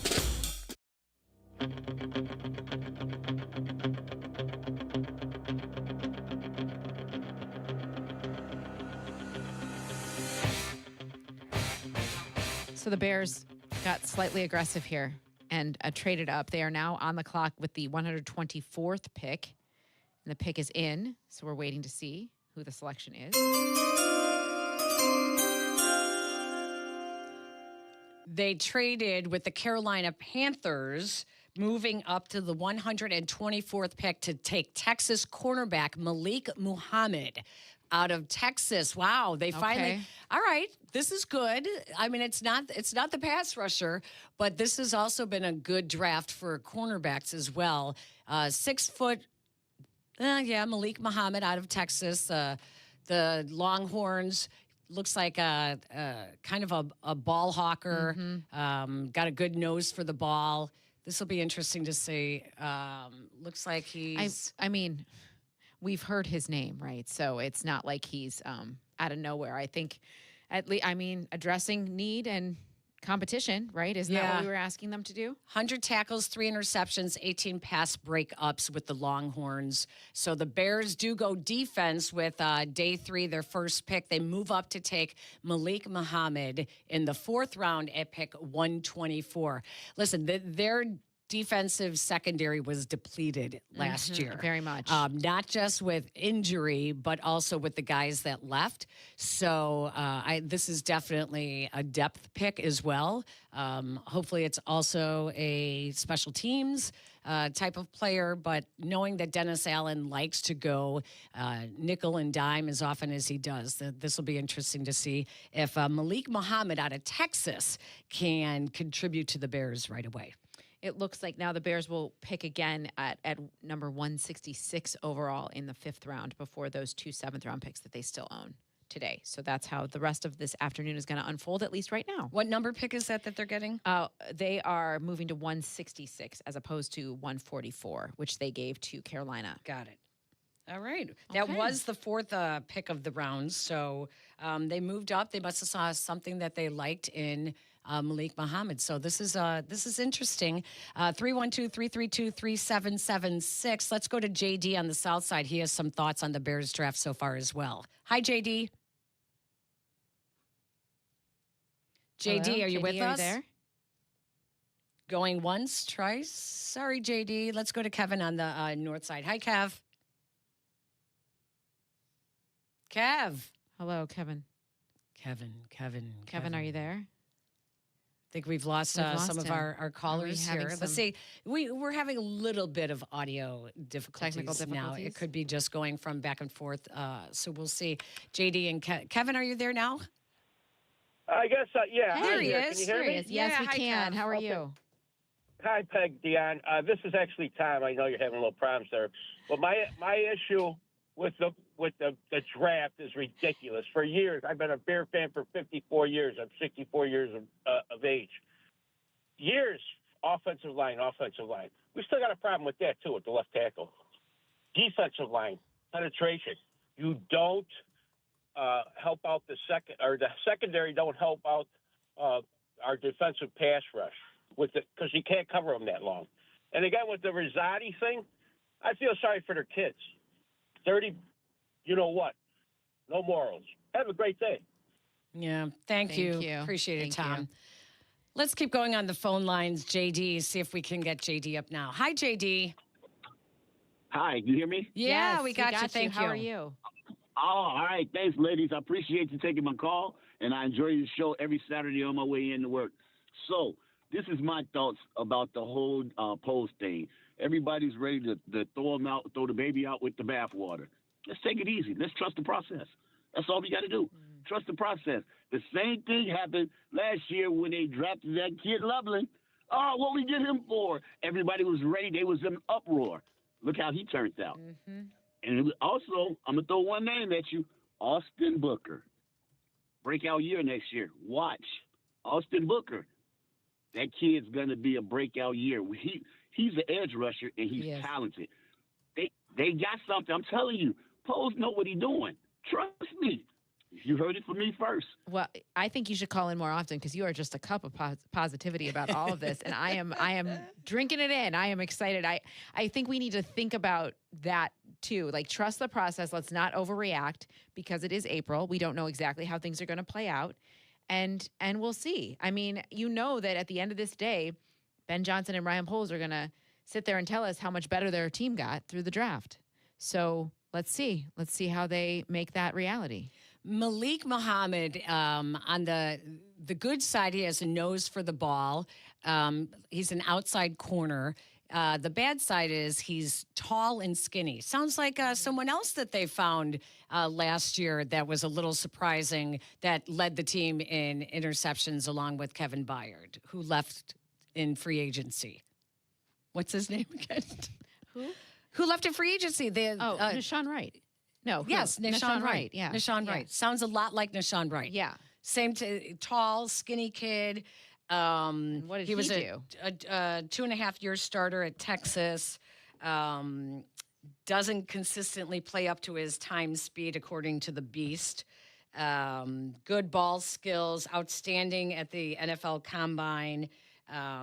People wish that he had actually more takeaways attached to him. So, this is who the Bears have taken. So it looks like, maybe it's another flyer they're taking. They're hoping that they're going to be able to find a pearl here. Do we trust their development ability to develop? Yeah, I would say yes when it comes to the DBs. Yeah, Yes. I think so too. Al Harris University is open and accepting students. So, yeah, we'll see what happens there. I mean, I don't know. It's interesting. I mean, at this point, you said you're hoping it hits. Yeah, that's everything on day 3 of the draft is you're hoping that you're going to find gold that you didn't expect to see. Kyle Monangai called and said it's possible. So who knows? Let's quickly take a JJ in Indiana. Hi, JJ. Hey, what's going on, y'all? Y'all doing all right? Yeah. Hey, I just got done repping some basketball over here, and I'm a diehard Chicago Bears fan since I was a kid. Now, I will say that when the Colts came on the Mayflower, I switched it up a little bit, but I'm still a Bears fan. I will say this. I think they fell off when they did that whole trade, I believe, with Roquan Smith. They started going more offense, and they started losing their sight on defense. I hope they get back to that where they can actually use that 46-term defense, get back to the Bears defense mentality with this last pick right here. But I will ask you this. This new rule with Illinois trying to keep Chicago Bears in Chicago. Yeah. I'm still hearing that there's a lot of Hammond action going on. Yes, there. JJ, we got to let appreciate you y'all. go. Thank you. But yeah, this is not over because the Senate still has to pass the bill that is that made it through the House last week here in Springfield, and there is a lot of negotiating that is still going on, a lot of amendments that they need to fix or add. So it's not over. No. And neither is the NFL draft. The Bears still have another pick here in the 5th round after making the trade with the Panthers to move up and get Malik Muhammad, a cornerback out of Texas. They have no 6th round pick, but 2 late 7th round picks. So keep it tuned to ESPN or wherever you are watching the draft. I will say, just to butt in here for a sec, we just got a call back from Coach Gene. That's one of his guys, Malik Muhammad, back out of Texas. There we go. So we got the stamp of approval from Coach Gene. Did he exhale just a little bit? No, not really. No, he's pretty fired up. He still wants D-line. Of course. There are quite a few edge rushers still available. We'll see what happens. My son, who covered the Longhorns at Texas for 4 years up until a year ago, said that Malik Muhammad is a blanket corner, good athlete, not a great tackler, only 3 interceptions in 3 seasons, still reliable, was a 5-star recruit in high school. So they do like the 5-star recruits because they tend to be more coachable. So I mean, and that really is the key when you're drafting at this point. Like, are you coachable? Are you going to work well with others and work on your game and be hungry enough? And that's what they keep saying. Like, he must be a fierce competitor, or they must have read that when they interviewed or chatted with him, because that's what they're looking for. That's what they want.